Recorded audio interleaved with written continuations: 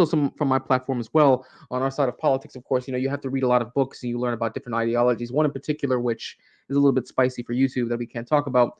But I'll tell you, man, when it comes to, of course, that ideology we're not allowed to talk about on YouTube, and I think we can get away with it on Twitter, but we're still on YouTube. That took away far less possessions than communism did. Communism actually still robbed people of many of the possessions. And actually, when you think about it, communism actually deleted more people than that other ideology did. Warsaw says, join the American Communist Party, save America from degenerates. I'm not really a big fan of communism, bro. If that's your deal, hey, bro, that's your deal. We still have freedom in this country for now. Go ahead. I was talking to a buddy about the book, right? And Mm-hmm. he mentioned a point to me that wasn't referenced in the book because it was sympathetic to them, but Mm-hmm. apparently the Bolshevik Revolution had influences by the small heads, right? Of course. Mm-hmm. Yeah, of And course. I did research. The small heads were supposedly. Hey, Wicked, you're borging out, bro. Wicked, you're borging. Wicked, you're borging out. Wicked, you're borging out, bro. I mean, I would love to hear you speak more, but you're borging out. Sasquatch, your audio good, bro? I think you sounded good last time you spoke. Let's check it out and see. Sounds good to me. Did you have a chance to hear any of the NABJ, the National Association of Black Journalists conference that Trump spoke at today? I did not. I was riding around being Uber Squatch today for the kids. So I do not blame you, bro. This was actually thoroughly entertaining. I mean, yes, they do press him with some serious questions. And of course, I imagine you're going to be around for the Harrisburg rally. Amazing. He went from Chicago all the way to Harrisburg in just a matter of hours. But of course, that's the president, so he's got to go from coast to coast. I actually enjoyed this. I listened to it earlier today while I was. Yeah, I know he really did. Yeah, I know. Mossad got him, boys. Mossad got him. Mossad got him. I was listening to it earlier while I was at work. I actually had to hold back my laughter when I was listening to this conference, especially this one here in the blue. And I'm going to show what her her quote unquote husband looks like in a bit. Is this the one where he was smoking both of them up at the same time? Like they were trying to get him with two questions at the same time, but he was bouncing back and forth answers. Yeah, today. Yeah, this was today. Yes, this was today. Yes, this one was today. This is earlier. I watched this one about 2 p.m. Eastern. This one popped off today. This was thoroughly entertaining, guys. And if you had to get a chance to watch it, I'm gonna tell you right now, this was funny as hell. Especially if you like seeing Libby's get triggered. Woody Johnson says overwhelming Bolsheviks were bagels. Yes, they were. Yes, they were. Salute to you, Patricia Mills. Thank you for coming through. Oh, Miller Audits, rather. Thank you for coming through. All right. Any predictions for this one? Sasquatch, if you bagel people. It's a slang for the juice crew. Oh, gotcha. Yeah, it's another slang for the juice crew. Anyways, let me dig into this video. We haven't got a chance to really watch it much, and I would like to get into some of this before Trump's rally starts. It's going to start, like I said, usually his speeches don't start till 20 minutes after the fact, so we probably have at least a solid 40 or 5 minutes before he starts. But anyways, we continue. Anytime. So let's bring out the former president of the United States, the Republican nominee for president, former President Donald Trump.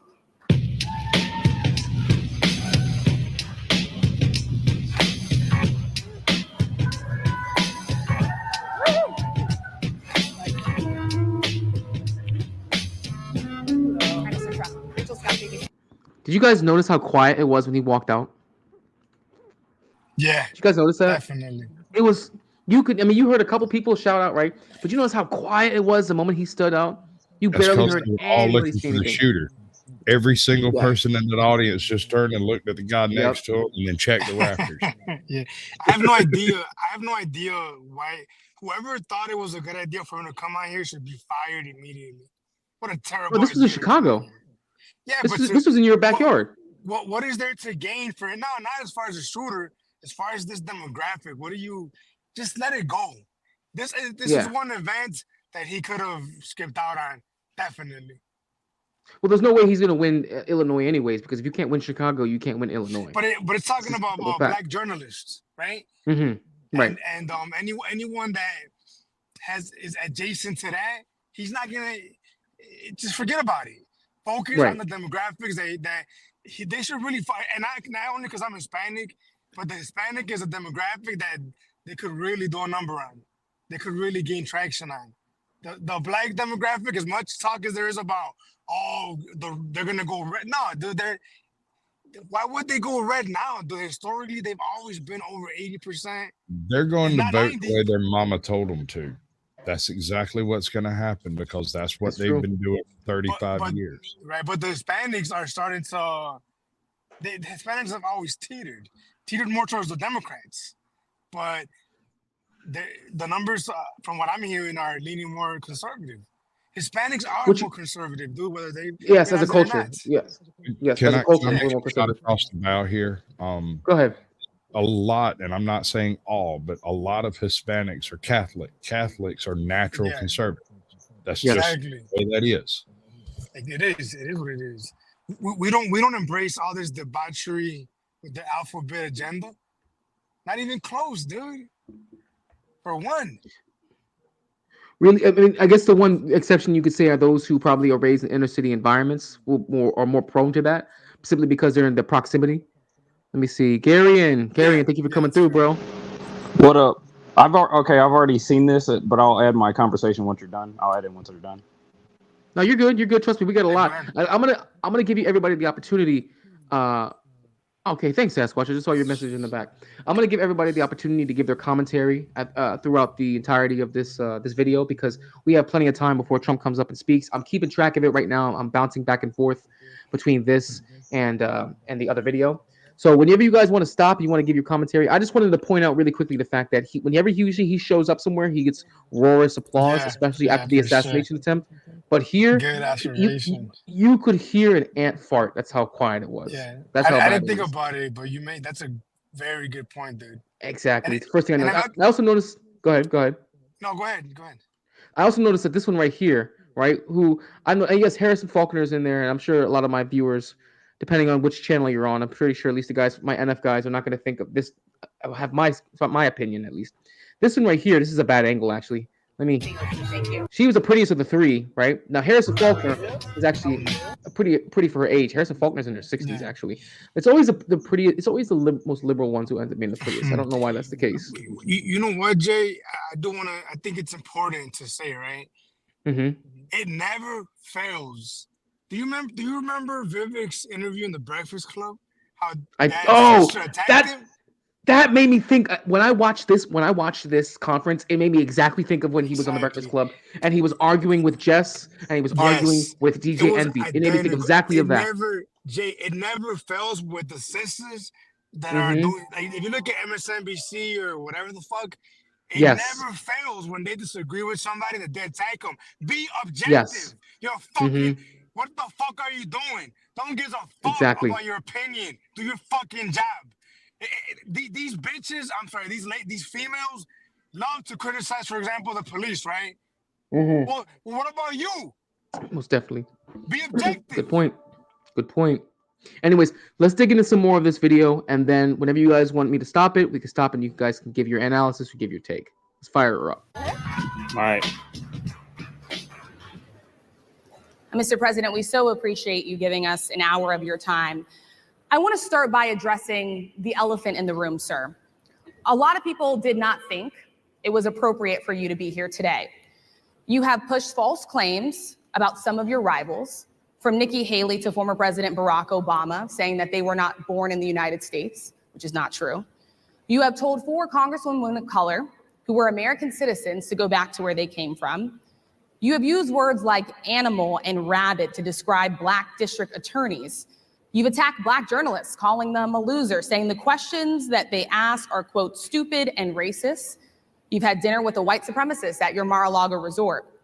So my question, sir, now that you are asking Black supporters to vote for you, why should Black voters trust you after you have used language like that? Well, first of all, I don't think I've ever been asked a question in such a horrible manner. First question. You don't even say, hello, how are you? Are you with ABC? Because I think they're a fake news network, a terrible network. And I think it's disgraceful that I came here in good spirit. I love the Black population of this country. I've done so much for the Black population of this country, including employment, including opportunity zones with Senator Tim Scott of South Carolina, which is one of the greatest programs ever for Black workers and Black entrepreneurs. Done so much. And, and I say this, historically, Black colleges and universities were out of money. They were stone cold broke. And I saved them and I gave them long-term financing, and nobody else was doing it. I think it's a very rude introduction. I don't know exactly why you would do something like that. And let me go a step further. I was invited here and I was told my opponent, whether it was Biden or Kamala, I was told my opponent was going to be here. It turned out my opponent isn't here. You invited me under false pretense. And then you said, you can't do it with Zoom. Well, where's Zoom? She's going to do it with Zoom and she's not coming. And then you were half an hour late, just so we understand. I have too much respect for you to be late. They couldn't get their equipment working or something Mr. was President, wrong. I would love I think if you it's can a answer very the question nasty on your rhetoric question. and why you I have believe that answered the Black voters question. should trust you with another. Bro, let me ask you this, man. Did y'all, when you first watched this, I know that you saw it, Wicked. I'm not sure if you got a chance to see it, Caucasian Sasquatch. A little bit. Ryan, thank you for joining the panel. Did you guys notice how hot she was when she started? She just came in hot. She didn't take any time to ease in. She bam started off hot, bro. And the fact that I thought it was so entertaining. Jay, I'm gonna go ahead, Gary. I don't know if you already saw this already. Did you already see this? Okay, I have already seen it. I saw it earlier. It's like this the whole daggum time. Oh, God, it's amazing. Yeah. But is that surprising, Gary? Were you surprised by that? I was surprised by how well he did it, handling two different people firing shots. No, what I was surprised by is how neutral Harris was. Harris was surprisingly neutral throughout this thing. She was probably the calmest. Yeah, she was the calmest. Yeah. Hey, Ryan, thank you for joining the panel, bro. Did you get a chance to see Trump at the conference for the national? We were on John's chat. Yeah, for the National Association of Black Journalists. Oh, can you hear my Can you hear my mic? Okay. Yeah. Yeah, your mic. Yeah, we hear you. It was giving me a hard time. Yeah, I saw some of it with John. What did you think, bro? I kind of agree with Wicked. It's a very difficult demographic. It's doing that thing again, Ryan. See, I hate this mic, man. Hold on, just hang on. I gotta get. It's burping. You're good, bro. You're good. You good. Do your thing. He handled it well. Right? Is that better? Is that better? Yes, it's better. Yeah. All right. Better. It's an echo cancellation thing. I feel like it's a tough demographic. Like, I do feel like he would have time better spent looking at. I think he should just focus on blue collar, Latino, Black, and white men. Personally, like, just go after them, right? Because I just think women's it's a hard nut not to crack. Black women's a hard nut to crack, man. But here's the thing, though. I'm sorry. Go ahead, Ryan. But finish your point. I was just gonna say, like, I think he's a kind of a man's man, like Trump is. He goes to UFC. So I just feel like if he were to chase like Black and Latino man, or you know what I mean, just something like that. Yeah. So women's just hard for him. What good could have came from this? What's that? What good can Wicked, they're going to get a lot from this, man. This is going to spread like wildfire. The headlines are what you would expect, from what they did here. There was nothing to be gained from here, man. The headlines are already fucking ridiculous, dude. Yeah. Wicked, there was everything that came from this. What are you talking about? What do you mean? Well, number one, you get a bunch of entertainment when it comes to the whole black black women. Yes, that is facts. Facts. Yeah. Number two, you gain more gangster rappers because a lot of black men. You gain a lot more gangster rappers because a lot of black men are starting to go red pilled. Number three, you gain a shit ton of clout when it comes to the whole black community thing, which guarantees more black voters in the long run. Now, I don't know the percentages of the amount gained, but there's going to be something. I just know it going against all these niches. And number two, it solidified. Not number two. Number four, it solidified presidency even more because he was the only one to attend this event. Kamala, one of the few, the supposed first black female president, a black woman. Sir, don't you speak badly of your Nubian queen? Don't you speak ill of your Nubian queen? How dare you, sir? Didn't show up, even though she was directly invited. This is gonna stomp those black Democrat bitches in the face. That's a good point. That's a good point, Gary. Good point. Yeah, there's four things. There's four things to gain out of this. Who cares about the daggum news headlines? They're fixed anyway. Like you said, bro. But no bro, one the CNN news anymore. The CNN headline talking about how he insulted black female reporters already, bro, is just. I mean, I swear. But they insulted him for this whole thing. Okay, yeah, but one big ass roast session. No, he didn't. He didn't. To be fair, he did not draw first blood. To be fair, he didn't draw first blood. You're right. If we're gonna be honest, okay? He did not. Also, just think about this. Just think about the sheer volume of sound bites his campaign gets to use from an event like this, and then he gets to play. Because you have to understand, guys. You have to understand. I want to go back real quick to something that Ryan that you said, where Trump should be focusing more on the white, black, and Latino voters, the male voters, right? Men. Yeah, he is. Caught any of my stream last night, though, you would realize female voters outnumber the hell out of men. Female voters. Well, they do. I know. Yeah. And that's the reason why in politics you see that a lot of politicians make it a point to try and get the female vote. They have to, because ever since, and I didn't know this till I started doing the research based off my topic last night. Ever since 1964, the numbers used to be about even between male and female voters in America. After the Civil Rights Movement, after the Voting Rights Act of 1965, the numbers began to explode for the amount of female voters. They show up in force. Year over year over year, consistently. No, I was going to say women overall are probably the most consistent demographic when it comes to voting for anything. But the other thing is they can use emotion with women, like logic. Like you start talking about financial means and budgets. All you got to do with women is emotion, right? Goes over their heads. Yeah, they don't. It's an emotional thing, and then so the Democrats love to say they want to take away your female rights. They want to take away your female this, and women they freak out like, oh my God, and then so it's easy to get them. Democrats play on the emotions of women, that's their game. So, but understand how powerful that female vote was, though, because back in 2022, we expected to see during the midterms a red wave. And that didn't happen because of the fact that the Supreme Court poorly timed Roe v. Wade being overturned and put back into the state's hands. That alone showed you the power of the female vote, because they prevented the red wave from happening. Yeah, I agree with that. So I agree. It's, the Republicans, they need a new strategy person that sits back and goes, if we do this, because they have people that run these campaigns, they run the RNC, right?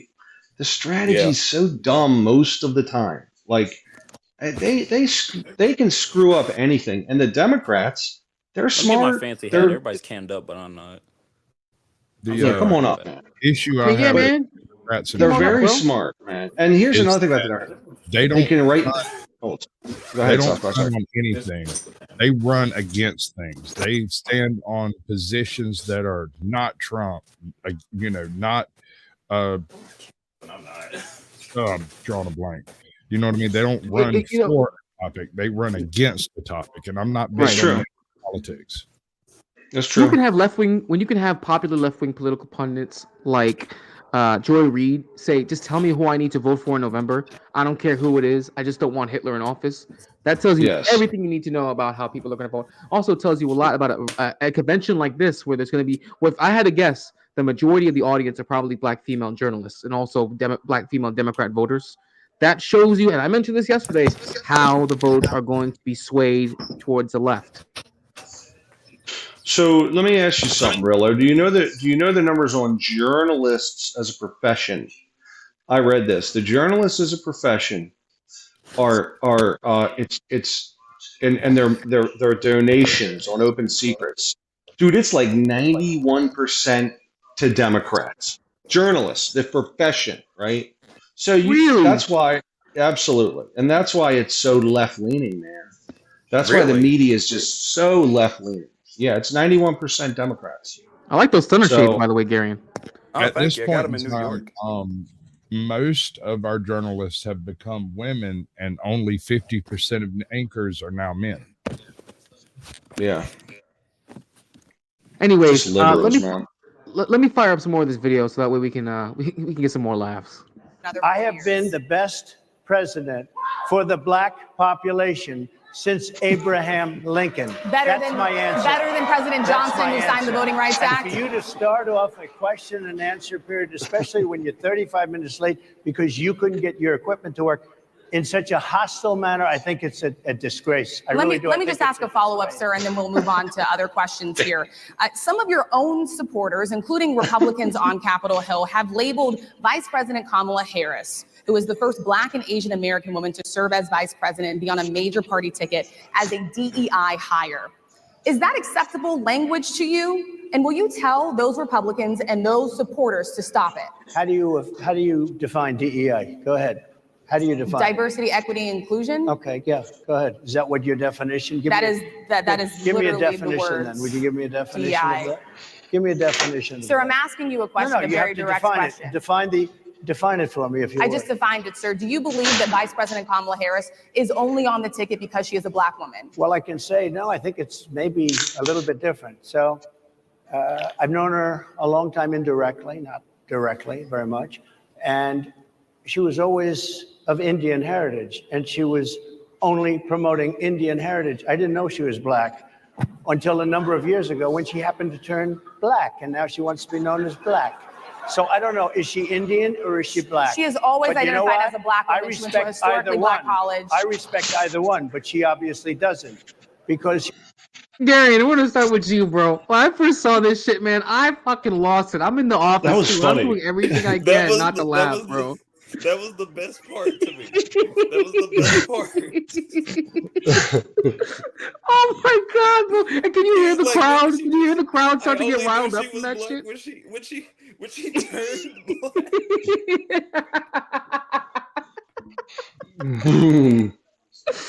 Yo, that was amazing. Oh my god! And you know the audience is getting pissed too, bro. That's the best part. Yo, for him to be a boss. This is what I said earlier. It's shoving it in. Trump this entire time was shoving it in their face that Kamala is not the quote unquote first black female president of the United States. She's not going to be it. Because number one, on even a fundamental level, she's not even Black. See, this is what I was telling Wicked earlier. He said there's nothing to gain from this. Yes, there is. Yes, there is. There was too much when it came to just her directly stomping out Trump's biggest opposition when it comes to the voting bloc. He's directly going against them. Anybody else want to give their commentary on the best part, in my opinion, the crescendo of this conference? Sasquatch, I think you were trying to say something. Looked like you wanted to say something before. Oh, he just tickled me real good on this. This is one problem that journalists and interviewers across the board have currently. They refuse to define the words that they choose to use, and so they ask questions that cannot be answered without definitions. If you try to answer it using classic definitions, you're going to get stabbed by the recent change in meaning.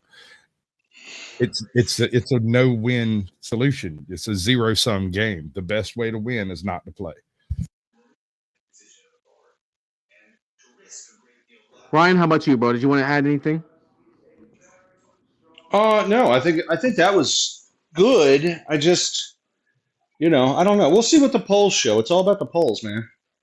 I mean, it could be that a lot of like his intended demographic here, like a lot of Black folks may go, you know what? She comes off as Indian a lot, and she has a Jewish spouse. Her kids look really not very Black. Let's not discuss.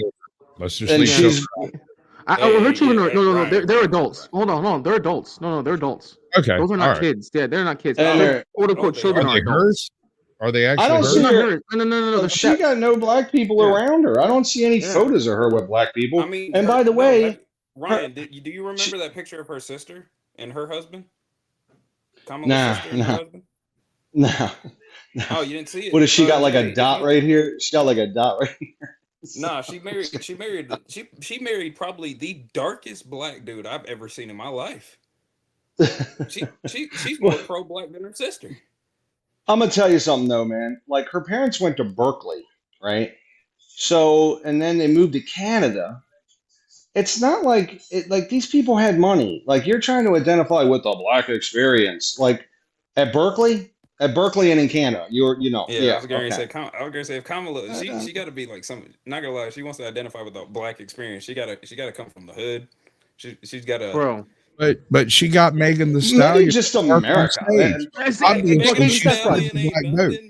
Sasquatch, thank you. Sasquatch, thank you for mentioning that. If you guys saw any of that yesterday or saw the highlights from her rally yesterday in Atlanta, bro, Megan Thee Stallion lost her that fucking vote, bro. She lost. I'll tell you what, she just lost with the campaign. Yeah, that was terrible. Did you see the Sky News? Did you see the Sky News? Sky News reaction? No, I didn't see the Sky News analysis. No, I mean I haven't got a chance to. I only saw some highlights. I think I saw some. It wasn't Sky News. It was Al Jazeera reaction. I saw Al Jazeera. Yeah. I saw that one too. Sky News was the funniest. The reason I bring that one up because it was by far the funniest one. It was by far the funniest one. It also got the we'll watch that in a minute. We'll watch that in a minute. If you can link it in the back. I have friends that are white liberals. I'm not really friends, right? But I know people that are. One of my oldest friends is actually a progressive, okay? And I'm telling you right now, in his mind, it's one community. Like it's one community. And it's a monolithic community. And like all black people are downtrodden. Like everyone has to help them. Like in their mind, which is so ridiculous. It's so ridiculous. Black people as diverse as white people, that are as diverse as Latinos. Everyone's different, right? But in their mind, they have this thing, and Kamala's got the same thing. She thinks it in her mind because she's not part of any of it.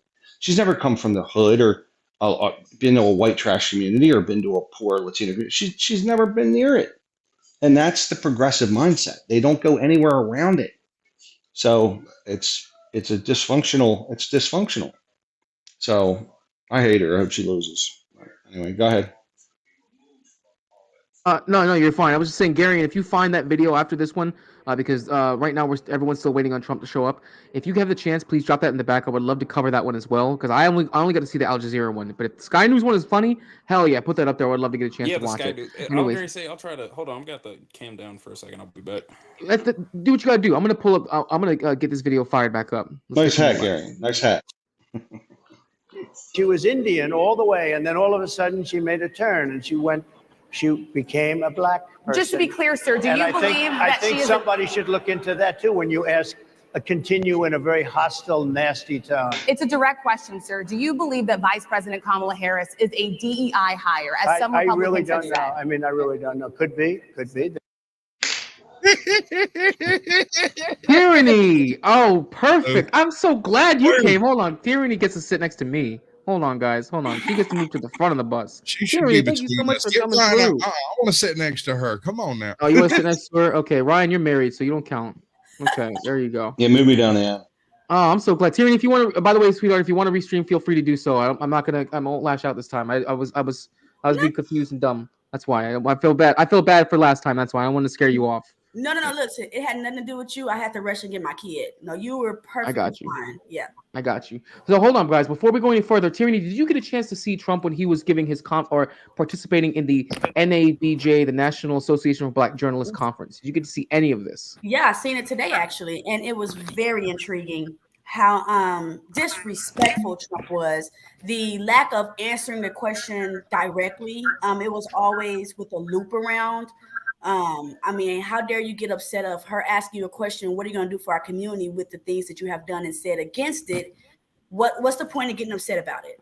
Right? I mean, so this was actually embarrassing to me on Trump's behalf, because it made me feel like when he's seeing something powerful, more powerful than him, and don't even have his title, he folded immediately. So. Okay, now hold on, everybody. Now I know everyone wants to have their responses. What's the other black guy? Now, Tyranny, okay, which is, I think it's very ironic that we're talking about presidential election. Your name is Tyranny. But I just want to make sure that everyone knows. I'm sure everyone here has differences of opinion. She's the only one here on the panel with a different opinion. Let's not mog her. Let's go one at a time. Now, Garion, since you are the only other black person on the panel, I think it's only fair that you get to respond first. Okay. Now, would you like to respond to Tyranny's no black on black hate, Juicy J. No black on black hate. I'm not promoting hate. No. I said a response in a calm. I didn't say. I told him not to mog you. Okay, so it'll be one at a time. I'm not gonna do anything. I'm good. I'm pulling my punches. Exactly. Okay, well, go ahead. Listen, if you would like to respond to what she said, she thought that he was being disrespectful, that he didn't want to answer the questions, that he's being unprofessional. Do you want to give a response to what Tyranny's take was? I do. Tyranny, I disagree with your opinion when it comes to this interview, due to the simple fact that the black women on the panel, the sisters that were on the panel, had a very hostile intention towards Trump. Whenever a lot of sisters be going at other men, there is a small amount of energy that you can feel in the air, which is something you could easily feel during this interview. You saw how earlier, whenever Trump was entering the room, there was no response to him even entering. There were no claps, there were barely any cheers. It was extremely silent. That right there is an indicator about who Trump is dealing with. He is in the op block. He is not in native territory.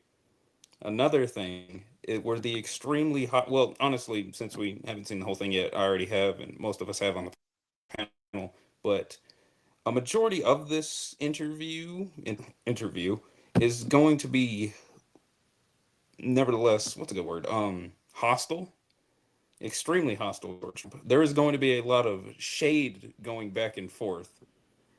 Is it hostile because it's coming from the voice of a black woman? It is hostile because it is coming from the voice of his opponents. No, because hold on, Jay, hold on. You guys hear the voice of a black woman and you feel threatened. You feel aroused. You get insecure. You feel like, oh my gosh, how dare this woman be so intelligent? Because I thought black women were supposed to be coons, and and I thought they didn't know nothing. But gosh damn it, this black woman's up here talking like me and smarter than me. You seem to know exactly what everyone but you are thinking. That is strange. I know, right? Are you psychic? Is that magic? I grew up in Angel, Texas. Could you imagine what it did? I think it's a. You know what? I'm gonna say it. I'm from Georgia. Now, I do want to ask a question real quick. Hold on. I do want to ask a question real quick with Tyranny. Okay, let's not mock her one at a time. Okay. Now, Tyranny, in all fairness, Harrison Faulkner was also up on stage. You know who Harrison Faulkner is? I don't. Harris Faulkner, is it Harris or Harrison? I think it's Harrison Faulkner. She's is one of the hosts. Thank you. It's Harris Faulkner. She's one of the hosts of Outnumbered Overtime on Fox News. Now, she is also a black woman. She's actually in her 60s. She actually looks good for in her 60s, to be honest. But she was very elegant, very eloquent, very well spoken. She was very calm mannered. She wasn't nasty.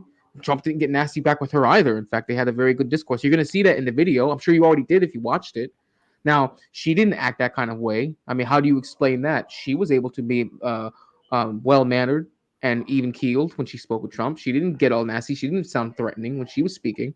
How do you reconcile that? Did they say, and I'm not trying to be disrespectful, but did they say, you stupid hillbilly, how dare you bring your ass over here to our shit and bring all of your... No, she didn't. She spoke in a very professional... But you know what they did do? They invited him in. Hold on. Okay. Sasquatch, let her finish. Hold on. She's the only one with a differing opinion. Let's let her get a chance to speak. She's the only one with a differing opinion. Go ahead, Tyranny.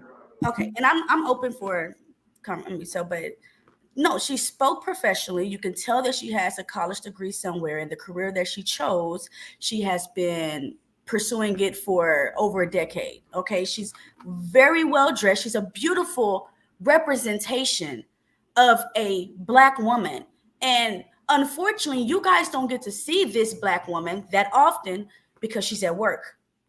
The black women that you do see happen to be younger, and they got time on their hands to do young shit. So she didn't approach Donald Trump in any disrespect. And I think, again, Donald Trump was able to see her power, and, he got intimidated by that. Sasquatch, do you want to respond? They invited him with the expectation and the suggestion that Kamala Harris would be there to rebut, as though it would be an informal sort of discussion or debate. She never acknowledged that she was coming. They then never notified him that she wouldn't be there and refused to allow him to do this through Zoom. So when he showed up, having flown for 4 hours to do the show, her very first question comes in directly with a slight misquotation that I'm not going to nitpick about it, and with a very aggressive attitude. You call that power. I call that anger. No, you don't. You call it power, and you don't know my mind. White men know that black women got power. That's why you love it. You okay? Look, what was I about to say?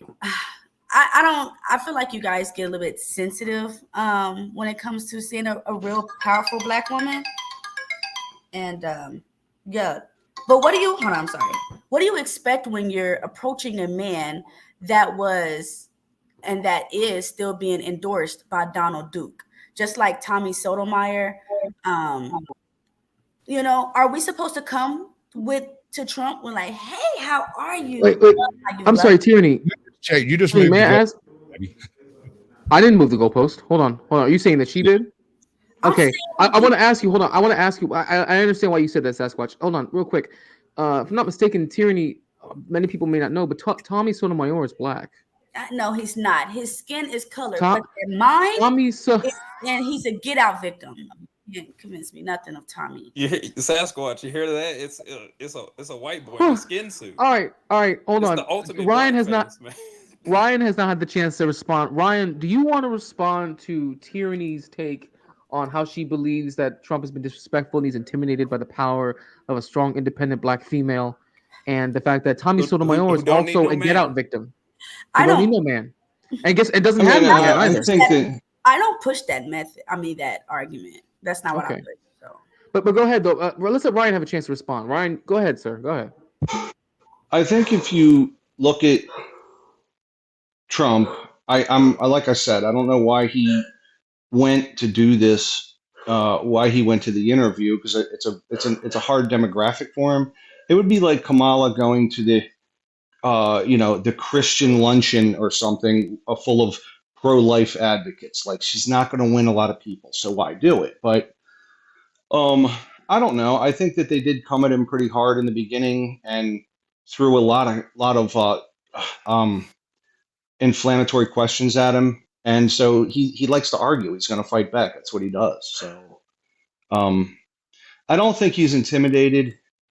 And I think that if he had his druthers, he would pick Condoleezza Rice as a person for his cabinet. I don't think it's the fact that they're black women or white, whatever. I don't think it matters. I think he just is going to do what he's going to do, and he went to that demographic for that. But Condoleezza Rice, Harris Faulkner, he's fine with them. Which, by the way, what's sad is Kamala Rice is not that great of a candidate, Tierney, and Condoleezza Rice would have been a great first black woman president. Highly intelligent. She's phenomenal. She was in the Bush administration. I wanted her to run. She didn't.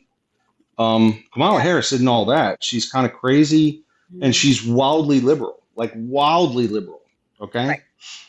So, unfortunately, and I think that's going to cost her, and she's probably going to lose because of it.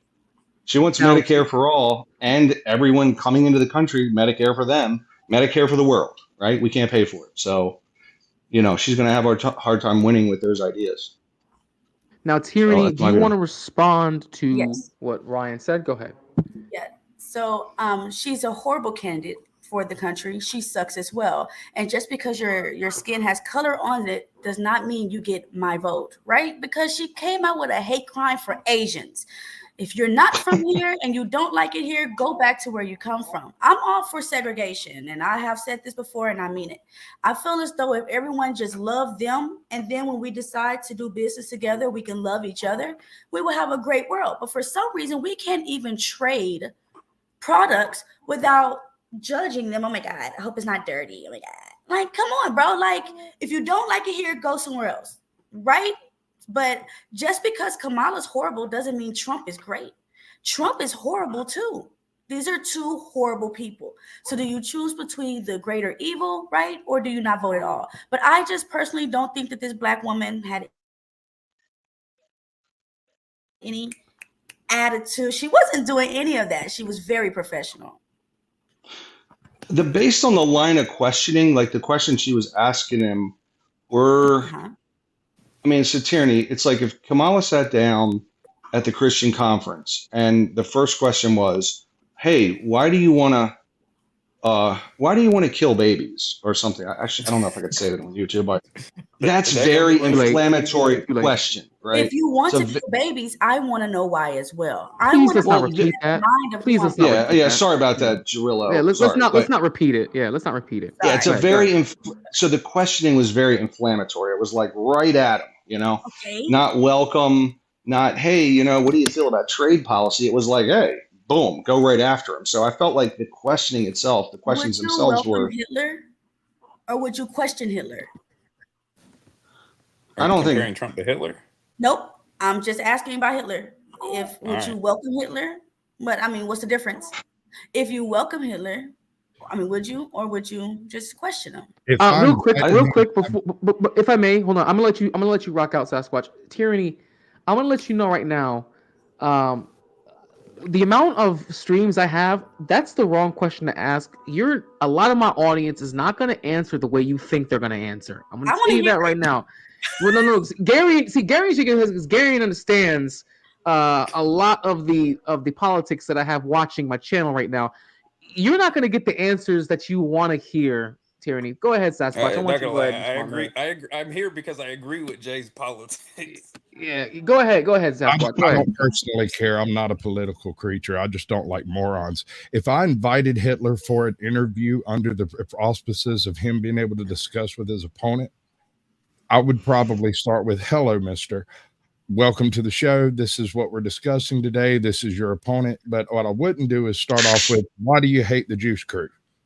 I'm sure she said basically what she did. No, Trump was mad that they weren't kissing his butt like all his Caucasian friends do. He had some real black women that love black people there, and she wanted to know what he would do for our people if we put another Caucasian in office, because it seems as though every time we do, you guys screw us over, right? So no, I don't agree with you. I think that blacks did better under Trump than any previous administration. Right, but don't you love your people? Highest pay rate. Who has the highest pay rate? Caucasian male, right? Under Trump, black increased their pay. No, it's 10 or 12%. Asian men. It's actually Asian men. Asian men have the highest pay rate on average in the United States. Actually, I think Asian women is higher than white male. Yeah, Tyranny, I understand the point you're coming from, but in terms of money, Asians, and whether that be East, South, Central, or West Asians, are all winning in this country. Yeah, that's correct. Even them bumfuck Chinese somehow make more money. So don't put Kamala Harris in office because she's talking about anti-hate Asian crime bill. What we talking about? Nobody talks about Asian people. Why would you put that bill there? And now Asians are the highest paid people over here. I don't know. They might be trying. Tyranny, she does that because she's trying to. It's all everything that is proposed is always a grift to get a vote. That's why they wanted to pay back college loans, right? Like college people make more money on average than other people, $1 million over a career, right? They still want to pay back people that are going to make more money, right? Because it's all about getting those votes. So that's the whole goal. That's what most of the Democrats do, unfortunately. So that's my guy, Josh. Yeah, I understand. And what is Trump doing? Trump is only here for votes. So those women up there I'm not a Trumper. I'm not a Trumper, by the way. So I have issues with him. I'm not like, Trump's great. I have my own problems. I wish Andre was up here, man. The one time he ain't up here. But just looking at it objectively, I think Trump has a lot of issues, but I do think that she is worse because she's wildly progressive, and Trump's somewhat of a moderate, believe it or not, if you look at policy. So I'd like to ask Tyranny. I'm gonna ask you a question, and then after you answer, I want to get back to the video because I'm keeping track. Are you sticking around for the Trump rally speech? Are you sticking around for his speech? Let me check. I gotta go on mute. I'll be right back. Okay. Okay. All right. Well, in that case, then, since she's not here, do you guys want to go rock out, or I can just start playing the video again? You can start playing the video. You good? Okay. All right. Let's get back into it. There are some, and there are plenty. I know this lady right over there, Harris, is a fantastic person who just interviewed me at length, And we had a great interview, I think, and I heard you got very good ratings on that. Well, interview. you told me it was the longest one of your life, so we had a good discussion. Look, I want to talk about why you're here today. I mean, it is not lost on us how divided we are as a country. And as you were coming today, we really got to see that we were divided along the lines of race, along the lines of gender. And there is this question of, in this moment where we are, why come here? What is your message today? My message is to stop people from invading our country that are taking, frankly, a lot of problems with it. But one of the big problems, and a lot of the journalists in this room I know and I have great respect for, a lot of the journalists in this room are black. I will tell you that coming from the border are millions and millions of people that happen to be taking black jobs. You had the best. What exactly is a black job, sir? A black job is anybody that has a job. That's what it is. Anybody that has a job. All right. And they're taking. All right, now here's the thing. When I first heard that, I was like, Trump, you were doing, bro, Donnie, you were doing great. Like, that's probably the only blemish, because it's not good for marketing. Don't get me wrong, I don't have a problem with him saying it. Not gonna lie, what else? Not gonna lie, I disagree with you there, Jay. I don't know what else he could have said. Like, I mean, if he would have defined it as a black job as a job that any black person has, then he could have got away with it, because this is all about marketing. The whole thing with is how you market yourself. The tone of her voice. What was that? The tone of her voice when he said something about black jobs, she struck like a snake. What are black jobs? Yes, she did exactly that. Joe Cool, thank you for coming on to the panel, sir. Can you please explain to us what black jobs are? Your thoughts? Well, black people not alone. Black people don't have jobs. Yo, baby, come on, you in the wrong group for that. All right. That guy's funny. Trump was looking like an idiot right there, right? And it is not whatever you cats say, the optics and shit. He can't hide what it is. He's a politics, and he wants to play race. He wants to inflame the black people and say they taking your jobs. He can't help but say something stupid. If he has some couth about himself, he say they're taking jobs, including yours, and now he gets away with it. Mm-hmm. I actually do agree with you there, man. Now, do you think that it hurt him, though, saying necessarily using the term black jobs, or they're taking black jobs? Do you think that hurt him? Do you think that did any negative effect? I mean, I see Sasquatch. I can see what you're saying, but do you think that he said it in a stupid way? He said it in a dumb way. Yeah, I do agree with that. The way not gonna lie, I agree with you now, because I think the way he framed it was kind of dumb, because he could have just said, like you said, he could have just said any job a black person can do or any job a black person has. That would have been way better. Honestly, I don't think he should have said black jobs at all. He should have just said jobs. No. The way you say it is, they are taking jobs that will disproportionately affect your community more so than others, and that's how you say it, because that's the truth. That's the statistical reality of it. That is better. That's the statistical reality of it. He could have said that, but then he still gets the follow-up question: what's a black job? Not gonna lie, he wouldn't, because otherwise they're trying to look. No, the thing is that throughout this entire interview, those women are looking for specific words and phrases that Trump will say so that they can catch him in an act. I'll give you the answer. So I'm sorry, Gary, I don't mean to cut you off. No, I was going to say, if he didn't say the words, if he didn't say the specific words of black jobs, that wouldn't even came up in her head. I get it. So the way you say it is this, because this is reality. You say, well, a lot of these illegal immigrants will take jobs, and it will disproportionately affect the black community. We know this because in 2008, Barack Obama did a study, and which he paid for. Barack Obama did when he became president, and the study concluded that illegal immigration disproportionately affects the black community worse than others, and that's why Obama was the deporter in chief, and he was like, wait. He got to leave that last part off. He got to leave the last part off. But like you said, he throw Obama in their face and he shuts him up. If he starts slandering Obama, now he's opened up another door. Well, Obama did. He did deport a lot of people. Like, he got a lot of criticism for it, but he knew it. It just hurt American jobs. It hurt Americans, right? It just hurt Americans. Black, white, blue, it don't matter. I am wondering if Trump is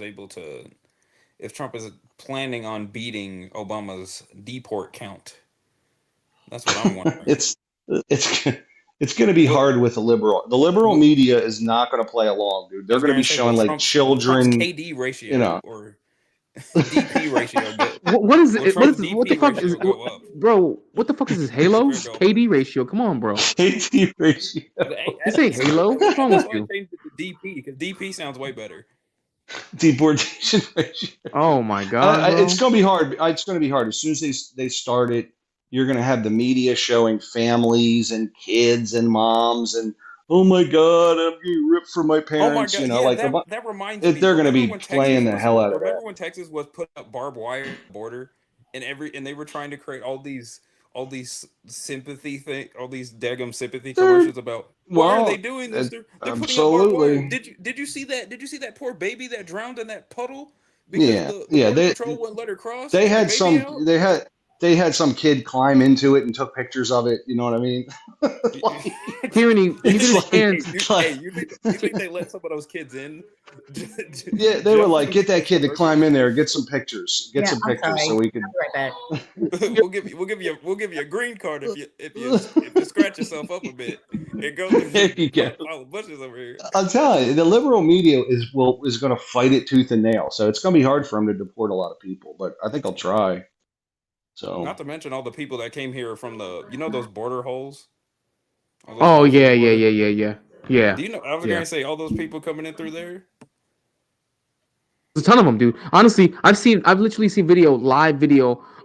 Usually it's on Fox News where you'll see the border guards will actually open up parts of the fencing that are destroyed to allow people to walk through. I've seen that. You can see that. Mm-hmm. Yeah, I remember there was a story that came out in Arizona where a couple of goats got past the border wall because they somehow found a way to go through the hole that was there, and they made it big enough so that the goats could go through. And I think like a whole bunch. Well, of in their defense, those goats don't qualify as illegal immigrants. Yeah. The goats Mexican are fine. Farmers literally had to cross the border just to get their goats back. To be honest, most of them people, periods, don't qualify as illegal immigrants. Most of them are asylum seekers and shit that fall within the law. And I want to ask, not within the law, Joe. Yeah, you're allowed to go 3 countries. After 3 countries, you have to pick one of those countries to seek asylum at. These people are not coming from Mexico or Panama. They're coming from South America, Africa, Europe, and they have traveled thousands of miles to get to a location they know is a weak spot in our border. Mm-hmm. I'm just quoting. I'll Google that shit in a second. Know, but I'm quoting what I heard. Hold on, guys. Hold on, guys. Yeah. Hold on. Well, I had the chance. Well, I had the chance because Tyranny's back now. I wanted to ask her this question. Tyranny, can you please explain to us what a black job is? No, what is that? What do you mean? Can I explain it to you? I think Trump is creating new language. No, sorry. I think he's creating a new language. And now that he said black jobs, it's going to be like, okay, what jobs do blacks work? That's going to be the next question. That's another segregating word. So, I mean, but you approve of segregation, do you not? I do approve of segregation. Now, as far as telling me what job I'm allowed to have, so you approve of self-segregation, not forced segregation. Right. Ooh. Yes. Ooh, got them there. Maybe. Yeah. Well, let me ask you this: do you agree that red birds should be with red birds and blue birds should be with blue birds, and that there should be no mixing of the peoples? I was just curious if you believe believe that. Put respect on his grave. All right. Well, what I was going to ask is, Tyranny, do you agree that the birds should not crisscross and that people shouldn't crisscross either? I've been thinking about it. A chicken turkey might actually be a pretty good go. I mean, turkeys are good, and chickens are good. We could eat them. You're not supposed to mix animals either. Oh, okay. Yeah, I was going to say, what about can humans mix? Is that okay? Humans can mix. I don't suggest it. Now, I do have children that are mixed. I've got to tell my black woman I'm going to tell my girl to split her DNA in half. It is what it's. I'm gonna have to do the same. Actually, go ahead. Yeah. What's my daughter gonna do? I was gonna say, okay, take your Chinese half and go back to China. Take your Nigerian half and go back to Africa. My girl, you were saying. My girl was saying, Tyranny. My girl is white. My girl is white, so I'm fucked. Yeah, Tyranny, you were saying though, you No, yeah, I mentioned have before. mixed Okay. children. They're half Guatemalan. They're from Guatemala, so Okay. you know they're Mayan. They know their tribe. I know my tribe: Cherokee, Blackfoot. But you don't agree with the mixing of the At races. the end of the day, I don't agree with it. I mean, it's. I learned that he learned about racism since 0 years old, and he didn't even know it. It was subliminal, you know, in movies and music. I mean, the darker you are, the more scarier you are. You know. Only at night. At night, you Only at night. I don't know. See, I don't know. You've seen CT in the daytime? He kind of scary. I don't know what you mean. I didn't say that. All right, listen, we got nothing else. Let's keep on going with more of this video. I'm keeping track of whenever the Trump speech starts. All right, let's watch some more. President, they're taking the employment away from black people. They're coming in, they're invading. It's an invasion of millions of people, probably 15, 16, 17 million people. I have a feeling it's much more than that. And everybody's been seeing what's happened. The first group of people, the black population, is affected most by that.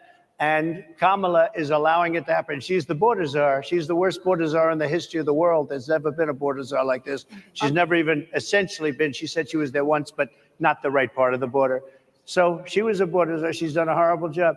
These people are coming into our country, and they're taking black jobs and Hispanic jobs. And frankly, they're taking union jobs. Unions are being very badly affected by all of the millions of people that are pouring into our country. And one thing, as we discussed, many of these people are coming in from mental institutions, from prisons, from jails. They're gang members in other countries.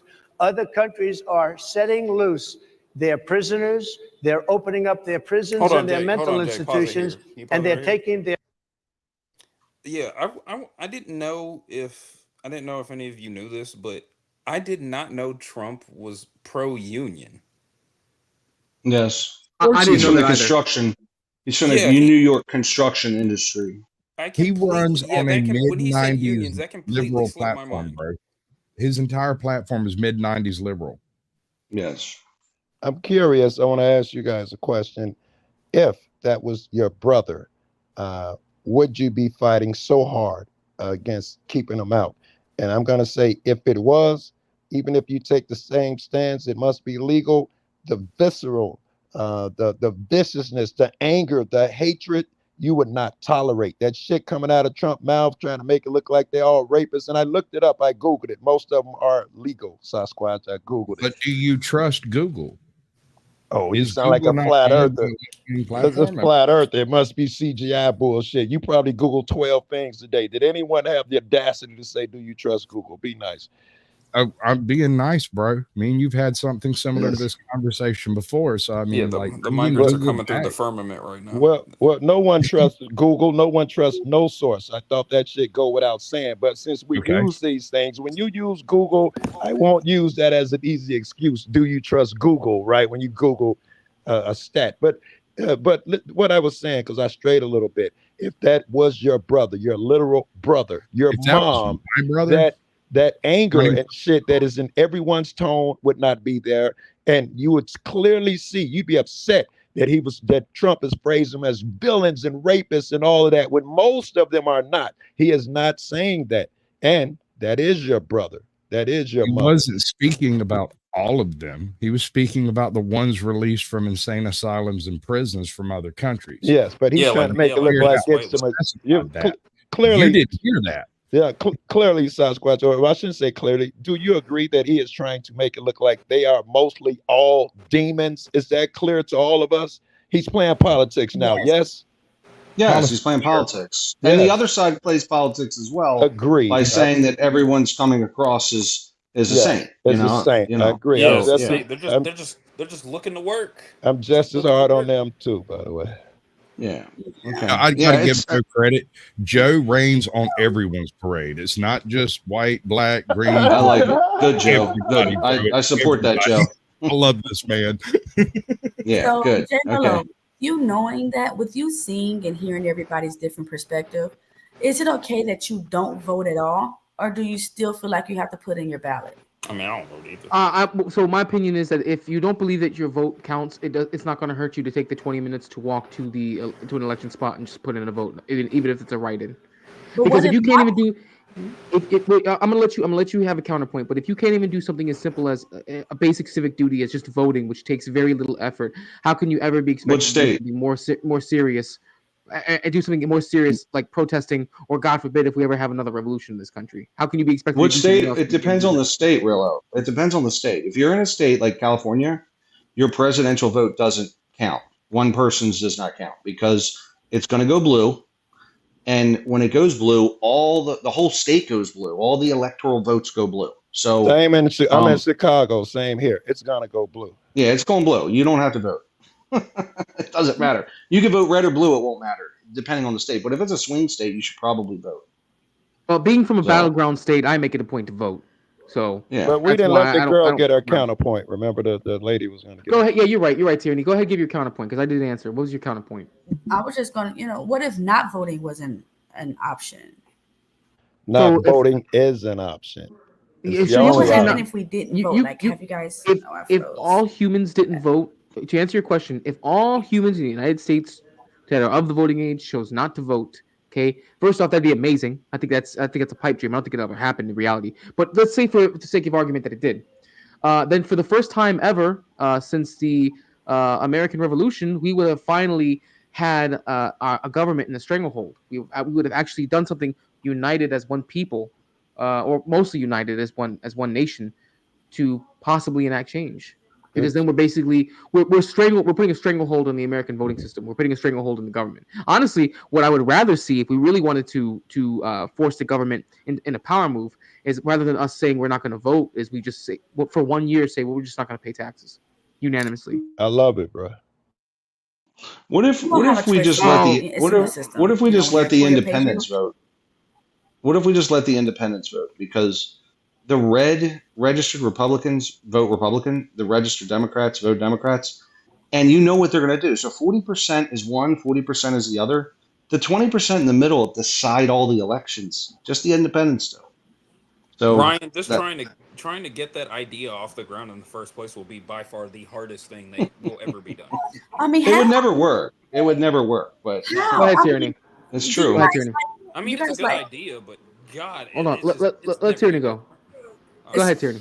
Idea, and I just feel like you guys should hop on board. Let's go. Okay. Well, listen. I want to make this really clear. Okay.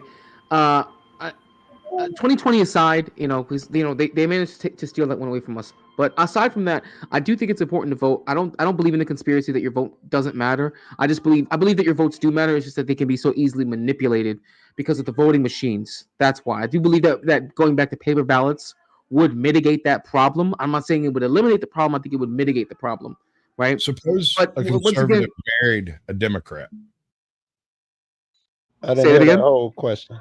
Suppose a conservative married a Democrat, and on their wedding day, they decided that I'm going to vote red, you're going to vote blue every single time. We both know this, so let's skip it. We just not have that argument by not doing that thing. Well, I think if it happened en masse, it can't just be one Democrat and the wife and the husband. But the lady is onto something. If everybody went out and didn't vote, or even if the majority, suddenly you've sent the message and shit must change immediately. They don't care. None of them. They don't care. Actually, no, Joe. She's on to something here. It would send a signal of a lack of confidence in election integrity to such an extent that rules would have to be changed. Because if you don't trust the system at all, there is no governance. I agree. Well, what about this? If you're going to go through all this trouble of not voting, why not? And they've said this for years. Why not people actually collectively just vote third party, or just write in ballot someone, just write someone in? Why not at least do that? Because here's the thing: we're not even doing the easier of all the options, the easiest of all the options, which would be to vote for a third party candidate. But that seems to never happen. Every year, election year over election year over election year. The closest to the only threat to a third party candidate there ever really was in modern history was Ross Perot. But since him, there hasn't been a real third option. Yeah. Why does everybody have to vote? There's a lot of people that don't even follow politics. They don't turn the TV on. They don't read it. Like, let them not vote. Who cares? You know. What about Vermin So, Supreme? Vermin Supreme is a third-party candidate that has run in every single election since like 1994. No one. Vermin Supreme will take your guns and give you better guns. That's his platform. Well, Trump wants to take your guns first. I've never heard of him until now proves that he's not really. Same. Yeah, same. Yeah, there's always a communist candidate. There's a Lyndon LaRouche. There's always a communist candidate, and then there's like a libertarian candidate. So in 2016, I went to Gary Johnson's rally. In 2020, I went to Joe Jorgensen's rally. I actually went to. They can't win. They can't win. I know they couldn't, but these are parties I actually went to. Candidates I actually saw. I never heard of Vernon Supreme. I see your point. But listen, why does everybody have to vote? My nephew shouldn't be voting. Okay, he can barely function. He is an imbecile. He's 23. He's an idiot. This guy shouldn't be voting. He should be like focused on just learning to be an adult. You know. Apparently, you shouldn't be voting either because you're going to put in this guy who wants to take my guns and do all this horrible shit to anyone who isn't red. The people in blue want their way and fuck over anybody in red. You guys shouldn't be voting, man. You proven that you guys, the country remains the same. You flip-flop from red to blue every few years, and the country doesn't really change, and you're satisfied, and you keep propelling the system. It can never change because you keep supporting it, running out there voting for what do I want to get stabbed or beat with a bat? Well, the bat would hurt me here, and it might hit an artery with the knife. This is the conversation you have every 4 years. You sound crazy. You shouldn't be voting. Thanks for coming through, Tyranny. I like her. She was fun. She's fun. I was so glad when she came through. I was so glad when she came through. She's very feisty. Very feisty. Yes, very feisty. My favorite kind. All right, guys, let's dig into some more of this video. We have time. But don't worry, guys. I'm keeping track of the speech. It hasn't started yet. I should have taken the over because it's 6:31 now. Trump still has not shown up yet. I said 6:20, so I'm way off. I'm gonna start this video up though, guys. He might come up at around 7. Not gonna lie. We'll see, because I'm looking at the feed right now, and nothing has changed. So, in fact, right now they're going over a Kamala Harris speech from beforehand. But I'm going to start this video back up.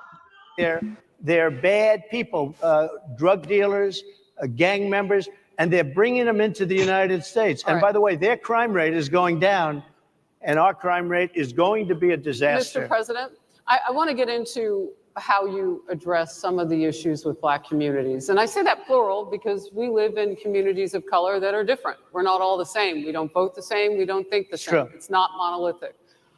So as you come here today, I want to talk about something that bursts. And this is the weight of the inflation on this country right now. The nonprofit Money Management International recently released data from its mid-year analysis that we have found a 52% rise in people who are seeking counseling for being in credit debt. They're paying for food that is sky high on their credit cards, and now they can't pay that off.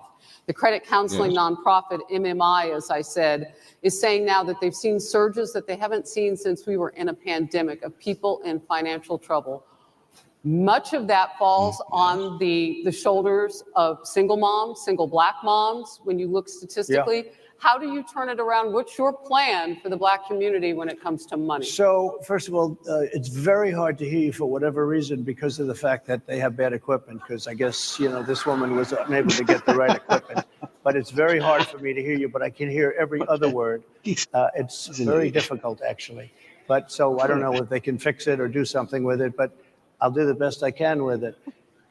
The inflation is absolutely destroying our middle class, our working class, virtually every class. Inflation is a disaster in our country. Inflation is a country buster. It breaks every country. And we had, in my opinion, the worst inflation we've had. They say it's 58 years, but I think it's much more than that. It's been devastating.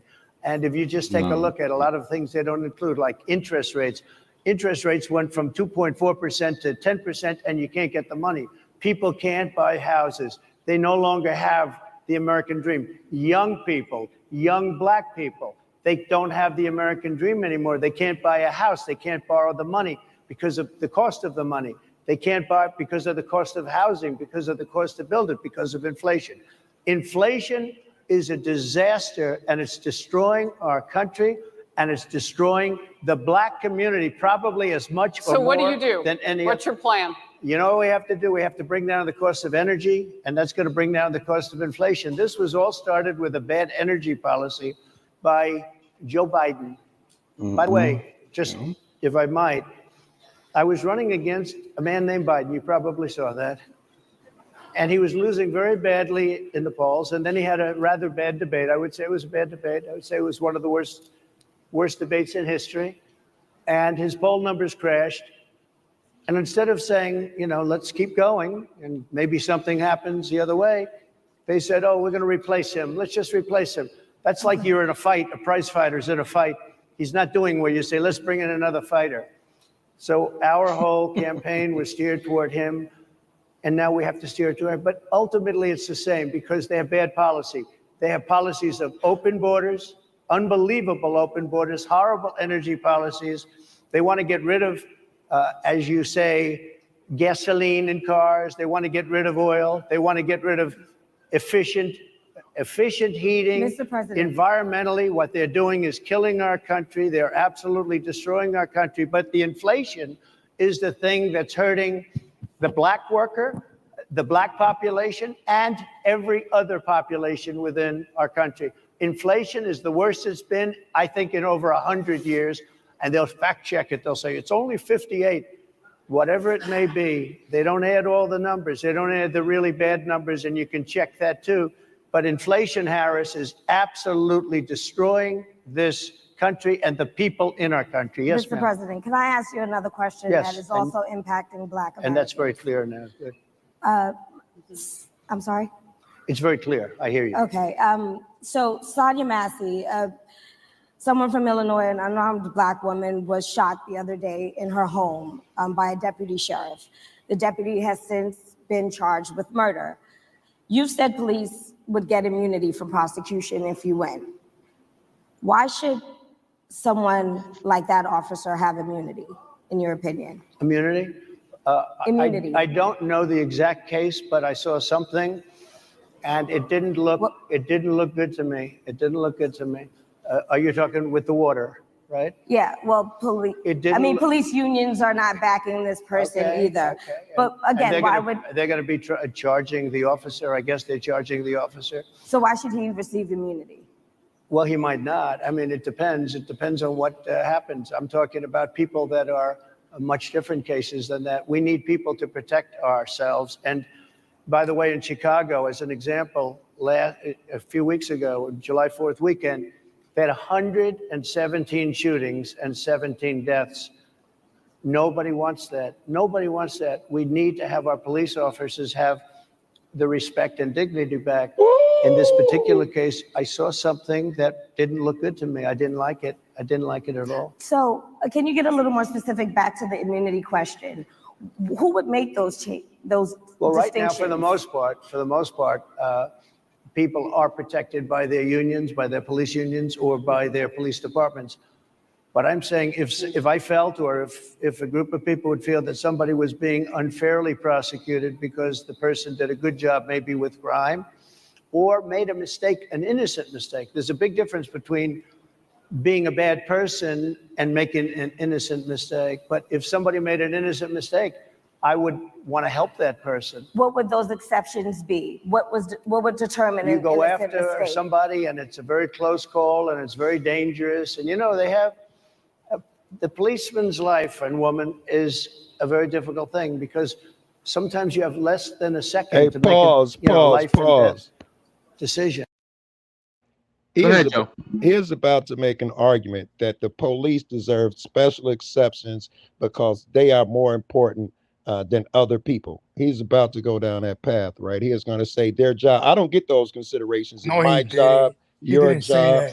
No, he's about to say it right now. Watch. What he said, Joe, is the cops are running around in fucked up neighborhoods, risking their fucking life for fucked up people. That's what he said. But we know that's bullshit, right? Because it's more dangerous being a plumber than a fucking cop. That's nonsense. Don't give me that shit, Joe. Don't give me that shit. You have these cops running into the Vice Lord's neighborhood, trying to apprehend them from killing little kids, Joe. Yeah, I live in the Vice Lord neighborhood. I'm a folk corner hustler, right? We plug with the. Well, wait. You're not saying I should have a gun, are you? All of us should have guns. It's dangerous here. Cop got to be here 8 hours a day. I got to live here. They all have guns, Joe. They don't got guns. But Joe, are you really being explicitly saying that a plumber has a more dangerous job than a cop? No, I was joking, but you know, fishermen and all of that. You ever been under the sinks in some of these places? That's what do they say? The people that no one would take the job. No one would take the job.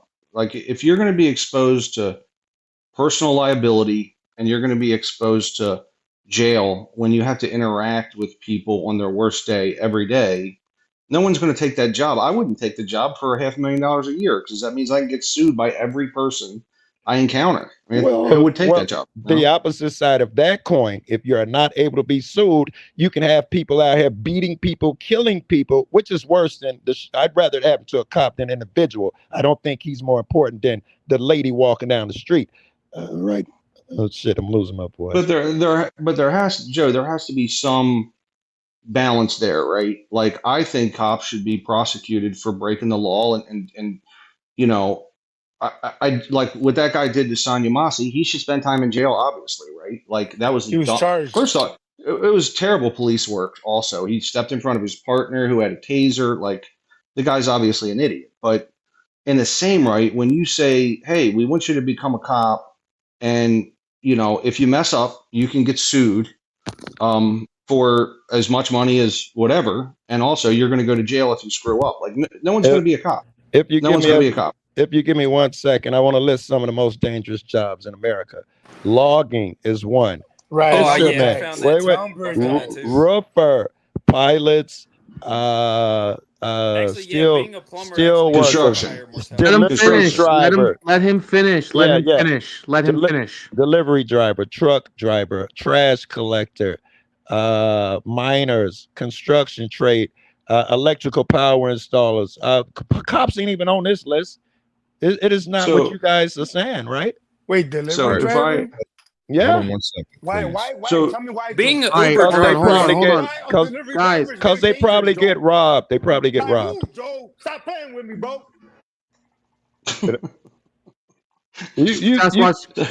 I would love for you to answer that question. Please tell me if immigrants or black people and make my day. MAGA's robbing. Guys, let Sasquatch have a chance to speak. He's been patiently waiting. He's been trying to get a chance to speak now for the past 5 minutes.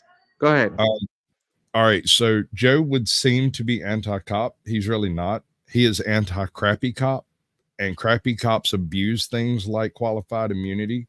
If there were very, very, very severe repercussions for the abuse of qualified immunity, and we didn't have the Blue Line Gang and FOP over here running every lawyer in the country between every single cop and every single lawsuit, right? You wouldn't have the problems you have with cops. We need cops to do their job. We need good cops. Just Sasquatch, right? We need cops. Just for the record, you're right. I agree. Go ahead, Wicked. Let's look because Wicked got. I cut Wicked off because I wanted to Sasquatch have a chance to talk. Joe thinks that we should have cops that just stand there and take it and let these clowns, these dangerous, violent dudes, have their will. Because these guys, and Joe knows this. This is the crazy part that drives me nuts. These guys are very violent, very dangerous. They resist, and they take these pigs into very deep waters, right? It's simple as that, Joe. If these guys didn't take it there, it wouldn't be took there, Joe. And you know this, bro. I'm right here. You don't have to assume what Joe thinks. I'm right here, and you could ask me. No, I don't want a cop to stand by while people are being hurt. And I think I don't have to go any further because that's where you started at. No, I don't think they should do that. I'm familiar with you, Joe. Yes, you do. I'm familiar with you. Okay, yes, maybe. Yes, you do. Yes, you do. I've seen you, Joe. I've seen you do your thing with my favorite thing. One of the favorite things that I see you do, Joe, is the crime scene tape magic line bullshit that you like to pretend there ain't no crimes. Fuck the crime scene tape, Joe. You know what's going on, bro. I do. Wait, hold on. I got a question for Wicked. Wicked, what do you think cops should have in the first place anyway? When it comes to the legal system, what immunities do you think cops should have? Yeah, well, look, I think Sasquatch said it very well, and I think Trump said it good enough. In that, if these cops are in the commission of their stupid ass duties of helping stupid ass people, and it goes somewhere where it's unfortunate, then yeah. But if a cop is out here, robbing drug dealers and selling dope, that's a whole nother story. That's not qualified immunity.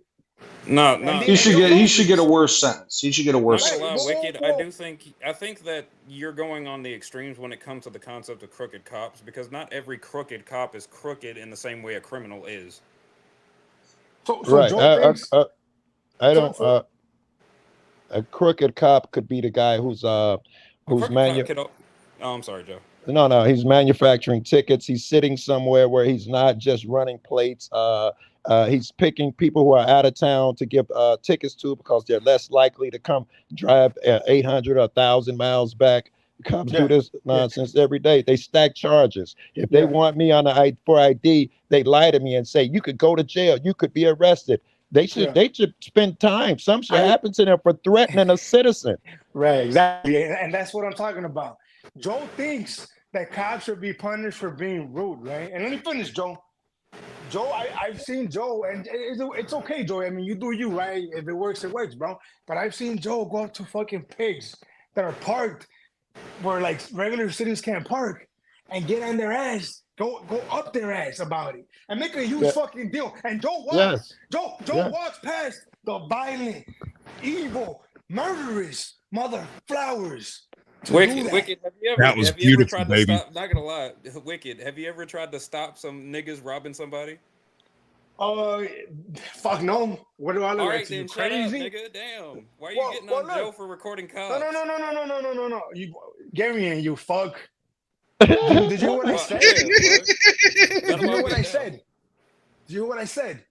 This motherfucker. Yeah, you said that. No, you said no. I know what you said. You said Joe constantly and has consistently ignored crime in order to get cops for being quote unquote negligent. For being rude. I said. Yeah, no, I was gonna say no. I've seen Joe's content. Well, technically, I've watched those same videos. Technically, Joe is getting upset because the cops are breaking the law. They are doing a thing. Citizens are not 100% of the time. I've never went up to a cop, not once, when he wasn't breaking the law and said they're part. No, and I will give you. Has anyone done a ride along? Has anyone here ever done a ride along with a cop? Oh, I have. Why would I do that? Sounds dangerous. Okay. Why would I? You're want to get shot. Well, go do a ride along and see what the job's about. Do a ride along. Ride alongs are fun as hell. I want to get shot. You know, you're not gonna get shot, you idiot. Cops don't even get shot that much. Go do a ride along. As a citizen, you should. Fuck you. The cops are gonna shoot me. Fuck you, bro. You're more likely to die from getting eaten by a shark than getting shot. No. Joe, tell him how the cops. Dude, I'm white. They're not going to shoot me. I can back up. Wicked behind cancer. The sixth leading cause of death is police violence for black males in their early 20s. That's not true. That's insane. Guys, hold on. El Perro just showed up. El Perro, thank you for joining the panel, sir. Right now, we are analyzing the NABJ rally conference that Trump was at earlier today. Did you get a chance to watch it? No, I did not. I just caught a little bit before I came up. I was sitting down there watching for a little bit. We were talking about the what was it?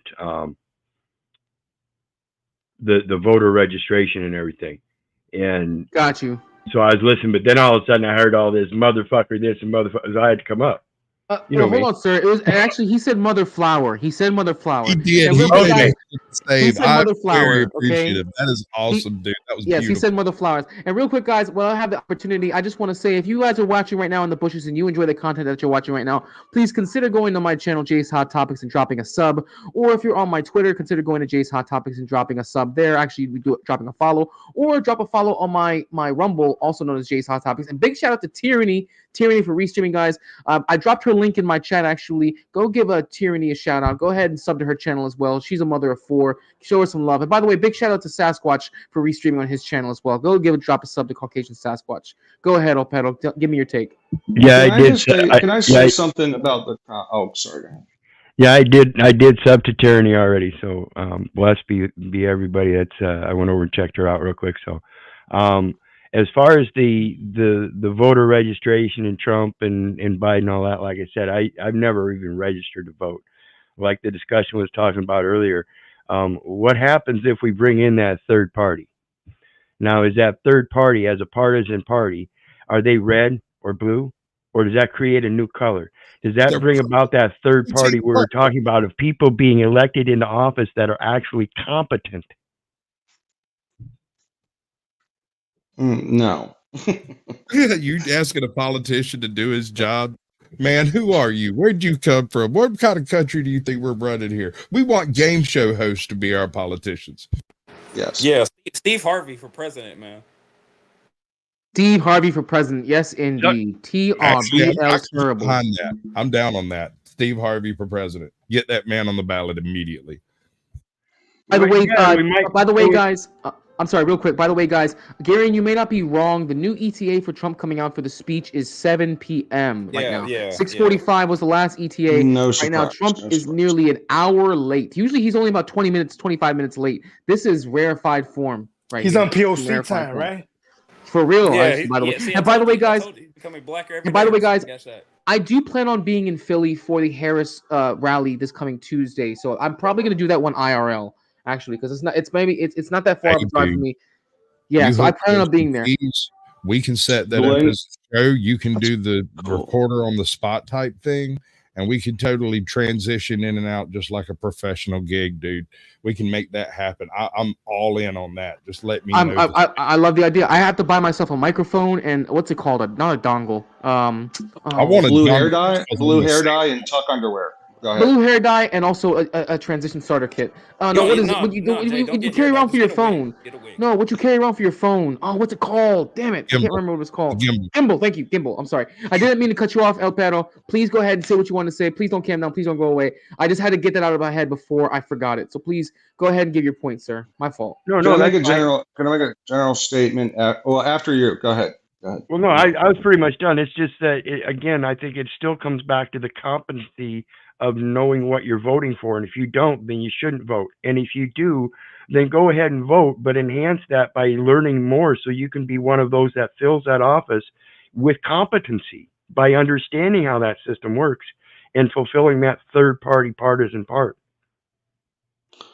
I got another stat here. Someone seemed incredulous when I said young black man's 6th leading cause of death was police. Behind accidents, suicide, homicides, heart disease, and cancer, the leading cause of death for young black men. I think it's 20. You just glitched out, Joe. We lost it 21%. Oh, sorry. Behind accidental deaths, homicide, suicide, heart disease, and cancer, the 6th leading cause of death for young black men is being killed by a police officer. Okay. Yeah, that sounds high. Well, and you also have to wonder on those accidental deaths, how many of those are listed as accidental when they're actually good one, bro. Yeah, you know. How many are I mean, we got to think about this CV stuff that we went through. I don't know where's that information coming from. Yeah, that's a disingenuous. Like if you look at the FBI database, this is a study from the University of Michigan. Yeah, I don't know where they're getting that information because if you look at the FBI database, which you can go to FBI.gov and look at the law enforcement database, which is all the cop across the country, right? Like, by the way, it's great to see because it shows black, white, Latino, Asian. It shows all kinds of different data, like gambling crimes to murder to violent crimes to just everything, right? If you extrapolate that data, there's more. It's not law enforcement. It's not law enforcement. NBC backs it up. University of Oxford, Florida. So you're saying cops kill more young black men than other young black men kill young black men? I'm just telling you what the stats say. Well, they did say homicide, so that would be in one of the 5 ahead of cops. 6th behind cancer was cops.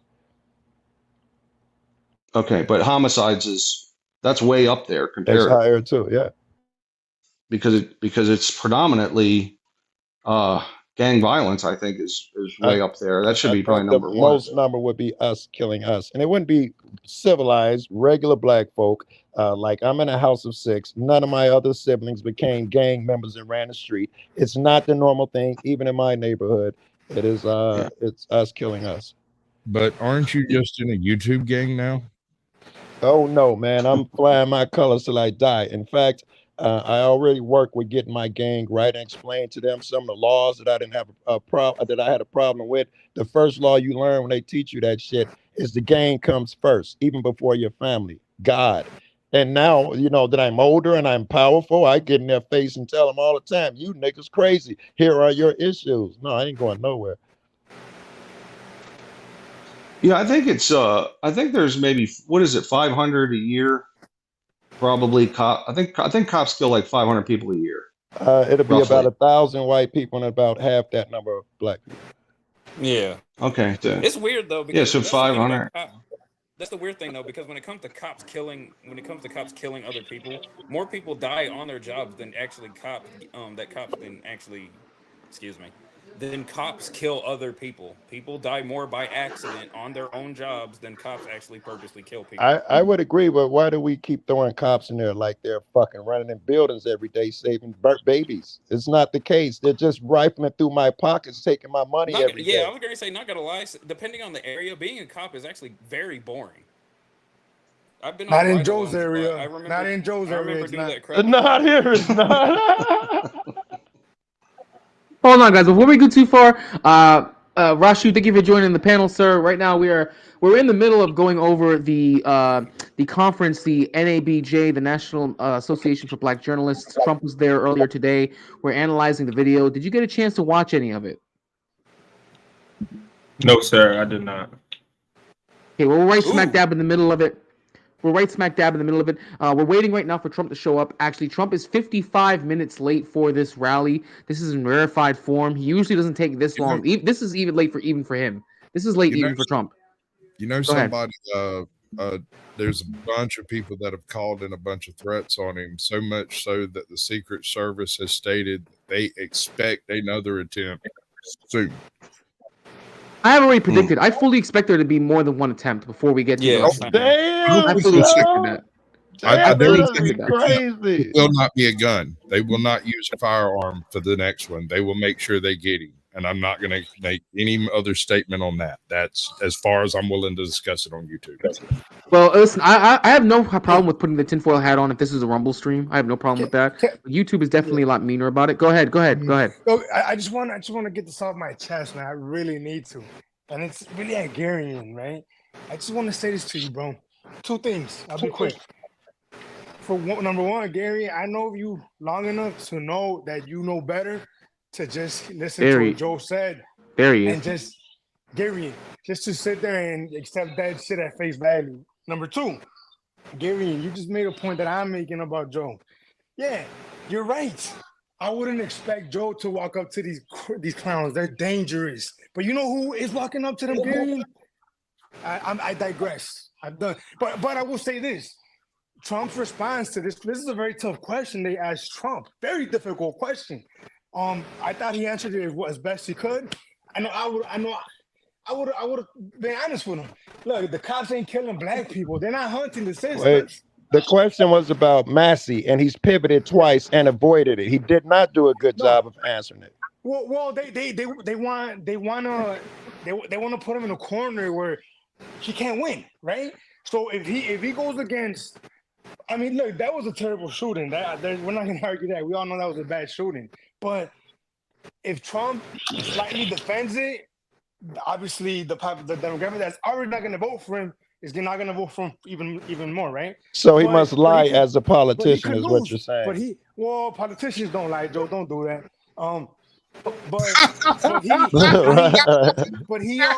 But he stands a risk of like losing, I guess, some of his more hardcore pro-police supporters, right? If they perceive him to not really be, I guess, what he claims to be. All the reason I hate that motherfucker, because he bows with the wind, where the wind blows. If I lose a supporter, I will switch my position. All the reason I hate that motherfucker. All of them, yes.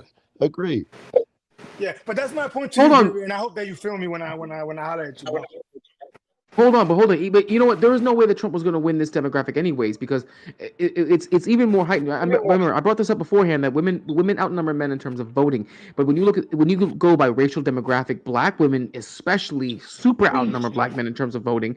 And Trump actually, his worst demographic is black women. So there was no chance he was going to be able to get a majority already in that voting block. Of course, there's already no chance. So really, at this point, it doesn't matter. It doesn't matter what he says, because he was never going to get much headway, and any headway he does make is only going to be with black men in terms of voting. Go ahead, Gary. Go ahead, Jay. Gary. I was going to say, Jay, I said this earlier. I want to reiterate what I said. The reason why Trump is here is to give a big middle finger to his biggest opposition. This entire thing was to flex. Yes, I see it as a brave move. And while we have the chance, Rocky hasn't had the chance to speak. Rocky, I don't know if you are familiar with what we're analyzing. We're right in the middle of the NABJ conference. This was the National Association for Black Journalists. Trump was there earlier today, about 2 p.m. Eastern. This was actually one of the most entertaining conferences I've seen him do all election season long. Have you had the chance to watch any of it? And if you have, what takes do you have to give? Because we're right in the middle of analyzing it. Yeah, I've been watching what you've been watching of it. And yeah, the immigration problem, replacing black workers. So stupid. Sounds kind of taking black jobs apparently as well. Taking black jobs apparently as well. Yeah. Well, I think they should let them immigrants in. Maybe a little more really. But we need workers, man. Nobody in America wants to fucking work anymore. And I'm looking for a couple ranch hands, and I can't find nobody, but I could get me a couple of them immigrants up here, probably work their ass off just for Rocky, you gotta pay more. Can I interrupt you a little bit, Rocky? I'm wondering what percentage of you guys, these immigrants, you think are committing crime? Because they've done a study on it. I have no idea. Half of it's probably fake. I don't know, but according to the fake study, it was something like 4% or something. It was half of what Americans, the average Americans do. They are half as likely to commit a crime as an American is. Just saying. And first, let's discuss what do we mean by black jobs, and then I want to talk about. And then I want to talk about another. He goes over that early. Trump goes over that today. Right, but then I want to talk about another aspect that a lot of people I don't think about or see, and that is that the increase in black businesses is expanding, and you will see, I guarantee, in the next decade, a huge jump in that category alone. Yeah, we got crushed during the virus, during the lockdown. All of our black businesses closed. Well, I used to own a business in Houston, Texas, and I had a furniture company, and I put ads in the paper, furniture builder wanted for hire, and I couldn't find any white people or anybody, Americans, to take that job. I had to go to a certain corner in Houston and yell out furniture maker, and they would jump on my truck. Because there's people that actually know how to do shit. And in America, nobody knows how to do shit anymore. And you have to pay and more. They want their social security card, and they want their money for free, and they want to lay on their ass and drink sodas and hot dogs. And some people, we need some workers. There's a study going that Americans are not reproducing I'm a fan of Dire Straits. 1 to 2 channel, 1.5 babies per. We need to have more babies. Americans aren't having babies. We're not replacing our workforce, and so this is a plan to replace the workforce because we got a bunch of lazy motherfucking Americans won't get off their ass and get a job because they think that they don't need a job, and they can just collect welfare and do drugs on the street. And so get a job and have some fucking babies, learn to be an American. And if you can't get a job, go buy some land, squat on some land or whatever, and work the land and do something instead of being a little crybaby, worrying about someone's going to take your fucking job because you're too lazy to do the goddamn job. No, man. Tell me how you really feel. So, I'm a fan of dire straits, money for nothing, chicks for free. I'm looking for someone to come up and help me on my rant. I can't help me. Y'all be careful. That man might be a serial killer. You don't know. Not gonna lie, those I think he's a not gonna lie, perfectly lot of nice those guy. I've migrant met him women are really before. good at cleaning. They're real good at cleaning. I'll give them that. But to a degree, you're correct. It's not that people. I wouldn't say that everyone just doesn't want to work. I would say that people don't want to do labor jobs that require skills and trade. They want to do easy shit like drive Uber all day. I mean, they want an easy job. I need some ranchers. I need some. If you told I need some hard-working motherfuckers to help me on my rant. You don't need to have an education. You just need to follow my orders. But if you told a high school student you could buy a home, I got on the job. If you work on this ranch, you could buy a home. You could buy 2 homes with the money that you would make working on the ranch. Do you think that he would do it? Would he work on your ranch? Probably still wouldn't. I would guarantee a high percentage. Maybe. I remember when I was over in people couldn't get in, and we didn't need anybody to get the people here. We didn't need a star. Wait, this is live? We didn't need a star. We didn't need some entertainer to fill it up. And then she goes on last night. In about 6 minutes, everyone was leaving. They were pouring out. We don't need that. We've got our star. You know who the star is? All of you people are the star. You're the star.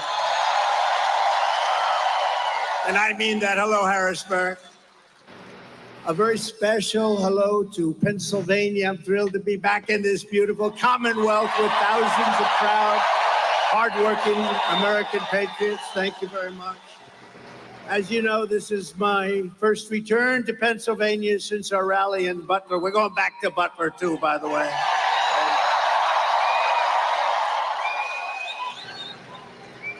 People said to me, "Are you serious?" I said, "I'm serious. We're going back."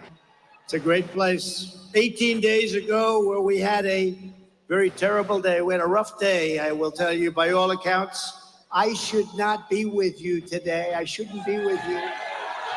But I am. I want to thank all of the people of Pennsylvania for their extraordinary love and support. It is incredible. We're going to win this thing so big. We're going to win it big, including everyone at Butler Memorial Hospital. They were fantastic. Wow. Wow. They saw some pretty bad things. Thank you.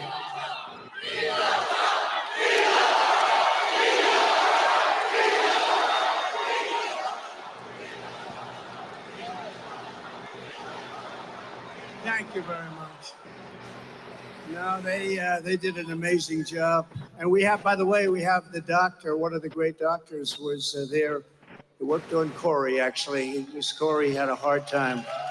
Corey is special. Thank you, doctor. Appreciate it very much. Great doctors. The job they did on David Dutch and James Copenhaver was just incredible. And as you know, they brought him back from very, very seriously wounded. They were going to be maybe not with us. It was a group of us, but they are doing really well now. They're making it. They're going to be fine. Not going to be perfect, maybe. But who is? Who is? As we get older, who is perfect? But the doctors were so great. They had 2 great doctors also. And most of all, we lift our memory to the brave firefighter who was so cruelly taken from us, Corey Comparator. A very brave guy, loved by his family and his friends. He was really loved. In his last act on this earth, Corey threw himself over his wife and daughters and died, shielding them from the bullets of a very disturbed guy. Corey is a hero to all of us, to all of us.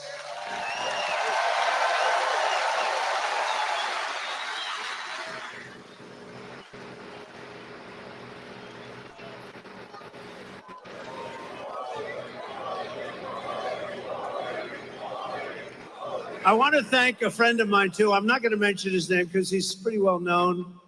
And he came up to me. He said, would it be okay if I presented Corey's wife and family with a check? And I said, yeah, it would be okay with me. It's certainly okay. And he handed me a check for $1 million. $1 million. Think of that. Thank you, Dan. So he was very generous.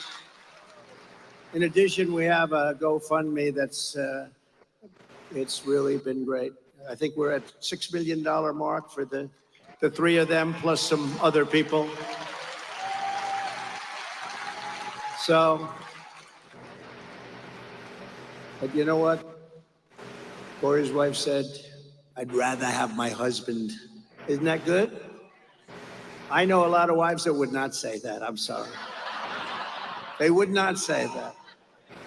But no, it's a great family. He was a great man. He was a brave man. He saw what was happening and he jumped on top and he got hit. But we will carry Corey's spirit of love and devotion and patriotism with us for all time. And we will never forget Corey or his beautiful family. And maybe let's have a brief moment of silence in memory of Corey, great Pennsylvanian.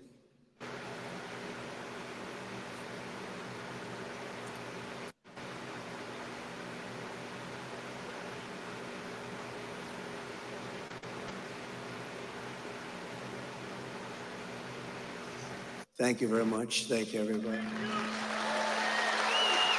Beautiful. Nice. Beautiful. That is the most quiet I have ever heard an arena. I have never heard, you could hear a pin drop. No, it's amazing. It's a beautiful thing. In the wake of this heinous attack, we gather tonight more determined than ever. Our resolve is unbroken and our will is undeterred. Nothing will stop us on our mission to make America great again. Nothing's going to stop us. Our country is doing badly. Front row Joe's over here. Front row Joe's, look at them. They've been to 212 events.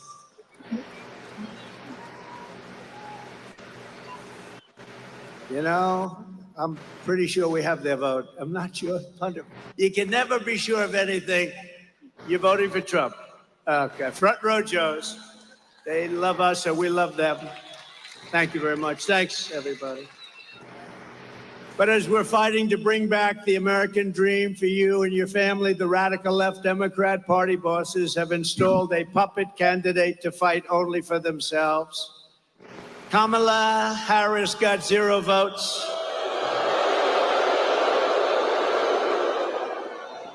She's totally scripted, owned, and controlled by the donors and the power brokers who created her campaign and who rip off our government and make billions and billions of dollars. They want to call them up and they want to deal with her. And I didn't deal like that. I never dealt like that. I didn't need the money. I said, no, I don't want to do that. I told a lot of guys that I like and some guys that I don't like, but very rich people, I just can't do that.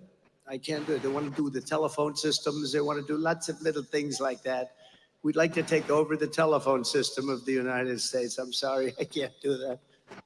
But unlike her, I cannot be bought and I cannot be controlled. I have no interest in that. My only loyalty is to you, the people. And you know that. Oh, I could have had such a nice, easy life. I could be at a nice place right now, relaxing, watching the waves break in. But I'd rather be right here in Harrisburg with you. People that built our country.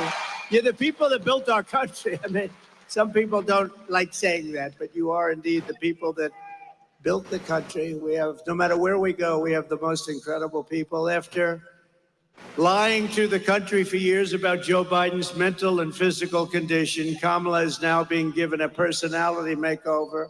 Don't forget, 4 weeks ago, she was like considered the worst. Not smart,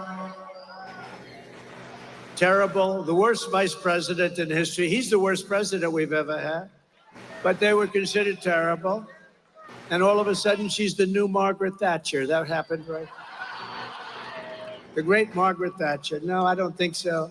But you're gonna learn little things like defund the police. That doesn't work, does it? Huh? You're gonna learn. Because everything about Kamala Harris rollout, it's phony and it's fake. Did you see when President Obama and Michelle called? Did you see? Hello? Hello? Yes. Yes. Who is this? Oh, this is Michelle and Barack. Oh. So surprised to hear. They got 4 cameras in front. Oh, I'm so surprised. It's on speakerphone. Listen, we just want to congratulate you on destroying Joe Biden. I mean, on winning the... Hey, is Joe Biden gonna... Was that the phoniest phone call you've ever seen? How do you think, Dan? What do you think? Dan Muser, great congressman. What do you think? Was that a phony phone call? You wouldn't do it. You wouldn't get away. In your district, you wouldn't get away with it, would you? But she's a defund the police radical trying to pass herself off as a tough on crime prosecutor. She wasn't tough on crime. She's only tough on guys like me because they want to go after their political opponents. And we won the big case in Florida. Did you see? We won it. And he had a similar case, but it was much worse, and he didn't have the Presidential Records Act. He had a similar case, and you know, the special counsel, which is basically special prosecutor, adjudged him to be essentially mentally incompetent, with poor memory, but a nice old guy. He's not old. You know, 81 is not old. I have friends that are 95 that are still. Bernie Marcus, founder of Home Depot, 95 years old, still sharp, still sharp. I spoke to him the other day. I said, I think you're smarter now than you were 30 years ago. I don't know what's going on. I said, what's going on? It's working every 81 is not old. And but he's different. He's a bad 81. He's a bad 81. And he's destroying our country, I'll tell you. And she's worse than he is. She is actually worse than he is because she's a real radical left. He's a phony radical left. He didn't believe this stuff. He didn't believe in open borders, and she does. She wants to open your borders. She wants to have all electric cars. She loves the all electric car mandate. She destroyed San Francisco. But she's the architect of the border invasion, trying to pretend she's strong on border security. She's now pretending that she was never called the border czar. She was called the border czar the first day. She's the border czar. And she never went. She actually went, you know, they say, they fact check me. Anything I say is like anything. She actually went to a beautiful part of the border. I would love to take my First Lady wife there to have dinner. It's beautiful, very safe. Now, she didn't go to the real border, did she, Front Row Joe? She went to a nice little place, was there for a short period of time and left. So she's never really been to the border, and she's the border czar, and our country's being invaded with people from prisons and people from mental institutions and terrorists. She's a failed vice president leading a failed administration while trying to convince you that she represents hope and change. Well, she does represent change. She wants to turn us into a communist country. That's her change. She was voted the most unpopular vice president in history. That's hard for a vice president to be that unpopular, right? Just like Biden will go down as the single worst president in the history of our nation. The happiest man is Jimmy Carter. He's an old guy right now. He's an old guy, but he's happy because his administration is considered brilliant by comparison to this disaster that we have right now. In her speech in Atlanta last night, Kamala Harris even tried to outbrand a new Southern accent. Did you hear a new accent? If I ever did that, all of those people back there, look at them, look at all those cameras. Oh, when I go through hell, I'd have a week of hell if I ever tried to do that. The contrast could not be more stark. On the one hand, you have a radical left puppet candidate who is fake, fake, fake. And on the other hand, you have a president who will fight, fight, fight for America.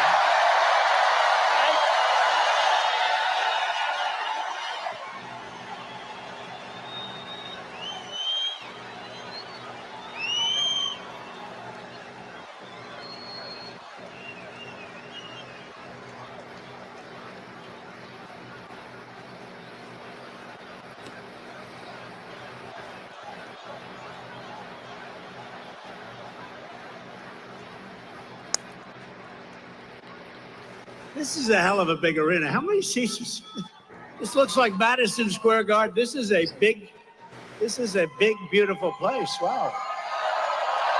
I didn't care. I didn't care. Although they'd prefer that we be in an arena. I don't know why. But we're not giving up the outdoor rallies. You know, all those people that we had to turn away today at an outdoor rally, we had 107,000 people show up in New Jersey. 107,000. But you know, in the South Bronx, we had 25,000 people. It was like a love fest. South Bronx, tough place, but it was a lot of love. No matter how much Kamala Harris tries to change her image, she cannot change this fact. She is the most extreme liberal candidate in the history of our country by far. She's an extreme radical left lunatic. And, you know, I've been saying for the last 6 months, I've been saying about politicians, because I really know politicians well. I've dealt with them on both sides. And, you know, then I said, let's do this. You know, thank you. But when a politician comes out early on with an idea like she wants to defund the police and all these other things she wants to do, really bad things, that's where they're at. They're going to be there eventually, right? Mike Kelly, stand up, Mike, will you please? This guy, he used to stand up. He's my friend. He endorsed me on day one, right? Day one. Day one. He endorsed me before I was running. He said, that guy's got to run. I endorsed him. I didn't even run. How many endorsements do I have? Well, you got Kelly of Pennsylvania. I wasn't running. Anyway, thank you, Mike. I appreciate it. He would stand out at those outdoor rallies when it was 10 degrees below zero and it was 97 degrees out without a shirt on. It's not that pretty a sight. Not that pretty, but he had no fear. He's a tough guy and they love him. They love you in this state.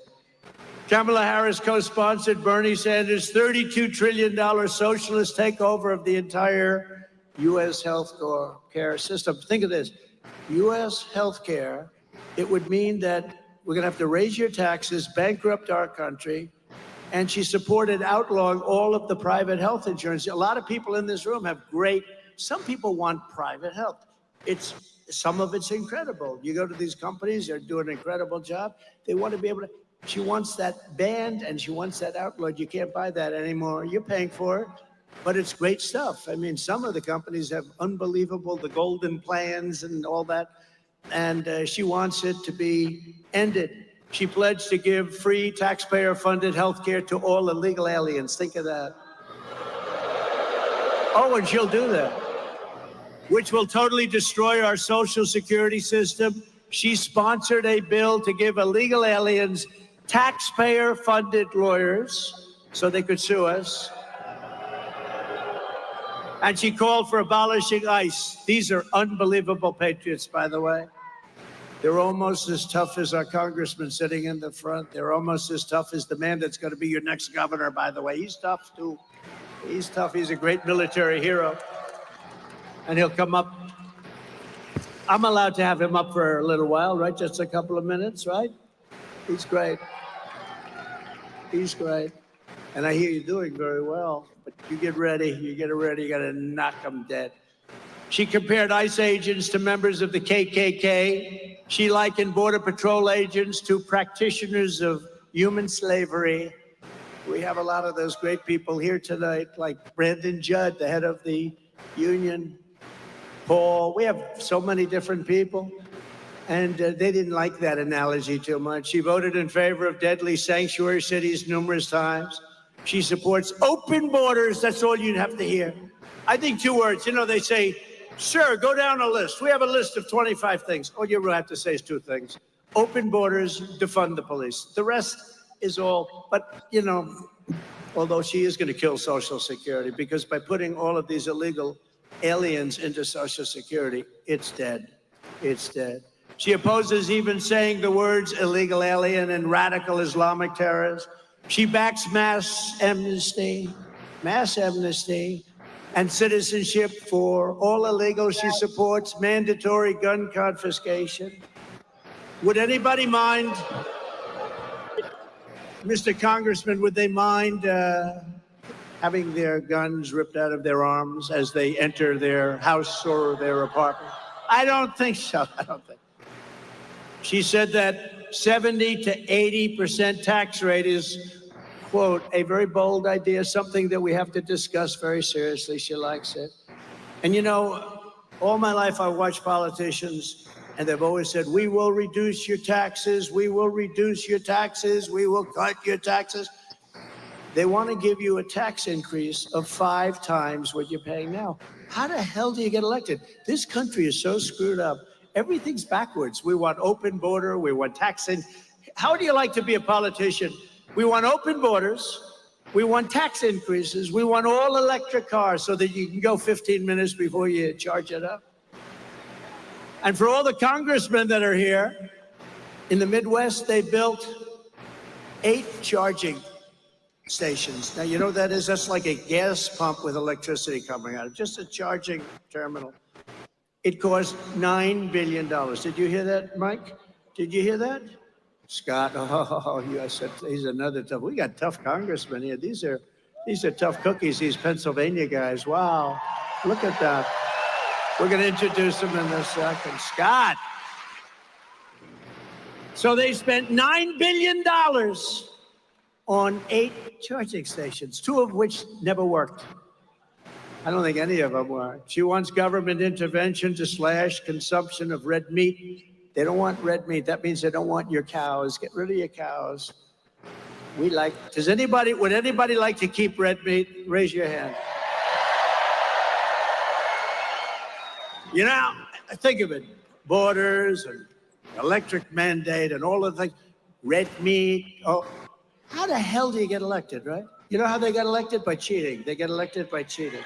Because they want to raise your taxes by 5 times. Oh, please vote for me. I'm going to raise your taxes 5 times higher.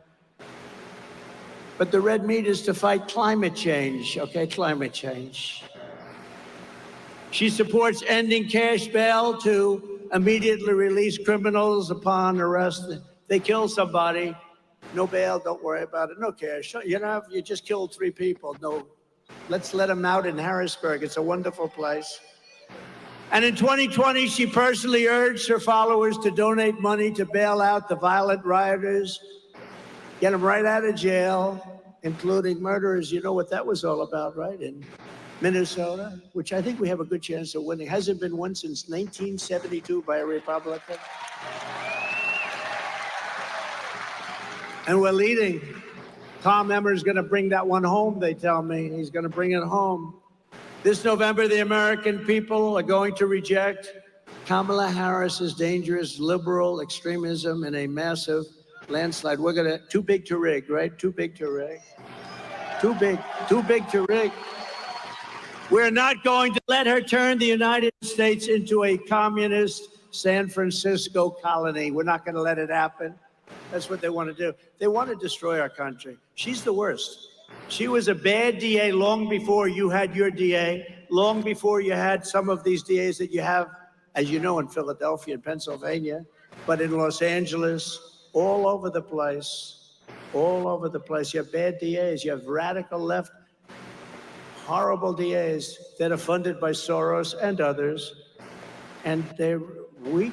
They're just weak on crime. They don't mind if somebody murders somebody. They don't want them to go to jail. You can kill somebody now. Our country is sick. The mindset of our country is sick. And we're not going to let her do to Pennsylvania what she did to California. She destroyed San Francisco, one of the best cities in the world, and it's in tatters. So she's a liberal from California. She ruined the state. She ruined this one of the greatest cities in the world. You know, 15 years ago, a great friend of mine, Bob Tisch, great guy, who's an owner of the New York Giants, and a very smart guy, wonderful guy too. Maybe even longer, a little longer than 15. He said San Francisco is the best city in our country. And today it's a disaster, just a disaster. He passed away quite a while ago, and he would look down and say, what the hell happened to that city? But he thought San Francisco was one of the greats. He thought Chicago was one of the greats. You know, Chicago on July 4th weekend had 117 shootings and 17 people died. Think of it. This is not even believable. When you hear about Afghanistan and the horrible job that this president did with Afghanistan, a low point, but they don't have anything like that. In one of the most astoundingly phony moments in her speech last night, Kamala Harris bragged that, quote, I will proudly put my record against Donald Trump's any day of the week. I will put it against Donald Trump. This got one of the worst records in anywhere. Well, Kamala, let's go. Challenge accepted. Are you ready? Let's compare our record point by point.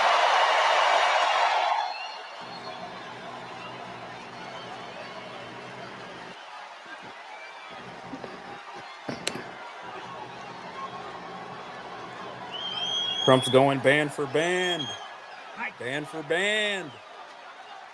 I can't believe I'm doing it. You know, the weird thing. I mean, 2 weeks ago, I was talking about Biden. I didn't even know her name. Nobody did. Kamala. Hello. Beautiful. I didn't even know her name. Kamala. I heard she was a rotten border czar. That's about all I knew about her. Her only job was the border, and she never went there. But 2 weeks ago, 3 weeks ago, it was all about Biden. Then I kept hearing they were going to steal it from him, and I said, you know, it's hard to do because I understand when you have the delegates. He had all the delegates. He had 100% of the delegates. He had 14 million votes. I said, you can't really do it. But then they threatened him very strongly. They said, you're incompetent, and we're going to get you out. He just won, you know. No, they happened to be right. He was incompetent, but these are minor details. No, he just won. He had all the votes. And he could have said no, but he was afraid. And he's an angry man right now. Here's the big question I have. Will he be invited to the Democrat National Convention? Will he be invited, Mr. Congressman? I don't know. Now he will because I'm mentioning it. If I didn't mention it, he would not be invited. But now they have to invite him. But you know what's crazy, the craziest thing? So you don't mind if I go off teleprompter all the time. It's such a shame. I have these great speechwriters. They really are. Ross and Vince, they're great. They're the best speechwriters. And I hardly speak about this, but I could read the most gorgeous speech, but you may be bored to tears. No, they're beautiful. The words are beautiful. Everything's great. The sun will rise. The moon will set. The oceans will glisten. I say, that's beautiful, but I'm not sure that Harrisburg wants to hear that stuff. What do you think, Congressman? What do you think? Doctor, I don't think so. No, they are great, but I tend to go off about 75% of the time. But you know, the hard part is that 3-4 weeks ago, I was talking about Biden. He's incompetent. He's a horrible president. He's the worst president in the history of the country. Now I say she's the worst vice president, which is true. She's considered the worst. She's the most unpopular vice president in the history of the country. She did a transformation. You know, the press is very corrupt. You know that. They gave her a transformation like Houdini. That was a Houdini-like, that was a magic trick. But don't worry, she's going to fall because it's not about him or her. It's about the policies. They're the same and they're horrible, right? But they gave her, so, you know, it's sort of like, I don't know if anybody watch UFC as an example. Do you watch it, right? Dana White, the great Dana White. Did you see him? He introduced me the other day at our convention. We had the greatest convention in the history of politics, in my opinion. Thank you, Milwaukee and Wisconsin. And the arena was beautiful. It was an unbelievable. But Dana White introduced me, and he heads up UFC. He's done an incredible job. But it's almost like you're having a fight between two guys, and one guy is getting beat up bad. Then he goes to a debate, right? The debate didn't work out too well. How did the debate work out for him? I don't think so good, Scott. The debate didn't work out exactly good. Then he tried to recover from the debate by going out every day, and it got worse and worse. It was a basic disaster. But it's like having two fighters, and the one guy's getting beat up really badly, and they say, all right, stop the fight. Come on out. I'll put a new one in. That's what we have here. Kamala is the new fighter. Who cares? Under my leadership, we achieved the most secure border in U.S. history. You know that because you didn't have people sleeping on your lawn all night. We ended catch and release. We stopped asylum, fraud, coal.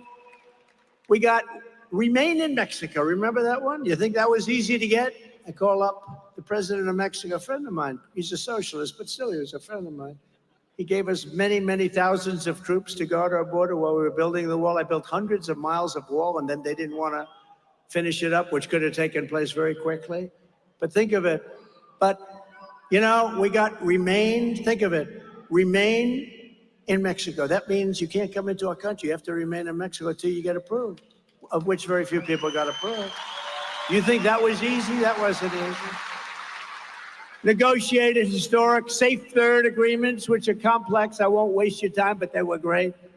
With Central American nations, built 571 miles. Think of that, a border wall. We're going to add another 200, far more than I said I was going to build. And it was working. It was working. It was good. We had the best illegal immigration non-flow, I call it.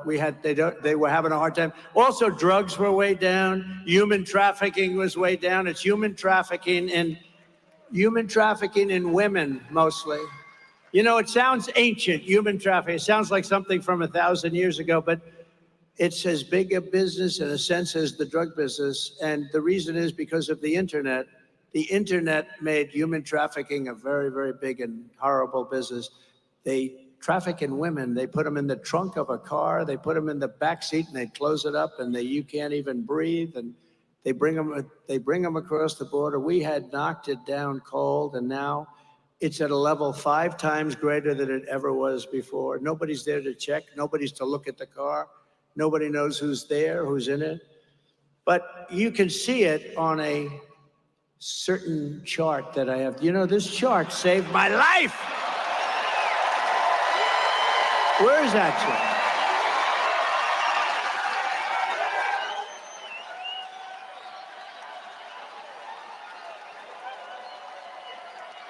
I love that chart.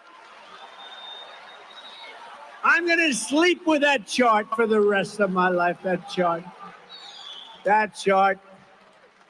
You know, the amazing thing, you know, the people that operate the computers and all the brilliant equipment we have backstage, she said to me, she's great, she's great. She should come out. Just tell her to come out here for a second. Quick, quick, quick, quick. You got to get her out. She's never done this before. She saved my life, in a sense. I said, you saved my life. Here she is. Wow. Whoa.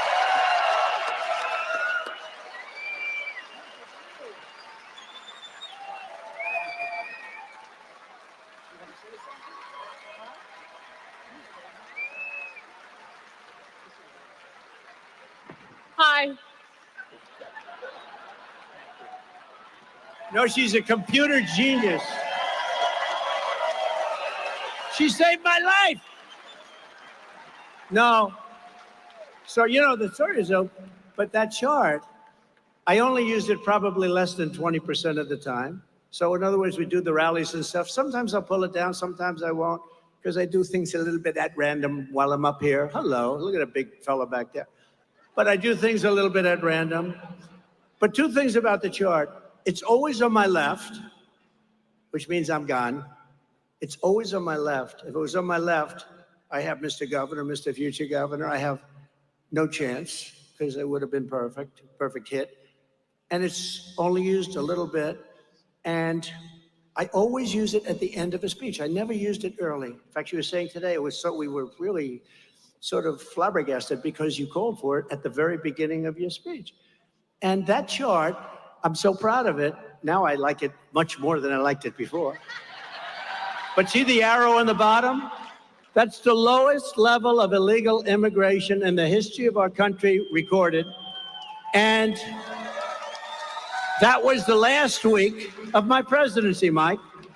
So that was the last week. And look what happened to our country after that.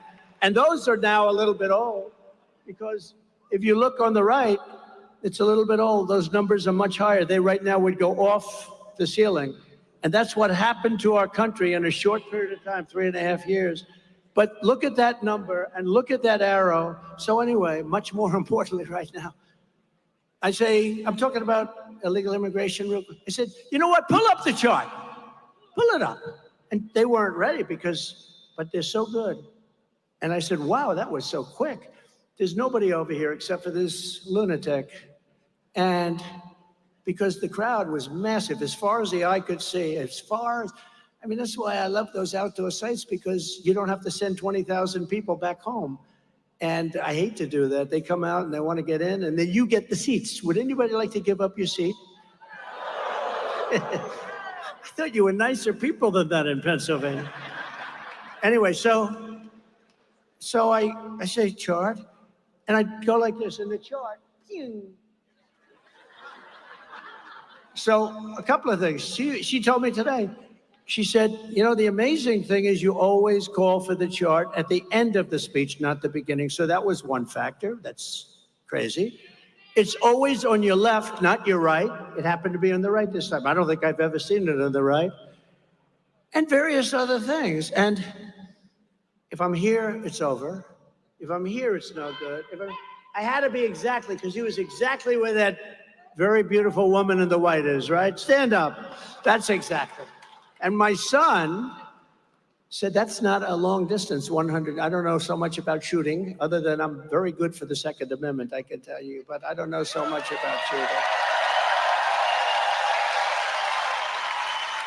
But I know about sports, I know about golf. He said, that's like sinking a 2-foot putt, Dad. That would be the equivalent, is that right? He actually said might be less than that, because some people can't sink a 2-foot putt, like Biden. I would say Biden. Biden can't sink. But that's like sinking. Did anybody see the Bryson DeChambeau thing? That was cool. We had a good time. He's a great guy, great young athlete. So all these things, and you know, then you figure, what are the odds that happened, right? Where you're literally exactly there. You hadn't made the full turn. But that chart will always be my world's most favorite chart for a lot of reasons.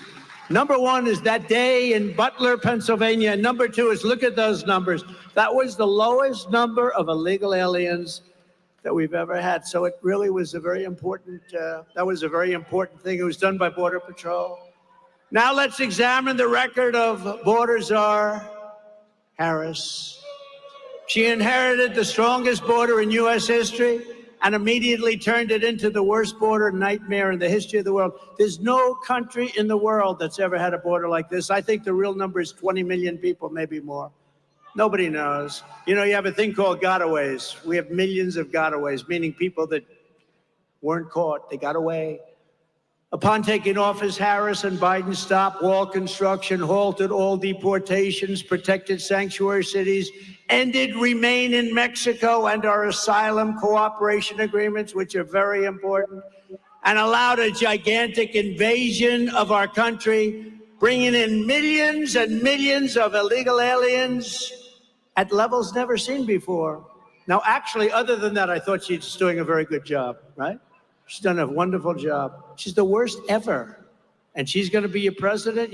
She will destroy our country. This November, the American people are going to compare these records, and they're going to tell Border Czar Harris, you have done a horrible job. You're a disgrace to our country. You're fired. Get out of here. You're fired. Get out.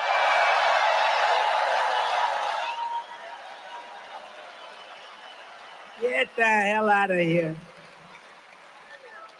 But Kamala is protected by the fake news.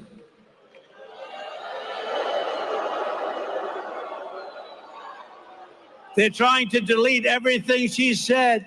Hey, did you ever see the Unselect Committee? The Unselect Committee on January 6th, did you see where they went and deleted and destroyed all evidence? Was deleted and destroyed. So I think, Dan, you and all of my friends here, they should be indicted for that. They destroyed evidence. You know why? Because the evidence showed that we were innocent. The evidence showed that Nancy Pelosi should have had protection at the Capitol that I offered her, and they turned it down. The evidence showed that all these stories were fake, including me wanting to grab a big, strong Secret Service agent around the neck. Think of this. Think of this. I'm in a car. I say, fellas, I'd love to go down to the Capitol. Sir, we don't think it's good because, you're very exposed there. It's all that's okay. I said, you don't think we could? No. So I said, all right, where do you want to go? They'll go back to the White House. That's the experience. This one person had me getting extremely upset. I don't get upset. When somebody smart says, sir, you're probably better. And nothing was happening. Just people were walking down. Remember, patriotically, right? Right? Right. So they had me coming from the back of the car. Now, these guys are very strong. They're young and strong. Not as strong as me, but they're strong. And I grabbed the one guy driving, and he's got arms like this. I grabbed him, and I was rebuffed. And then I went over to the right, and I think he's like a world champion karate guy, right? Like a very tough cookie. Bobby. His name's Bobby. That's all I know, but I know him well. He's a good guy. And I grabbed him around the neck. And I began to twist and turn. And he was in tremendous pain because of the power of Trump. Tremendous pain. And then I went back to the White House and I started throwing hamburgers at the wall. This is the story of this person. So they went to the Secret Service. They found out it was all bullshit. Everything. All made up. It was just made up. Which most people, honestly, most people would think that. Think of me grabbing these two strong, tough guys. That's what they do. The one guy said, if somebody ever put their arms around me, he's trained automatically to go with his fingers like that. Just what he's trained. I like other things better, personally. I'd like to run the country better. That's what I'd like to do, So they're good with the finger. They're good with their fingers into the eye. The fingers into the eye, and you have a tendency to immediately let go and get a towel and start crying because it hurts. They say, oh, that hurts. No, it was all made up stuff, It was all made up stuff. But wouldn't you think it is? Who would believe Trump was so angry he grabbed the one guy who was rebuffed. Then he grabbed the other one around the neck. These people are sick. Who would believe it? But probably some people do, even if it's 5 people. But some people would believe it. They hear it. They deleted everything because the stories turned out to be false. They deleted everything. Nancy Pelosi turned down 10,000 troops or National Guard. If we had 500, you wouldn't have had a problem. And what you never see is the crowd. The crowd was the largest crowd I've ever spoken before. And a small portion walked peacefully and patriotically down to the Capitol. You remember the term? Peacefully and patriotically. He's horrible. It's insurrection. If you have an insurrection, you don't say peacefully and patriotically, right, Mike? You say, let's go. No, these are really bad people. These are crooked people. And then her daughter, you saw that about a month ago, her daughter taped her saying that it was her fault the day. Their daughter is a cinematographer. I'm sure Nancy's thrilled. They just released a tape where Nancy is saying, this is my fault. This is during the thing because she didn't accept my offer. She said, this is my fault. I could have stopped this. Now she's trying to say, well, she didn't really mean that. No, these are bad people. They're trying to delete everything that she said over the last, think of it, this is on Kamala, it's no different. Over the last 10 years, that's controversial or bad. It's like defund the police, the fact that she was given authority over the border, that, they're trying to say that under no circumstances was she even in charge of the border. And the fake news, is trying to delete everything. Are you seeing what's going on? They're trying to delete everything. But you know, the internet is wonderful in certain ways. We have every single copy of every article, but they're trying to delete it.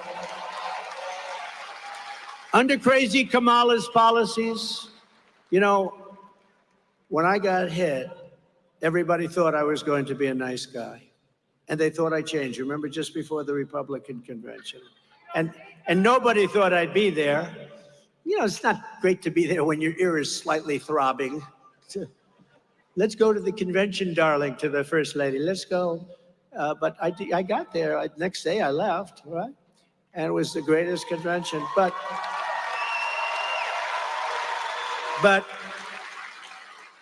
And it was like a convention like no other. It was a convention that we were all so proud of. But they all said, Trump is going to be a nice man now. He came close to death. And I really agreed with that for about 8 hours or so. And then I realized they were trying to put me in prison for doing absolutely nothing wrong. They went to judges who are crooked judges. They went to judges who are fake. They had prosecutors who are Democrat radical lefts, and always in areas where it's like 3% Republican or less. And I said, you know, these are bad people. So I was nice for about, what would you say, Dan, 3, 4, 5 hours. And then I said, these are bad people. We have to win this battle. And you know what? They're going to become nicer when we win. But we're going to have to win, I believe, to make them reasonable, because they are crazy. They are crazy. Under Kamala's policies, criminals, rapists, and vicious gang members are pouring in from South America, Asia, Africa, the Middle East, from prisons, from jails, from mental institutions, and insane asylum. You know, an insane asylum is a step above, right? This is, oh, they go crazy when they want to try and say, he's cognitively impaired. You know, I stand up here for 2 hours and I speak without a mistake. But when I say Hannibal Lecter, they say, why does he keep mentioning it? Because Hannibal Lecter was a serious psycho, right? He was Silence of the Lambs. Dr. Hannibal Lecter, he'd like to have you for dinner. See the man with the wall? Stand up. Look at this guy. He's here so much. He's great. He's great. He's a Trump voter. I don't think we have to worry about him, do we? He's a Trump voter all the way. But Hannibal Lecter would like to have you for dinner. But these people are now in our country, and they always, you know, actually it's quite clever, I think, but you know, what do you do? But they're always saying, like, he mentions Hannibal Lecter. It doesn't make sense. So it makes a lot of sense. They're coming into our country, and they're coming in from insane asylums, which are closing all over the world. It's not just South America, because we have the worst people representing our country. They laugh at the stupidity of these people all over the world. They're coming from the Congo in Africa, 22 prisoners right out of prisons from the Congo in Africa, not just South America. Meanwhile, our crime rate is going up. How about where they say our crime rate's going down? We just had 117 people shot. You could take just Chicago and the whole nation's crime rate. Look, these are bad people. They're phony people. They're liars. They cheat on elections. They do a lot of bad things. And we have to win this election, because crime statistics are a disaster. They're made up by people that work in the White House. And obviously the crime is getting worse, because we have probably 20 million people in our country right now. And every single day you read about one of these horrible monsters from parts unknown who raped a young girl, killed her, cut them up, uses knives, not guns, because it's a slower death. These are monsters, and we have them in our country, and we're going to deport them at a level like nobody's ever seen. We're going to get them the hell out of our country. They're going back to the country from which they came. Because we have become a dumping ground for the world, and we're not going to take it anymore. We're going to get rid of these liberal lunatics like Kamala. Just yesterday, it was reported that more than 1,000 members of the savage Venezuelan gang, Trendy Arguay, are plotting to conduct ambush attacks on police and law enforcement in the United States. All the while, Harris and Biden sit in the White House and try and figure out who's dumber. They sit in the White House. Think of it. Massive numbers of Venezuelan gang members. Now, Venezuela is very smart. They sent them into our country. And then you read that crime is down 72% in Venezuela, which it is. On Sunday, in a separate incident, a Venezuelan illegal alien criminal let in the border by our border czar, Harris, shot a female police officer in Texas. You read about it. Multiple times with a rifle. Thankfully, the officer is perhaps going to survive. They don't know yet, but probably. But most victims are not so lucky. In Texas last month, 12-year-old Jocelyn Nungari was tied up, sexually assaulted, and strangled to death by two illegal aliens who Biden and Harris released into the United States. If Border Czar Harris stays in charge, every single week will bring never-ending streams of illegal alien rapists, bloodthirsty killers, and child predators to go after our sons and our daughters and our wives and our husbands. They're letting horrible people into our country. They're poisoning our country. By contrast, if I am elected on day one, we will begin the largest deportation operation in American history. And we will immediately deport all of the criminals that Border Czar Harris has allowed to enter our country. They'll be deported.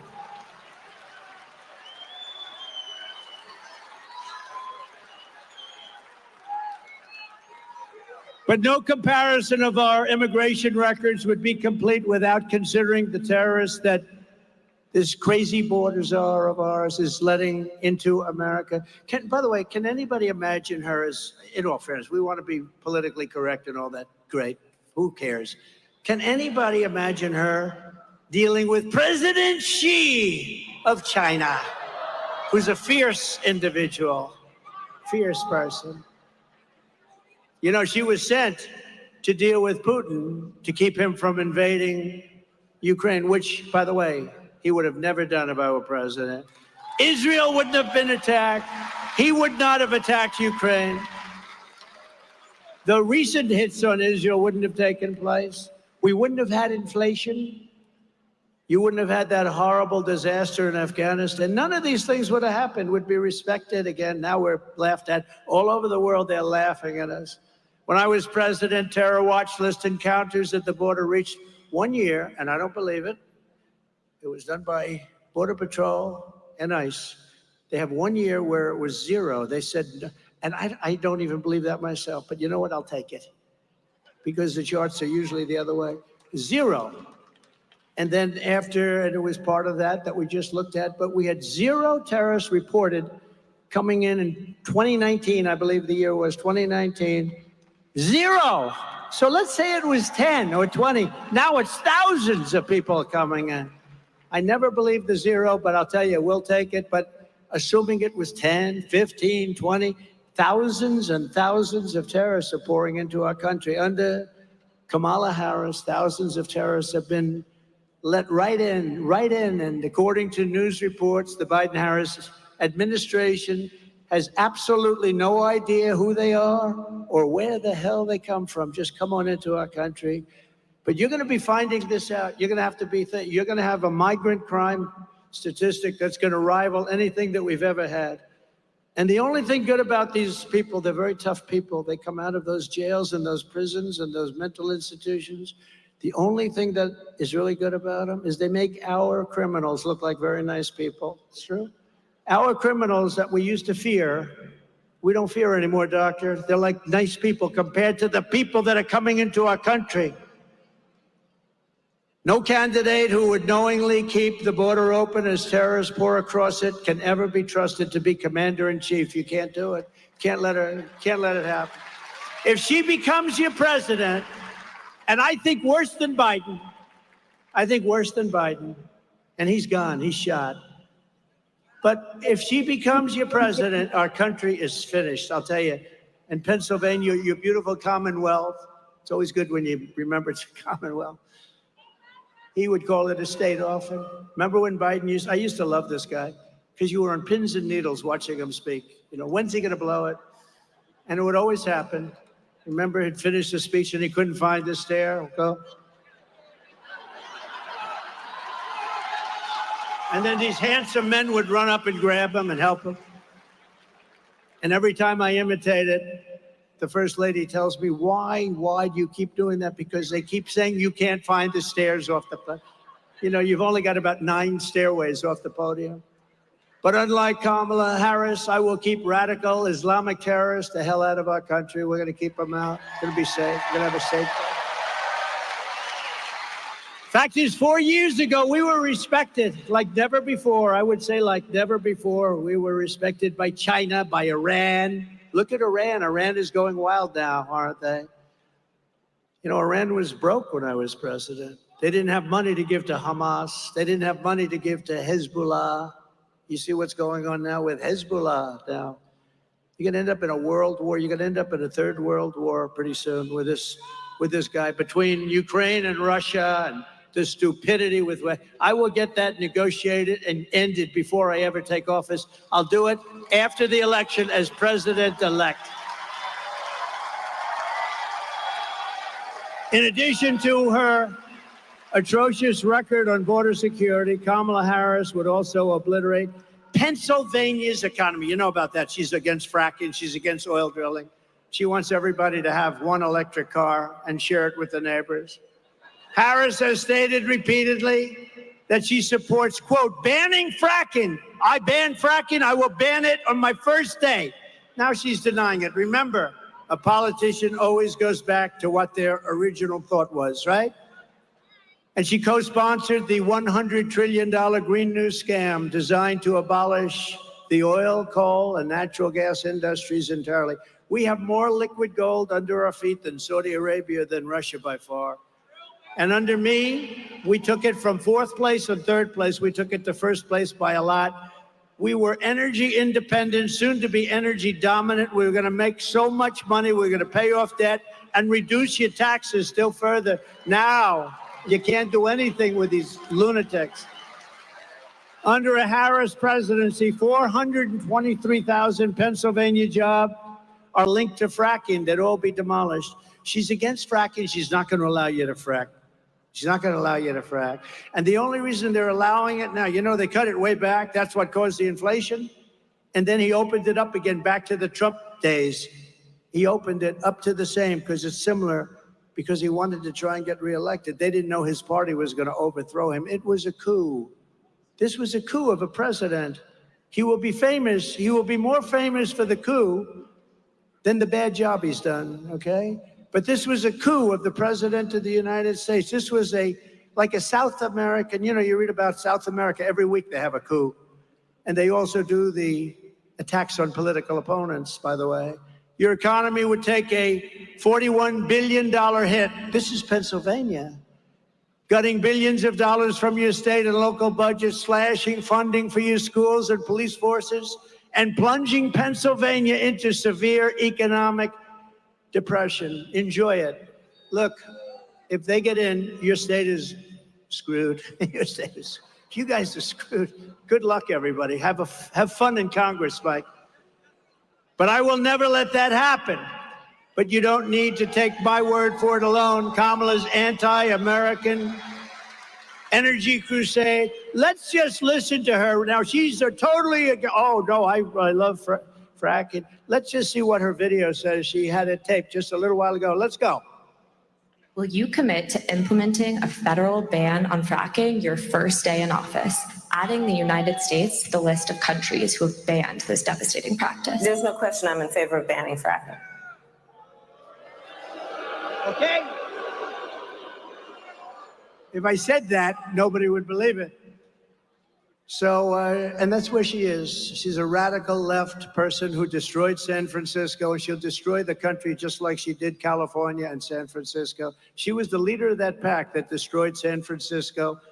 It's not only Gavin Newsom.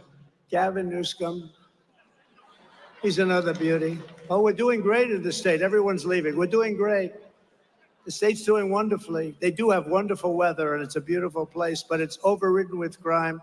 He's doing such a terrible job. He's a con man. You know, I watched him in the great Sean Hannity show, and he was saying like, no, the state's never done better, never done. It's all fake. It's all lies. The state is a disaster. They're moving to Texas, Florida, Tennessee. They're moving to a lot of North Carolina, South Carolina. When we win this November, we will end the Biden-Harris war on American energy, and we will end their terrible war on fracking. Fracking is incredible. The money you make in Pennsylvania, you could quadruple your taxes. If you lost that industry, you could quadruple your taxes. The policy of the Trump administration will be to drill, baby, drill.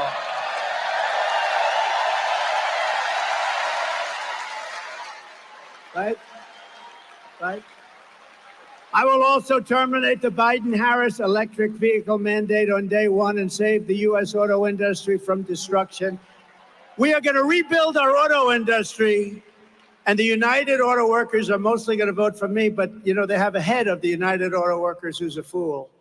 He's giving our auto industry to China by allowing this electric mandate to even be thought of. And again, I'm all for electric cars. There's a certain little section that wants to have electric. I can understand that, but it's a small section. They want to have gasoline-powered cars. They want to have hybrids, and they're going to have that. They don't want to stop every 15 minutes. They refuse to stop. You know, I have a friend of mine got an electric car, and he was used to driving from Kentucky, great state, to Washington, and he'd drive, and, you know, he'd drive it. That'll be it. Now he's driving it. He had to stop 6 times. He said, what the hell is going on? He thought it was good for the environment. It's not good for, you know, he's a idealistic kind of guy. I think I'm going to do something good for the environment. He got rid of that thing so fast, your head would spin. And it's great. If you want to go to the candy store and back, then you plug it in your garage. It's no wonder the Democrat Party and their thugs are so desperate to stop us. They know that we are the only ones who can stop them. The only ones. You know, this is a movement, Make America Great Again. This is a movement the likes of which no country but our country has never seen before. MAGA. MAGA! No country's ever seen anything like it. Remember when Biden would get up, we will stop MAGA. He had no idea. I said, Joe, do you know what it means? No, not really. No, it means make America great again. We don't want to stop it. All of their persecution is only happening because I am running for president and leading big in the polls. Oh, if I wasn't, I wouldn't have any of these lawsuits. Oh, they wouldn't be suing me because I'm breaking their ass also. They wouldn't be suing me. They're doing this because I'm running and I'm leading by a lot. We're leading by a lot in this state, by the way, in this Commonwealth. We're leading by a lot in our Commonwealth. The radical left Democrats rigged the presidential election in 2020, and we're not going to allow them to rig the presidential election of 2024. We're not going to allow it to happen. And every time the radical left Democrats, Marxists, communists, and fascists indict me, I consider it a great badge of honor. Thank you very much. Because I'm being indicted for you. Did you like my mugshot? Did you like the mugshot? Lovely. My father's looking down, my mother and father, they're looking down because they're definitely in heaven. They made heaven. They're great. They're looking down. They said, I can't believe my son took a mugshot. This is unbelievable.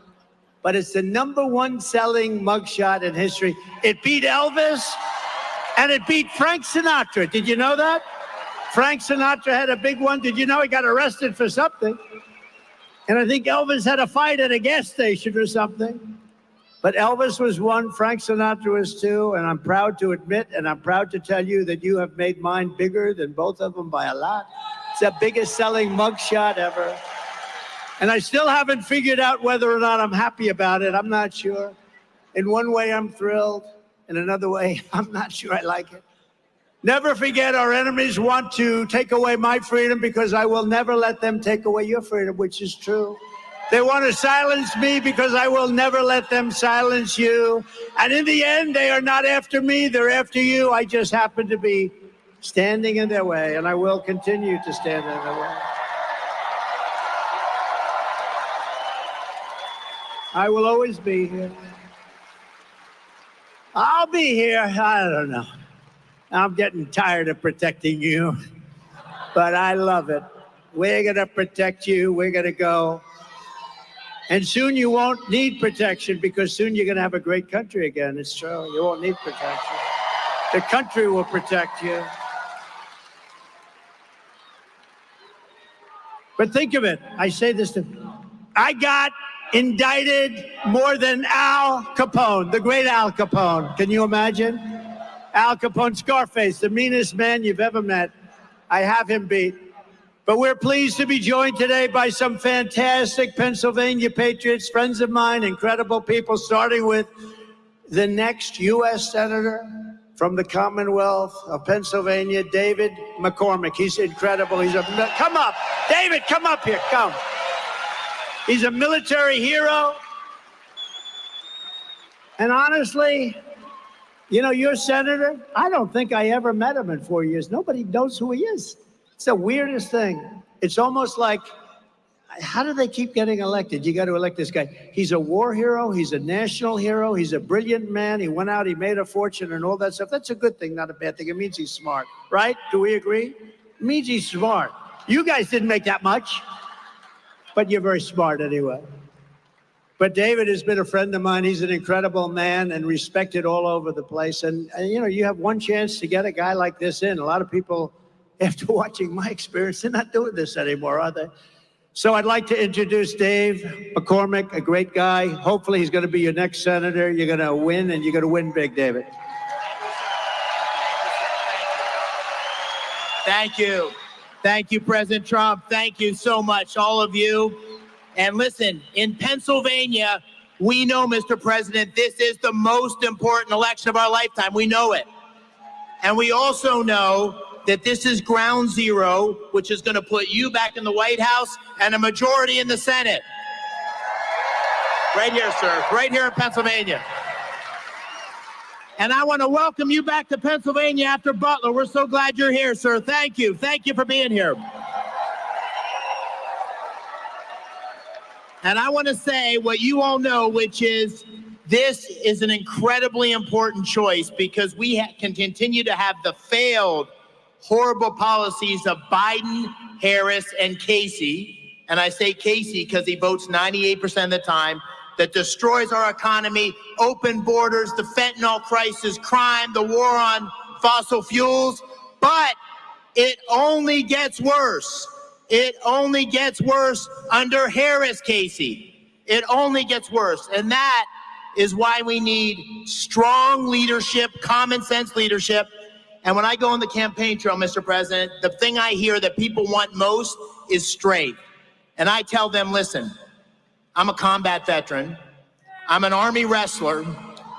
And when I was standing there in Butler and saw those bullets flying, and I've seen people get shot at before, and you came up and put that fist in the air and said, fight, fight, fight.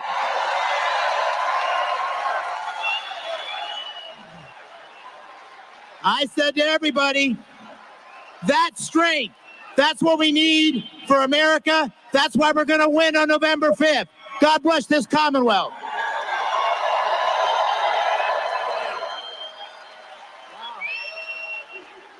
Wow. That's great. You know, David, it is true. David was in Butler, and he was sitting exactly there. And you know, Corey was sitting right behind him. Can you imagine? Corey was killed. He was sitting right behind David. And David didn't flinch. He didn't move. I mean, some people moved. Actually, I think it was really known that when bullets are fired in a stadium, everyone really gets moving fast. They call it a stampede. Nobody moved. You looked at the people behind me, right? Everyone's seen those people. Those people have become legendary. That was just a small group. The main tens of thousands of people out here, you couldn't even see the end. Nobody ran. Nobody moved. They knew I was in trouble. They said, he's in trouble. If you went to a soccer stadium where you'll have a bullet go off, one bullet, the whole place runs for the exits. Nobody ran. And how about the man behind me with the black outfit and the green floppy hat? He's like this. David, did you see him? He's looking, right? Where? Get up here. Is that him? Yeah, that's... Wow. That's great, huh? Well, you're good. You can be in a foxhole with me anytime, man. Wow. Thank you. That's great. That was a hell of a day, huh? But there were a number of them back there that were just brave. Everybody. There was nobody that fled. I think nobody fled, right? They were brave people, and they were looking, and they were pointing. They saw it. They were pointing. It was incredible. And one of these crowd control people that came in afterwards said they've never seen it where bullets are fired. And I'll tell you something. David was standing and sitting right, literally, the bullets were going over your head. They were going over my head, too, the second group. But you weren't a flincher either, were you? You weren't. And Corey, right alongside of you, right behind him. And you got to vote for this man. He's a hero, and he's a great gentleman. He'll be a great senator. And it's time for a change. Time for a change. I mean that. A vote for Dave McCormick is a vote to seal our border, stop migrant crime, defeat inflation, bring down prices, and defend Pennsylvania energy. You have to defend your energy. They will not allow fracking. If they got in, her first move will be to end fracking all throughout the United States. Dave is running against truly not a good member. I don't like to be disrespectful. He's been there a long time, but Bob Casey is a stiff. He's a stiff. Nobody knows who the hell he is. I don't think I've ever gone to a meeting where he's been in the meeting, Mike. Mike has been in the meeting. Dan has been in the meeting. Scott is at too many meetings, right? No, I don't think I've ever been to a meeting where Casey's even been there. And I've been to a lot of meetings with a lot of senators, but you know, he just sort of goes along year after year. His father was there, he's there. We want to have a great warrior. Dave, good luck. Good luck. Thank you, Dave. Vote for him. We're pleased to be joined today by some really fantastic people, some, I would say, truly great warriors. And if you could, maybe Congress people, just stand up, right? Just stand up. Scott Perry, Mike Kelly, G.T. Thompson, G.T. Hyde, Dan Muser, Lord Smucker. These are unbelievable warriors. These are great fighters. And if you can add David, it's going to be an unbeatable combination. Pennsylvania Treasurer, thank you very much, fellas. You've done a great job. You've done a great job. Pennsylvania Treasurer Stacey Garrity. Lancaster County Commissioner Josh Parsons. Great job, Josh. Jim Worthington, he's a fantastic man. Thank you.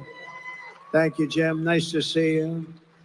And two people that are amazing, very talented, very incredible people. One is a spokesman for the lawyer, by the way, but a great spokesman, truly committed to make America great, and me, but truly committed to make America great, which is more important than me, more important. I mean, it's just something special.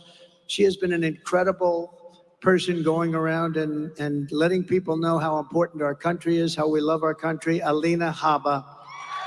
Alina, stand up, Alina. I didn't know she was going to be here today.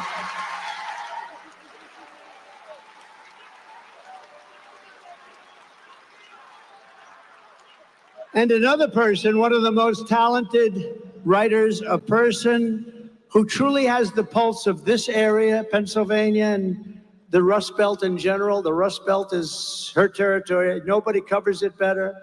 Selena Zito. Selena, where are you, Selena? Where are you? Thank you. She's a great writer.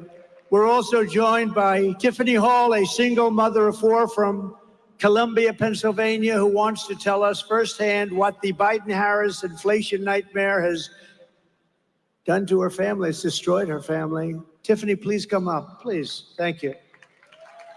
Thank you, Tiffany.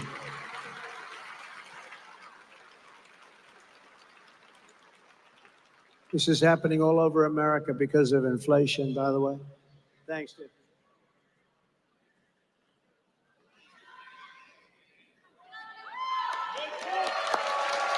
Thank you, darling. Go have fun. Oh, that's okay. Go, here you go. Thank you very much. So, gas prices are just astronomical. Being able to afford anything for my children anymore, like sports, is just kind of out of the question now. When President Trump was in, I could do these things with them. Since then, I've not been able to. I can't put them into sports. I can't go on extravagant vacations anymore. We can go to free parks around here. I miss it. I miss when we didn't have to pull out of our pockets for things. I'm hoping we can get back to a point where I'm financially stable. And others, I know I can't be the only one. We're all going to the gas pump and be like, man, here goes the last of what I have.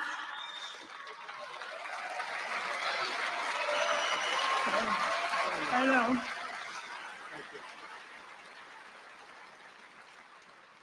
I would like to be able to go into a grocery store again and not have to put something back or say, nope, we can't do a nice cake from the bakery. We have to try and do one from home. So I really hope and pray that we can make America great again and get you back in office.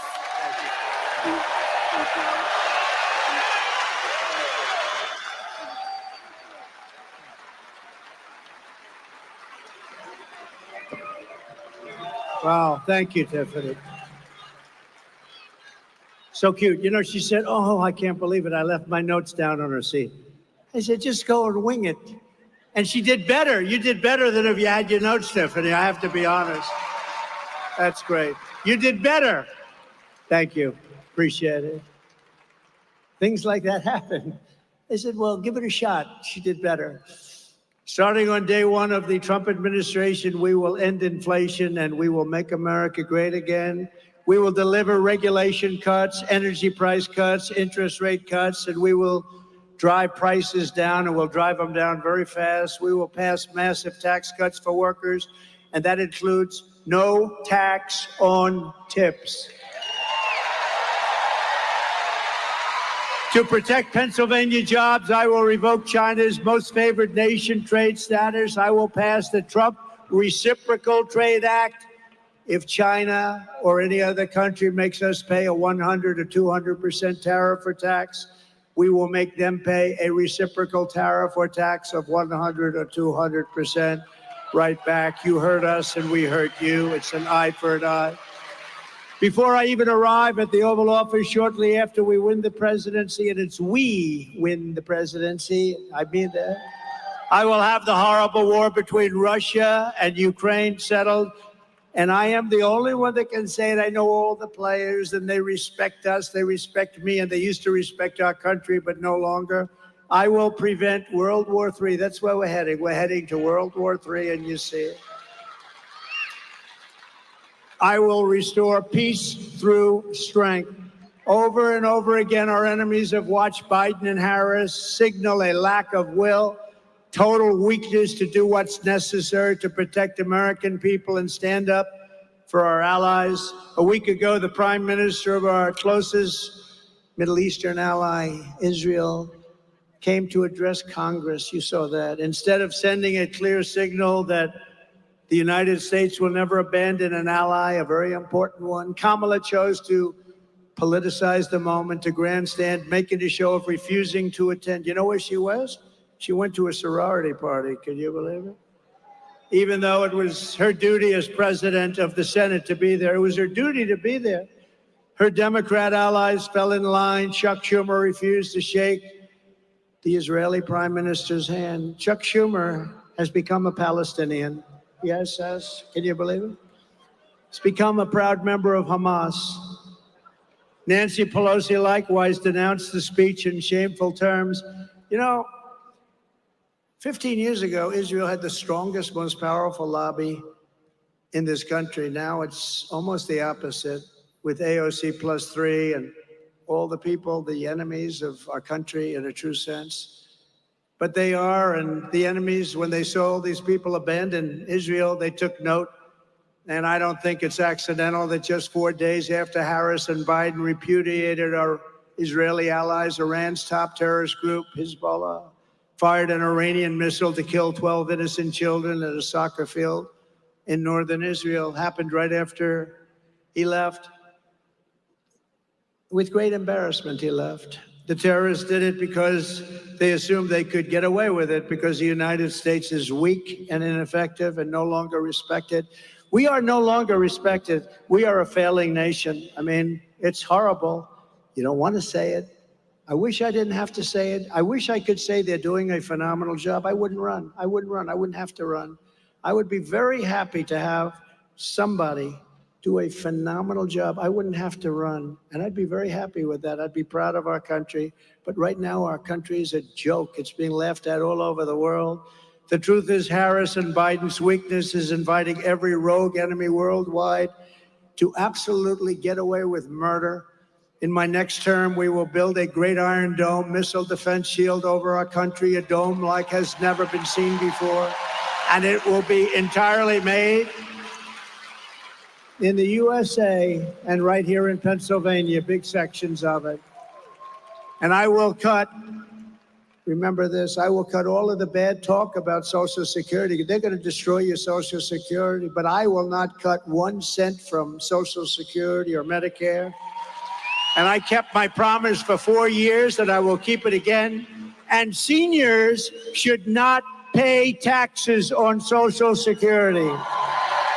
And they won't. They won't.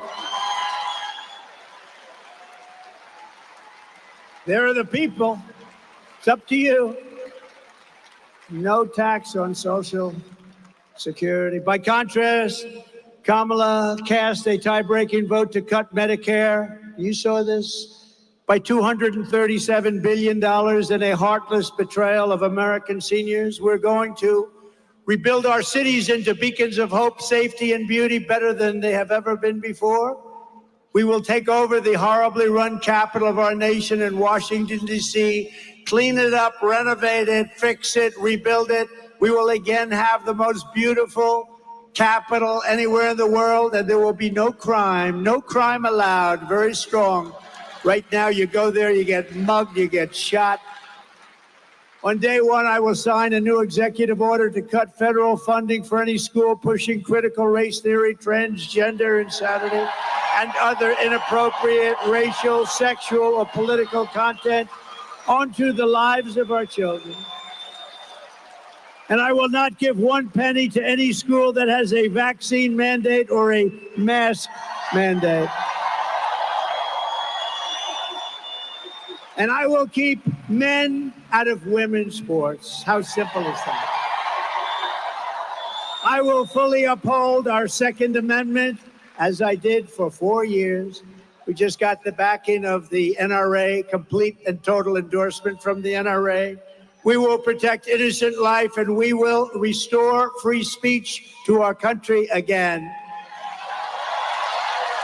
And very importantly, I will secure our elections. Our goal will be one-day voting with paper ballots, proof of citizenship, voter ID. We're going to do it. We're going to do it. A lot of other countries are doing it. The mail-in voting isn't working. It's corrupt. But until then, Republicans must win. We want to have a landslide because the best way to protect against the rigging, and these people know it, is too big to rig. There's a level at which they can't cheat. So if you want to save America, get your friends, get your family, get everyone you know and vote. Vote early, vote absentee, Vote on election day. I don't care when you vote, but whatever you do, you have to vote and make sure your ballot counts, because these people cheat. They cheat like dogs. And if you want to help us ensure election integrity, sign up at protectthevote.com. Protectthevote.com. And in conclusion, from Easton to Hershey, from Jamestown to Allentown, and from Pittsburgh to right here in beautiful Harrisburg. Love Harrisburg. We got a lot of votes in Harrisburg. We stand on the shoulders of American legends who poured out their blood, sweat, and tears for our rights and for our freedom.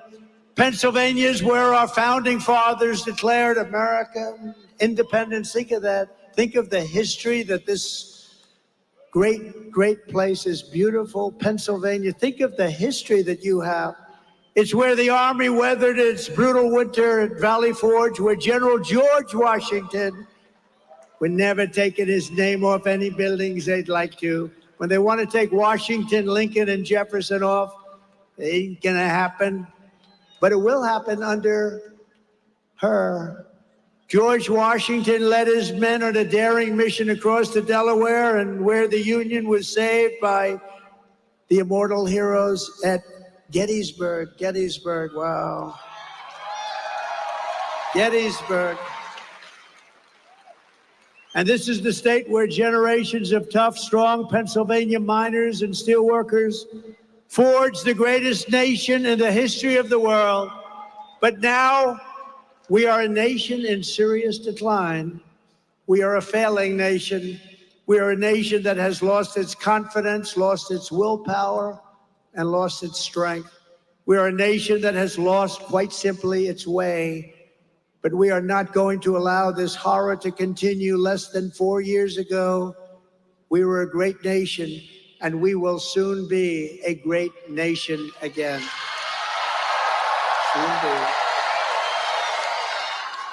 With our leadership, every disaster Joe Biden and Kamala Harris have created can be fixed, and be quick, very quickly. We're going to do it so quickly.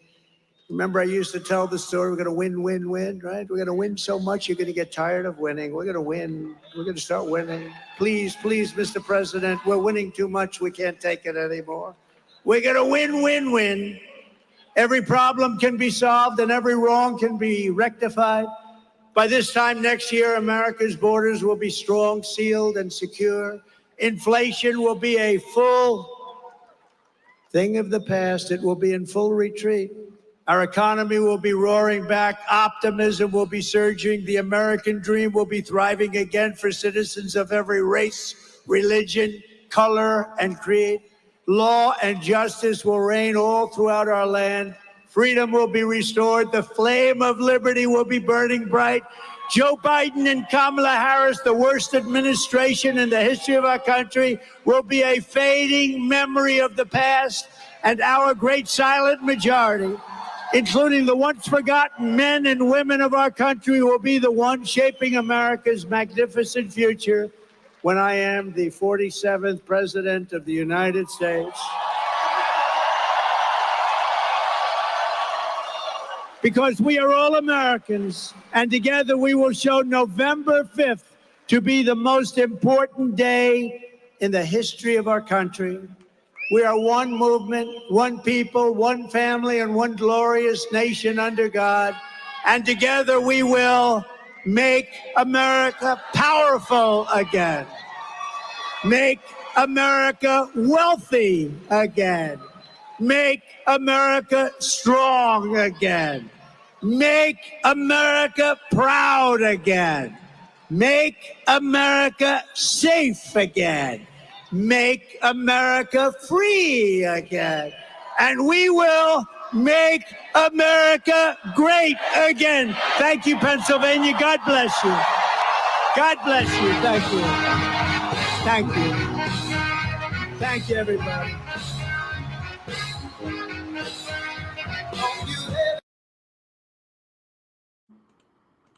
All right, I'll let it play out. I just don't want to get hit with a copyright.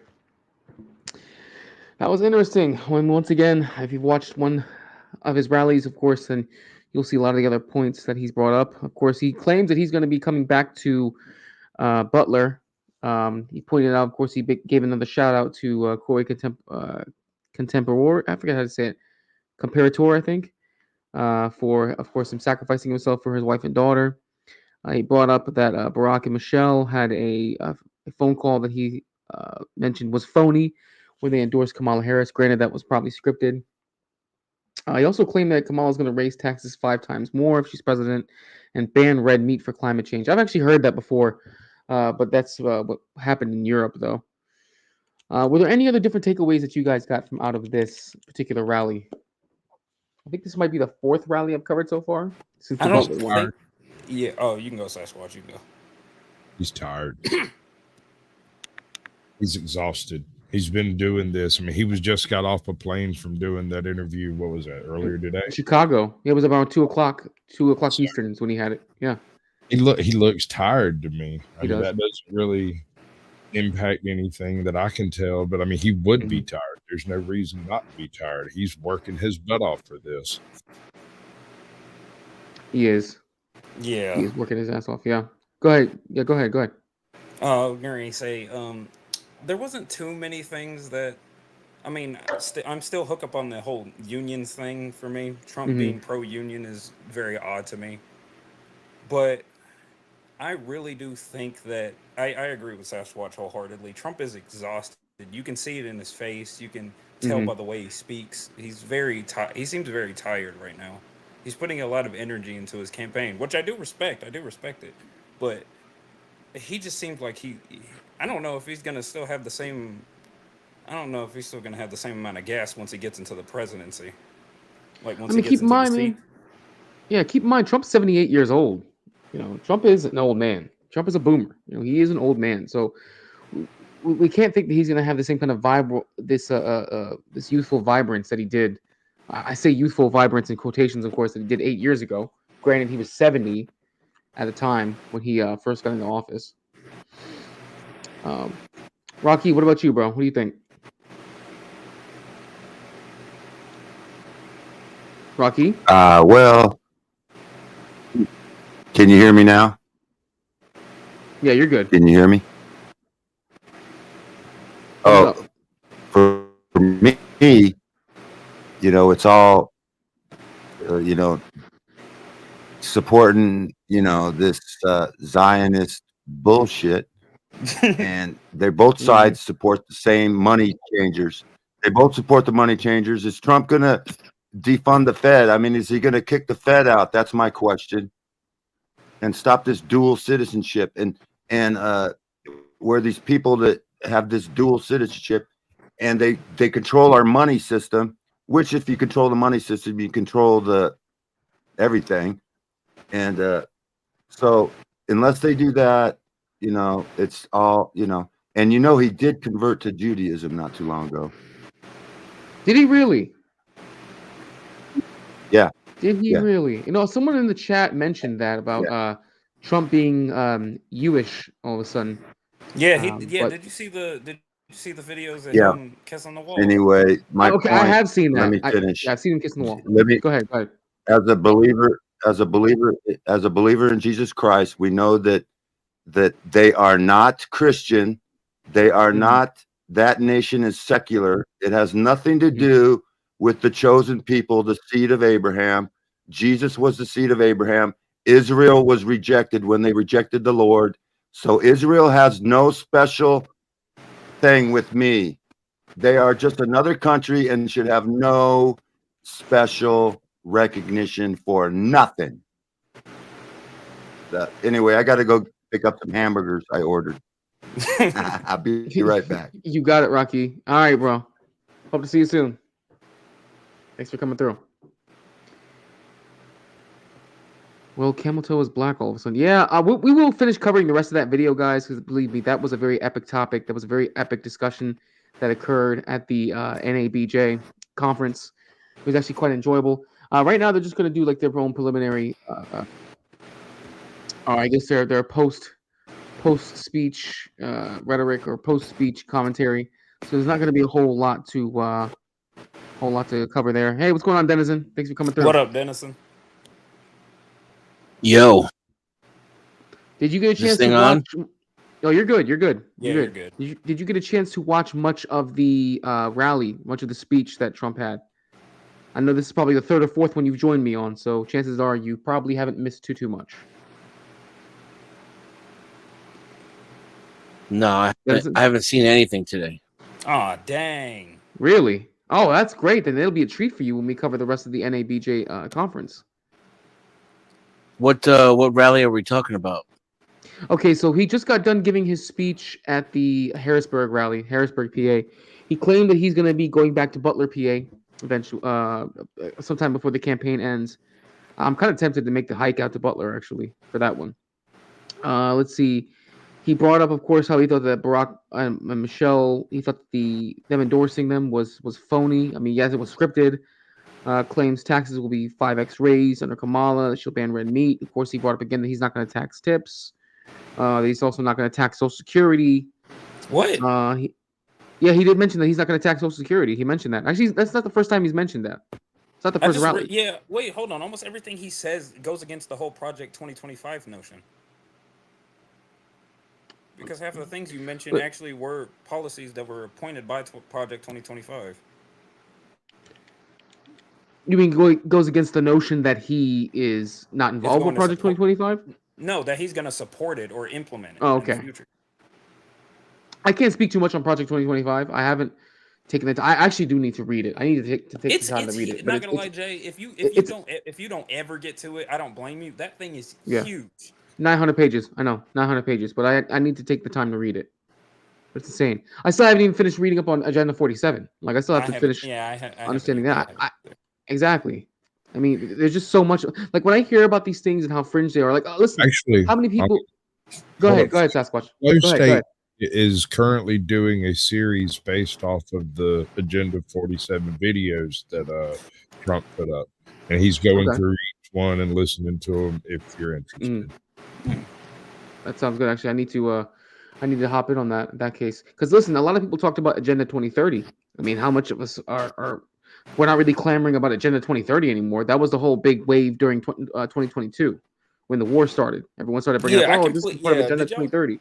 Yeah, did y'all completely forget about that? Did y'all completely forget about that? Because I did. That's what I'm saying, man. There's literally Agenda 47 is that's supposed to be for 2047. So we have an agenda that's going to be 23 years down the future. I hear about all these agendas and all these timelines, but I mean, we can know about something happening 20 years in advance. Is there a way for us to stop it? Because if we're going to say that 2020 was planned. No. Exactly. See, that's what I'm saying. We're going to say talk about it in public after the structure is already laid and the plans are in motion. That's when they let you know about it. Exactly. So if we're going to say that 2020 was planned, once again, I mean, people weren't able to stop that. And honestly, most people didn't want to stop it because once they got afraid, once people were scared, they were more than willing to just give up their rights. They were more than willing to just give up their ability to say no to a jab or say no to wearing a mask or say no to not going to work. Yeah, and there's one thing that's going to be consistent. No matter how much you learn about Agenda 2025, no matter how much time you put into it and effort, we all put into learning these things because we're into this stuff. The average voter, the average American is never even going to have heard of it. Or their entire understanding of it will be whatever Rachel Maddow tells them. Oh, that's the worst part, bro. Jesus Christ. Mad Cow Maddow. Love that woman. Ugh. Mad Cow Maddow. Jesus, bro. Oh, man. So, have you guys drug the whole show down? One statement. You're good. Sorry, guys. That's what I do. It's why people don't like me. I'm a nice guy, though. I'm a really good cook and a good host if you like to come over, have some beers and barbecue. But you can't let me talk about politics. I'm going to make everyone sad. Hey, man, nothing wrong with keeping it real. Even if keeping it real doesn't make people sad. It's all good, dude.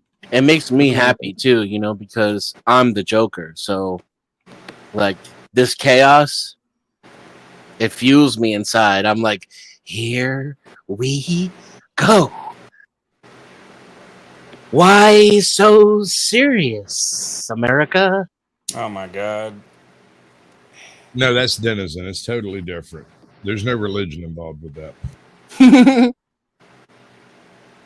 So did you guys hear about no, go ahead, Gary. Go ahead. Oh no, Jay. It's fine. It's fine. You can go. I'm assuming you guys heard. Obviously, I mentioned it during the speech that Ayatollah Khomeini has ordered a direct attack on Israel. That news broke not long ago. Yeah, I pulled up an article reading into it. Go ahead, Gary. Go ahead. Oh, I was gonna say that's also what I was gonna bring up. Yeah. Apparently, from what I've heard, there's been a rumor going about that Israel is planning an attack on multiple Middle Eastern countries. Iran, and I forgot the name of the one that you said are just two of them. I think they're also planning on going against Afghanistan next. No, so this is what I've read. There have been two separate attacks actually. I have articles for each one of the attacks. So within 12 hours, the public leader, because apparently they have private and public leaders for Hamas, the public leader was attacked. He was assassinated in Tehran around 2 a.m. This morning, 2 a.m. Wednesday morning, local Iranian time, and apparently last night, local Lebanese time, the second in command of Hezbollah was assassinated. So both of them were assassinated within 12 hours of each other. So there was already rumors that Israel was planning a ground invasion of southern Lebanon because they've already been having cross-border attacks, cross-border artillery strikes between one another. So the theory is that, or the rumblings are that Israel is preparing to invade Lebanon. Well, once they invade, I mean, they're essentially at war with Lebanon. So it really is a matter of, I think it's a matter of when, not if, at this point, because they assassinated now two leaders for both Hezbollah and Hamas, and that Iran it's not Iran's proxies. Iran themselves are going to be attacking Israel. That's not going to be the first time, by the way, guys. Just a couple months ago, Iran launched over 300 rockets and drones at Israel for an assassination against one of their generals at an Iranian embassy in Damascus. So at this point, really, it's a matter of time before the Middle East turns into a tinderbox. I don't think that even if you see Trump elected, maybe he can quote unquote avert World War III from starting in Europe. I don't think he can avert it from starting in the Middle East, though. I think he has more power in the Middle East. You think he can stop it? I don't think that Israel wants it to stop. Is my point. You know, if Israel wants this to happen, they're going to let it happen. That's a good point. It could be true because Trump has, capitulated them for whatever reasons. Yeah, he's kissed the wall. He's kissed the wall. I don't know how. It doesn't mean he'll continue to, though, right? You got to keep that in mind. Okay, well, you say that, right? But every president who has been successful, Trump included, has bent the knee and kissed the wall. They bend the knee to the Zionist parties, both on the left and the right. They make it a point to. And I want to bring this up real quick. Black Knight, I get your sentiment. I understand why you say that. I've had multiple discussions with people about this. I also have discussions with Andre about this, and Andre was in the military. A lot of you guys think that if we were to go to war with Iran, well, first off, it would be Israel, and then it would be us. If we were to go to war with Iran, that's going to be like when we went to war with Iraq the second time around, or maybe the first time around. That is not going to be the case. I can't stress this enough. Iran makes their own drones. They make their own jets. They make their own hypersonic missiles. The Iranian Revolutionary Guard Corps is actually pretty damn well trained. They have hundreds of thousands of them. Not to mention, they actually have a security pact with Russia, as in if Iran was to be invaded, Russia would get involved. That security pact was signed, I want to say, either February or March of this year. If we were to put boots on the ground in Iran, that's going to be a bloodbath. That would not be good, actually. That would be like us going into Vietnam again, except worse. That'd be like Afghanistan times 10, because they have a lot better technology, and they actually have more resources. But that's just my 2 cents.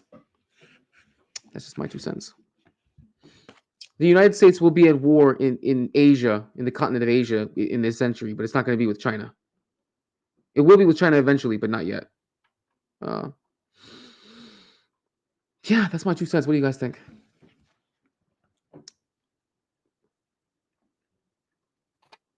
If I think we things should keep at stay their out of current pace, all wars.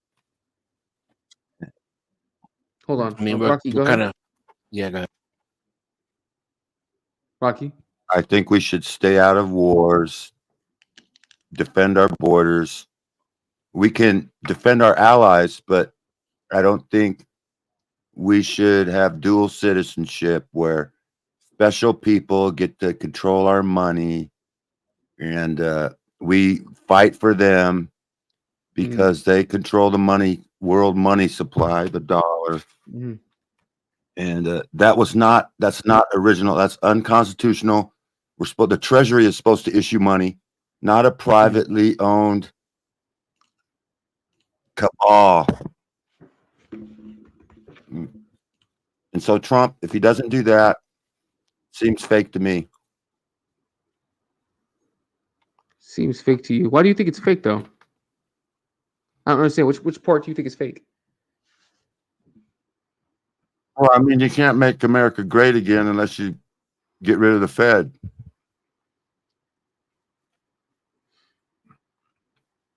Okay. Denizen, what were you gonna say? Can you? I'm honestly. I mean, you're saying get rid of the Fed, but I mean that's a hell of an institution they're trying to get rid of. That's a hell of an institution they're trying to get rid of, especially when people think that we have a free economy, but the government's been directing our economy now. The government's been directing our economy. When they, anytime you hear Jay Powell talk about, oh well, that inflation is transitory. Keep in mind the Fed is the one manipulating rates and directing the economy. The federal government, as you know, they have to borrow money from the Federal Reserve in order for us to have cash. I just don't see how you're going to be able to get rid of an institution that's been Christians have been duped into believing Zionism.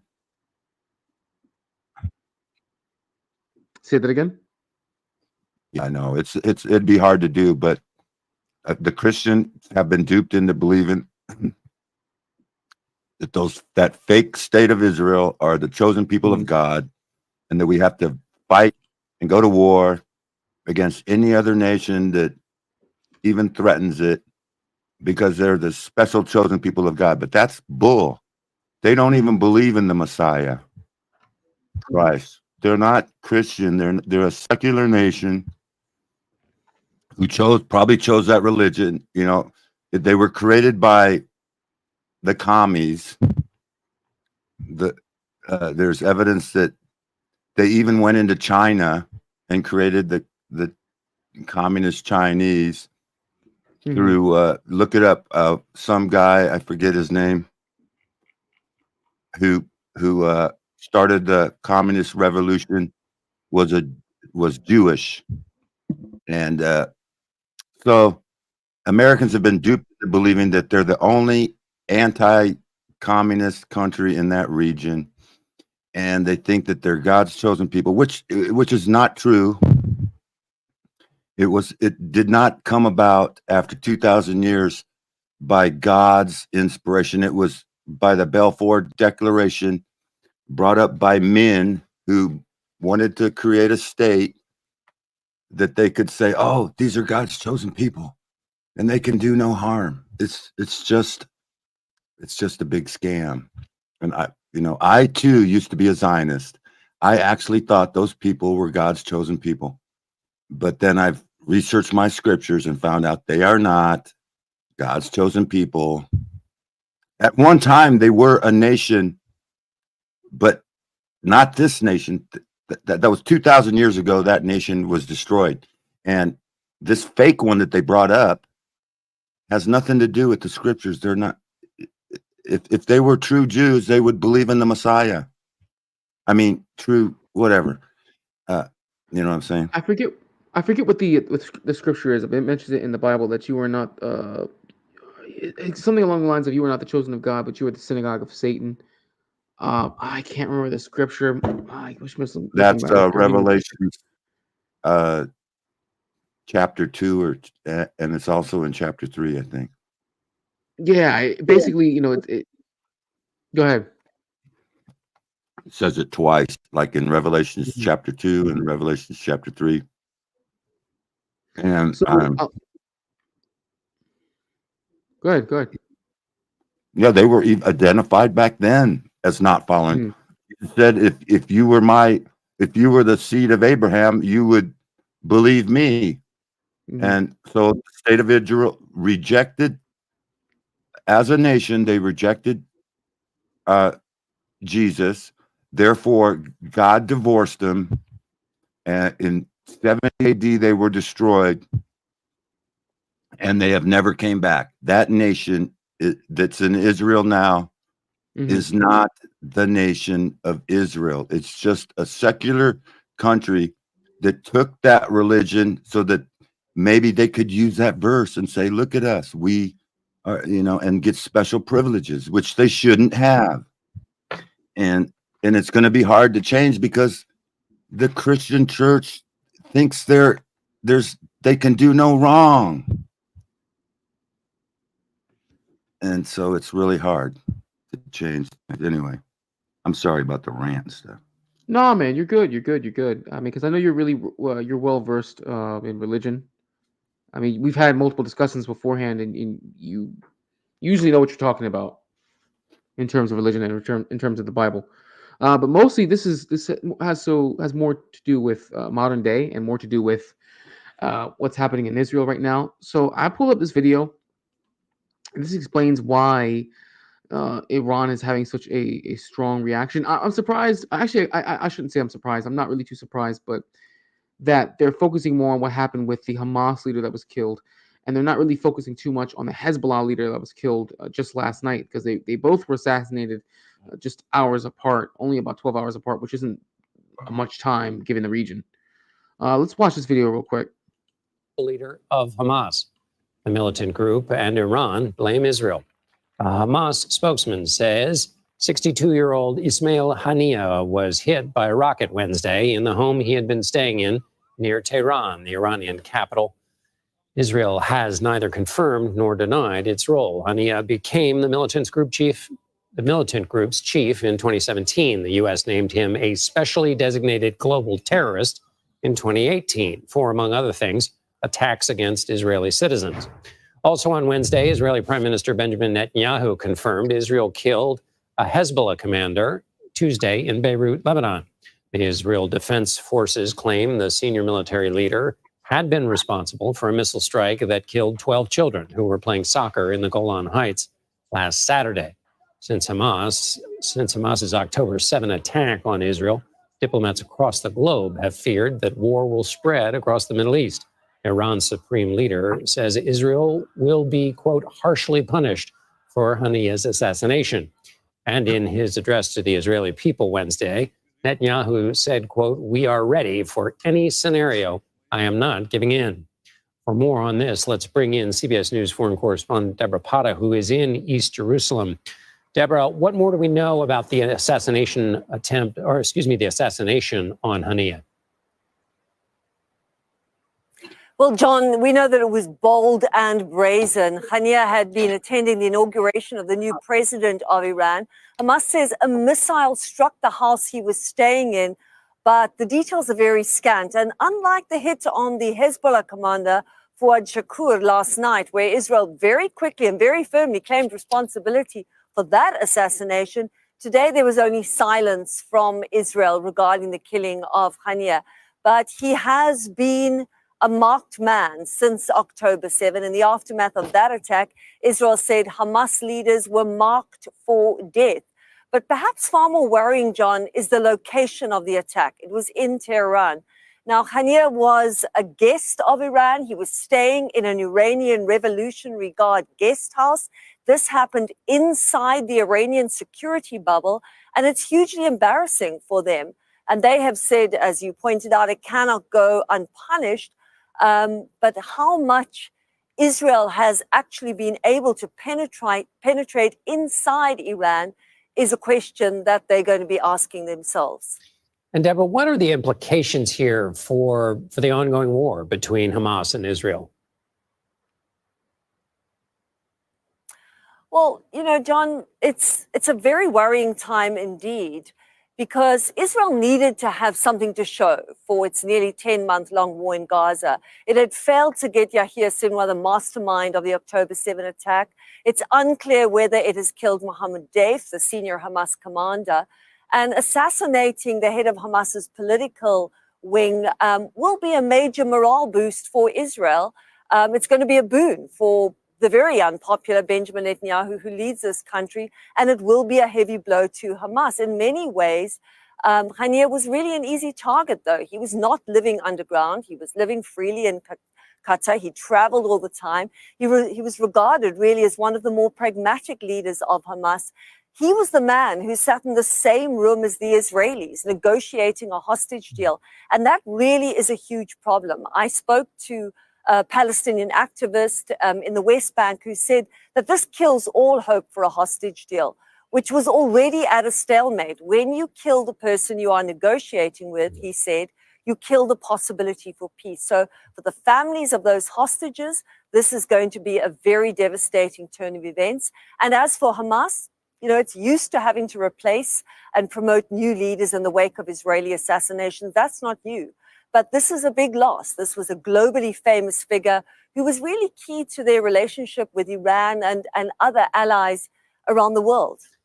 So, Deborah, if there's not going to be a hostage deal, then that means there's not going to be any cessation of hostilities. So how volatile is the situation now that there have been these two assassinations?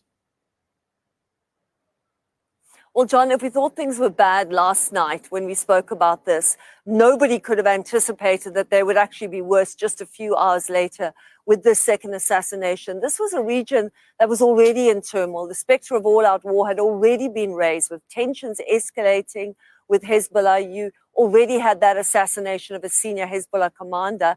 And until now, you know, Iran is really... It's trying to back away. There's been attempts at de-escalation, but they have to be seen to be strong. They probably will respond. They also have their proxies. There's Hezbollah in Lebanon. They're the Houthis in Yemen who have been firing missiles in the Red Sea. The timing and the location, as we said, of Haniyeh's killing means it could be yet another very destabilizing moment in this conflict, which is on the verge of blowing up. Any missteps, any miscalculations, pushing things too far, stopping the escalate, you know, not wanting to de-escalate. This is the kinds of things that are very worrying at the moment. And in many ways, it's more worrying than it's ever been at any point in the nearly 10 months of this conflict. Deborah Pata for us in East Jerusalem. Thank you. Bro, the Middle East is a freaking tinderbox right now. They said it best. And that's another thing too, man. They've been talking about trying to get those hostages released for months. And apparently, if he was the direct contact that they had to negotiate for releasing them, now they're not going to get released at all. Now there's not a single chance. It's gonna be Israel versus the rest of the Middle East, man. At this point, again. I think that's the reason Israel is there. That's why it was placed in that location. Correct. Specifically, Correct. Aggression away from all other nations. Mm-hmm. They get to destabilize their Arab, you know. Arab nations. Mm-hmm. Yeah. Like the Arabs have their own political, you know, strength in the Middle East. And the more you keep them destabilized, the less chance they have of being able to attack any of the Western nations. It's as if there's this trauma, trauma from the. Go ahead, Rocky. Go ahead.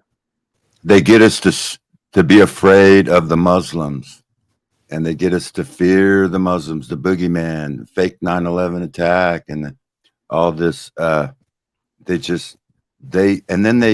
We go in and radicalize them by going into their country and telling them what to do. We shouldn't even be over there.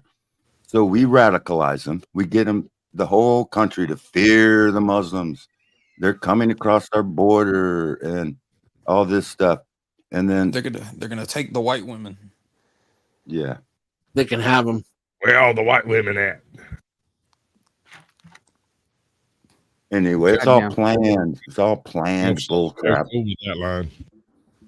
I mean, whether or not it's planned, whether or not the attacks are planned, I mean, the specter of much wider war is just got a lot more real. Because that was the concern. That was the concern stemming all the way back from October 7th, I think, when Hamas initially attacked Israel. With the whole Hamas, whether we get Hamas. You're starting to borg out a little bit there, Garion. Can you hear me? Oh, my bad. No, you're fine. I just want to give you a heads up that you're borging out. I was gonna say, am I still bored? You're good now. You're good now. Go ahead. You're good. I was gonna say, yeah, StreamYard's been doing that. It has all my other apps work fine. It's just this one. Yeah. I know. Yeah, StreamYard has a tendency it'll borg out out of nowhere for no reason at all. But that's just how it is. So yeah, that's the news. How about this? Before I dig into any more news, let me switch back gears because I never got a chance to finish. Okay, that's weird. All right. Yeah, StreamYard just glitched again. All of a sudden, the chat wouldn't come up. I don't know why. Okay, it's good now. Before we switch gears back, we never got a chance to finish the video we were watching earlier. Let's finish the rest of that actually, because we were literally in the middle of that video, and then Trump came out to give his address, and the panel is not as robust as it was earlier. So I doubt we're gonna have a whole lot of pushback on this one. We were about 16 and a half minutes in. That's about halfway, close to the halfway mark for this video.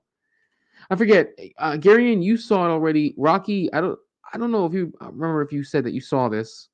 I think you said you saw this already. Sasquatch, you said you watched it in and out. And Denizen, if you haven't seen anything all day, then you haven't watched any of this video, have you?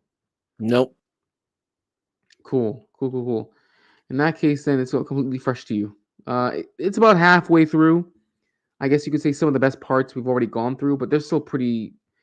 This one right here, honestly, if she didn't act the way she did, it wouldn't be anywhere near as entertaining. Plus, I got to show you guys her quote unquote husband after the fact, but we'll continue. And sometimes very bad decisions are made.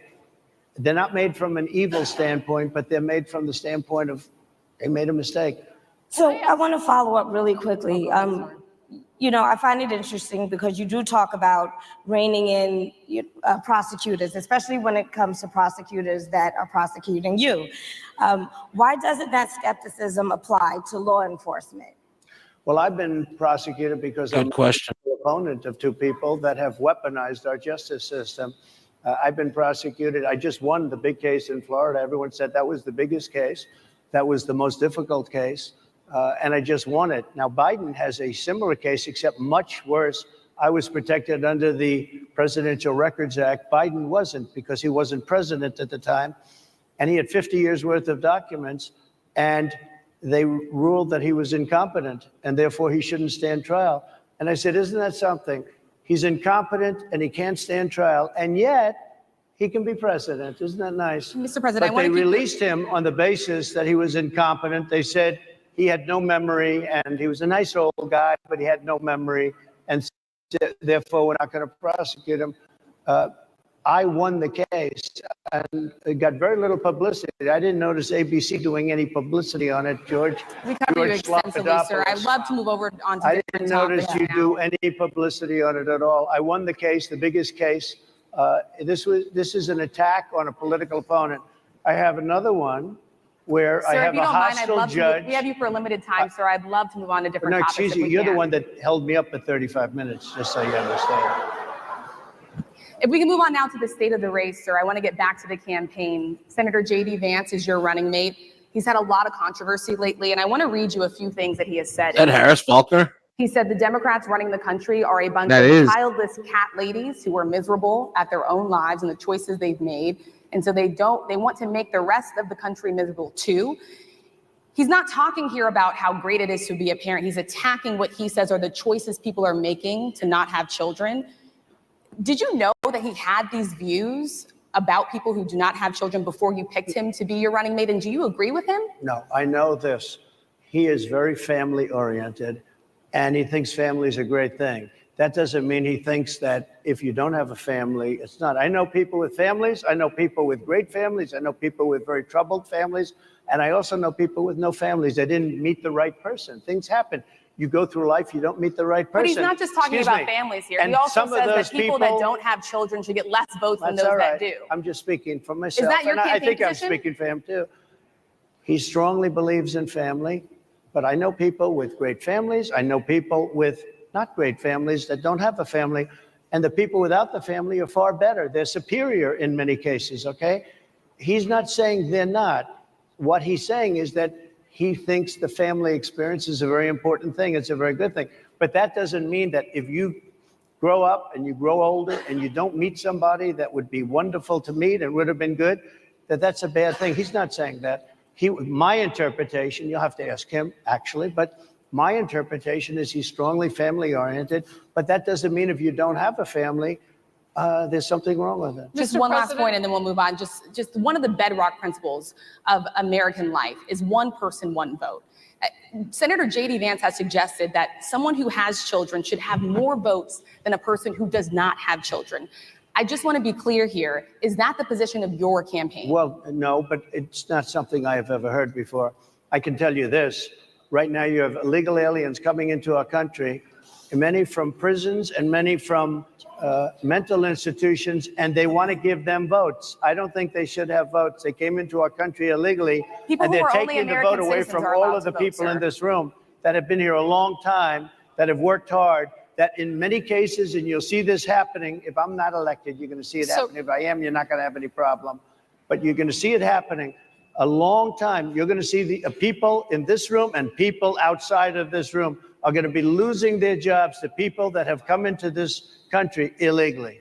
Mr. President, can we stay with just kind of the state of the race right now? Because I felt like that vice president question, candidate question was right in there with that. So let's talk about J.D. Vance for a little bit. He's had some stumbles out of the gate. I don't know if you're hearing what we hear as reporters, but it's been a tough couple of weeks for him. Why did you choose J.D. Vance? Why did you choose him? And I'm having a hard time hearing too. I know everybody out there can, but it's hard to hear. I'll tell you why. I chose him because he's a very strong believer in work and the working man and woman, and especially the working man and woman who have been treated very unfairly, because you have many of them in this room. But you have many of those people, they were treated very unfairly. They worked very hard and they were treated unfairly. He wrote the book that became a bestseller. The movie became a smash hit. He's a very smart guy without the benefit of having a family that has contacts, like a father that was well connected. He got into Yale Law School. He graduated in 2 years from Ohio State, summa cum laude. I mean, you take a look at, his career has been an amazing career. He started off at a level with a difficult family situation, very difficult with the mother and the father and everything else.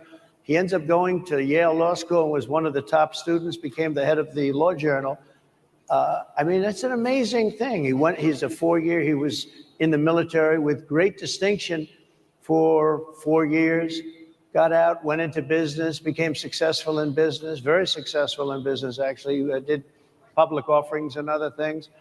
And I have to believe in that. I mean, he's somebody that was born in a rough situation. Most of the people know that situation because it was very well documented in his book.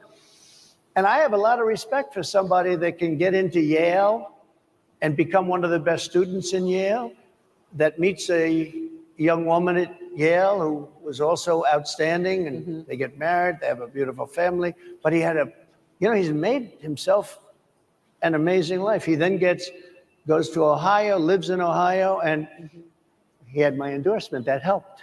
But he wins the Senate. He becomes a United States Senator. So he's a United States Senator. And so, Harris, like I respect you for your success, I respect people for their success. The reason I asked the question is because the last time you and I sat and talked was the day that you were shot. We'd been together for much of that day. You left to go to Butler, Pennsylvania, and we didn't know what was next. Yeah. And 2 days after that, I cannot understand your microphone. I know it is really hard for me to understand. It's just, I can understand you perfectly. Because she's closer. I can understand you. But I can't understand Harris. I have a few more questions. Because of the distance, and the mics are really in lousy shape. But Yo, do you see how uncomfortable the girl in the blue is, bro?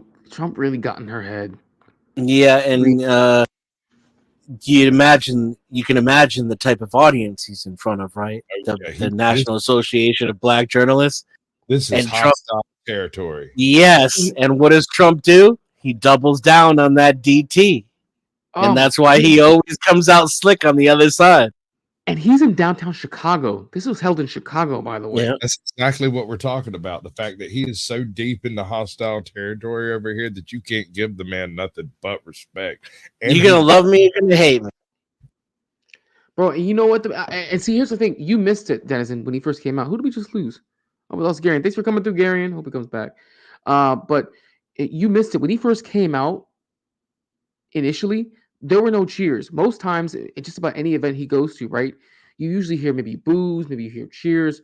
When he walked out this time around, you didn't hear anything from anyone, bro. I mean, you could hear an ant fart. That's how quiet it was.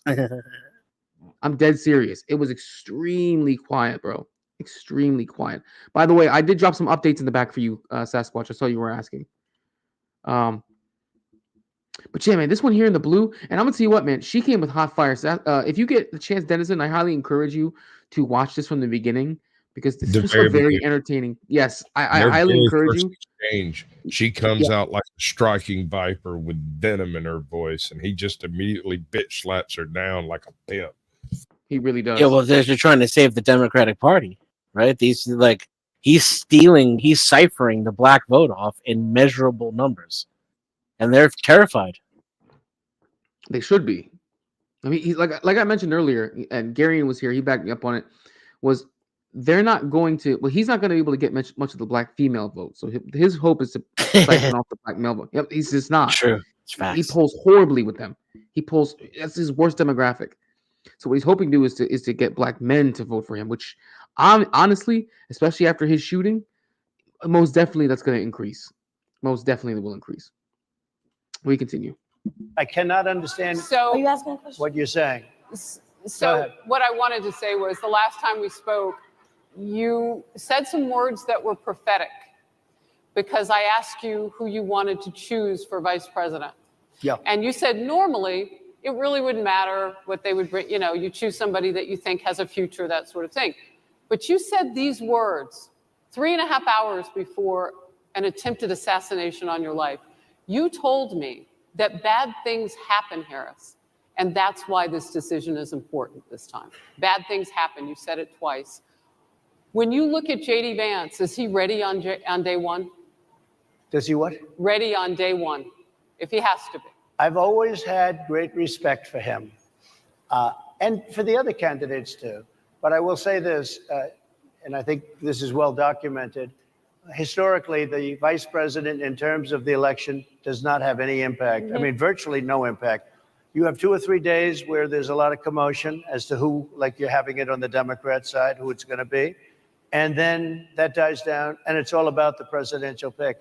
Virtually never has it mattered. Maybe Lyndon Johnson mattered for different reasons of what we're talking about, not for vote reasons, but for political reasons. Because he killed Kennedy. But, historically, the choice of a vice president makes no difference. You're voting for the president, and you can have a vice president who's outstanding in every way, and I think JD is. I think that all of them would have been, but you're not voting that way. You're voting for the president. You're voting for me. If you like me, I'm going to win. If you don't like you get me, my I'm hat. not going to win. I'm going to get my J.D. Vance question in. JD Vance? I'm going to get my J.D. Vance question in.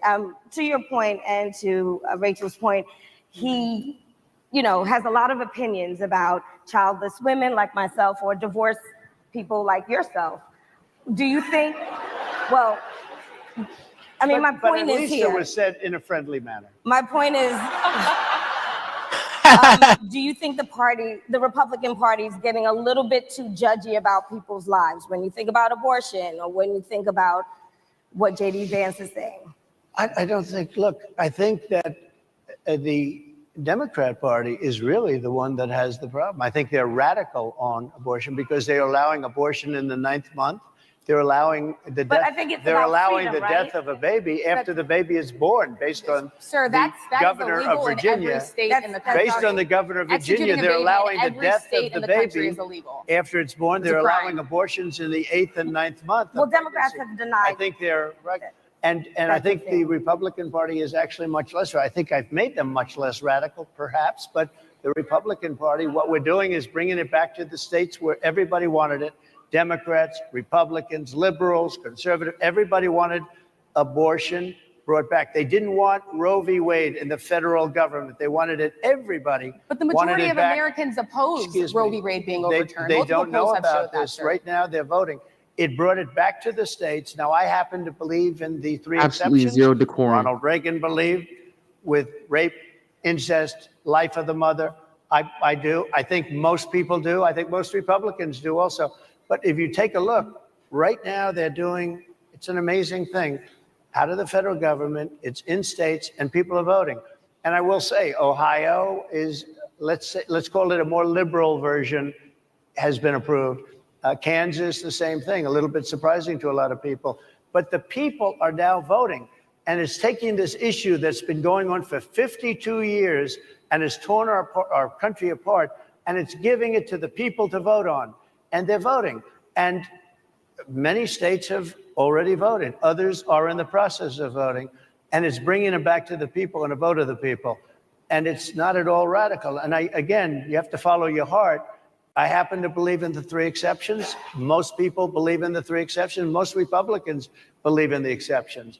But they don't want to see an abortion in the 9th month or the 8th month. Almost everybody agrees to that.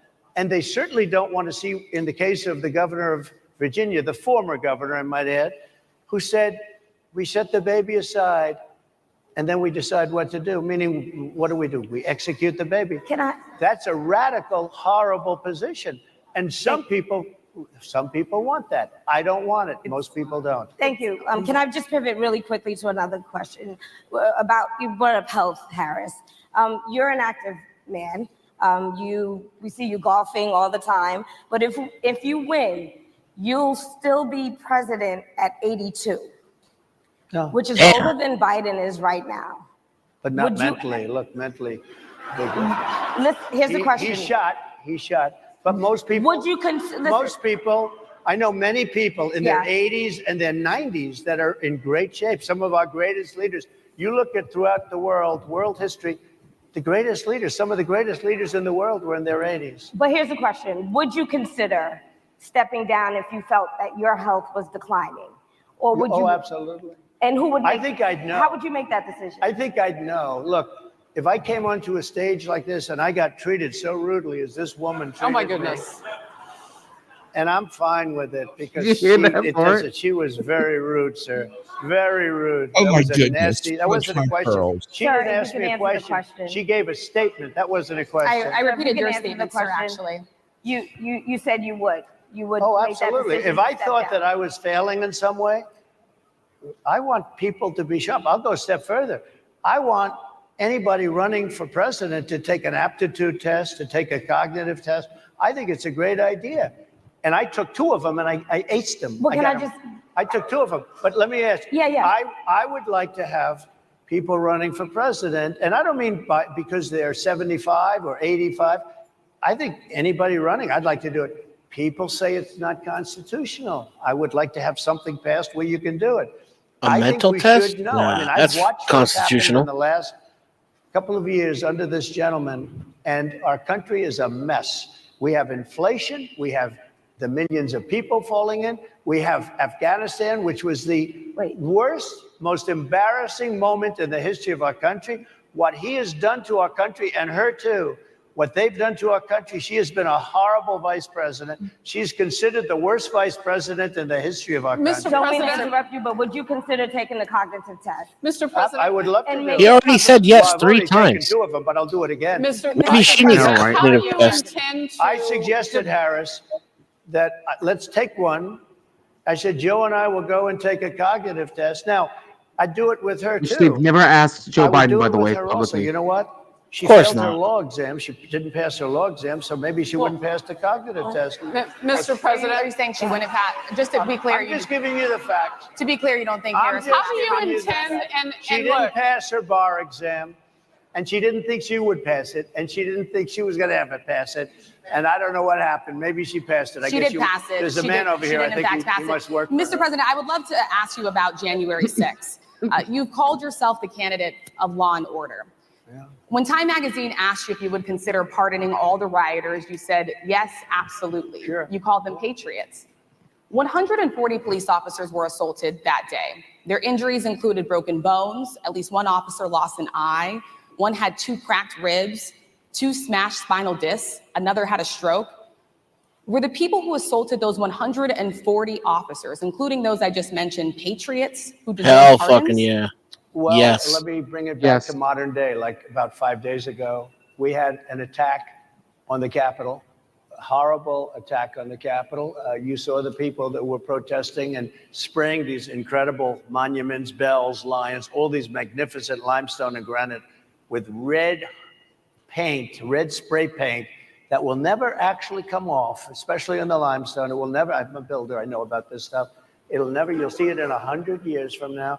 They viciously attacked our government. They fought with police. They fought with them much more openly than I saw on January 6th. What's going to happen to those people? What's going to happen to the people in Portland that destroyed that city? But sir, my question is on those. What's going to happen to the people that tried to burn rioters who assaulted officers. You have to Would you pardon what's those going to people? happen? Oh, absolutely, I would. You would pardon those? If they're innocent, I would pardon. That's the And by the time way, he the said yes. Supreme Court just under.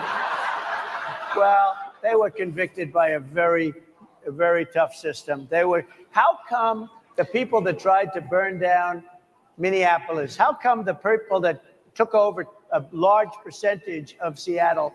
How come nothing happened to them? How come the people But sir, we're that, talking about how people come that the were people- seen no, beating no. We're officers talking with about federal flagpoles, buildings. dragging them down the stairs. They're on They video. try- Have you seen that Really? video, Oh, sir? really? Well, they you would shot. pardon those. You would pardon those rioters? They shot a 25 young people lady were in killed during the face Summer of Love. No one talks about who that. was protesting. They shot her in the face. You know, nobody died that day. You do know that. But people died in Seattle. Nobody died, but people died in 140 Minneapolis. officers You know, were people died in assaulted that Minneapolis. day. And nothing happens, and nobody ever talks, and nothing happens to those people. But you went after the J6 people with a vengeance. And I'll tell you what about the cops that were, and I'm all for the police, as you know, but what about the police that are ushering everybody into the Capitol? Go in, go in, go in.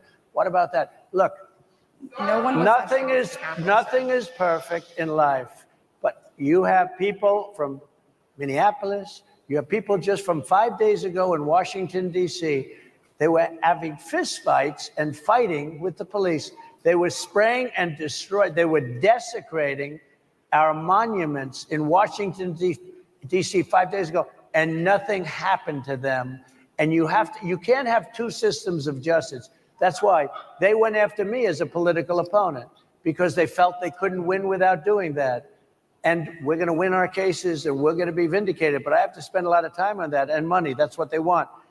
After the election, they won't care. Although in my case, I think they probably will, because the hatred is pretty deep. But I'll tell you, they went after me as a political opponent. That's never happened in our country before. And it sets a terrible, terrible precedent. What do you do on day one if you win? What's your first thing? What do? I close the border. And I do two things, because I can do a lot of things simultaneously. I close the border. We don't want people coming. We want people to come in, Harris, but they have to be vetted. They have to be checked. They have to come in legally. I want people to come into our country, but they have to be vetted. They have to be checked. So when you say, what do I do? That, and I drill, baby, drill. I bring energy way down. I bring interest rates down. I bring inflation way down, so people can buy bacon again, so people can buy a ham sandwich again, so that people can go to a restaurant and afford it. Because right now, people can't buy food. Your grocery bills are up 40, 50, 60%, right? At She's least. agreeing to me. Oh, she's agreeing. Thank you. I like you very much. Mr. President, I think we are. But it's true. Your grocery bills are up. And then they're mandating that you buy an all-electric car. You know, Elon Musk endorsed me, and he's a friend of mine. He's a good guy. He's a smart guy. But I'm against everybody having an electric car, okay? I'm very much against that. You have to be able to, if you want a hybrid or if you want a gasoline propelled car. But, you know, we have more liquid gold, gasoline, oil under our feet than any other country, more than Saudi Arabia, more than Russia, more than any other country.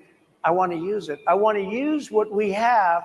I want to bring down prices, bring down costs, and I also have to stop the invasion. And remember, they're taking your jobs. These people coming in are taking your jobs. Project 2025. I think we have to leave it there by the Trump team. All right. So leave it. That is the last word. Thank you so much, Mr. Trump, for coming today and joining us. Well, Mr. Trump. They've been telling us. Yeah, you noticed that, right? Thank you. Thank you, everybody, very What much. a disrespectful cunt. Thank you. NEBJ will email about details regarding the conversation with And he was still gracious and pleasant in the face of all that. Mr. President. Didn't even say Mr. President, said Mr. Trump. Could you imagine that? Couldn't even say Mr. President. A very lukewarm greeting from or a lukewarm farewell and greeting actually from the audience. Pretty sad altogether. But Chicago, do better, Chicago. Calvin, thank you for joining the panel. We've been going about 4.5 hours strong. I'm going to be calling it soon. But since you just came up, I want to hear what you had to say. I know you've been watching most of the stream since the very beginning. I know you were here for at least a good portion of this first video. What do you got for me? No, Mr. Trump, he's not president, so he should be former President Trump or whatever. No one says that. They just say president. You know as well as I do. Every president that's ever been president forever for life. That's how they've always done it. Okay, You know as well as I do. They do the same thing. They always call them president regardless. You know I don't think. Well, when I watch the pundits, they always say former president or whatever. Well, I do think. I'm just saying. I mean, I'm just saying when he's not the president and calling him President Trump or whatever the case may be, but someone did call him. Is the official title of any individual who has ever been. Period. Okay. Correct. Time. Well, yeah, even after they're dead. That's a good point.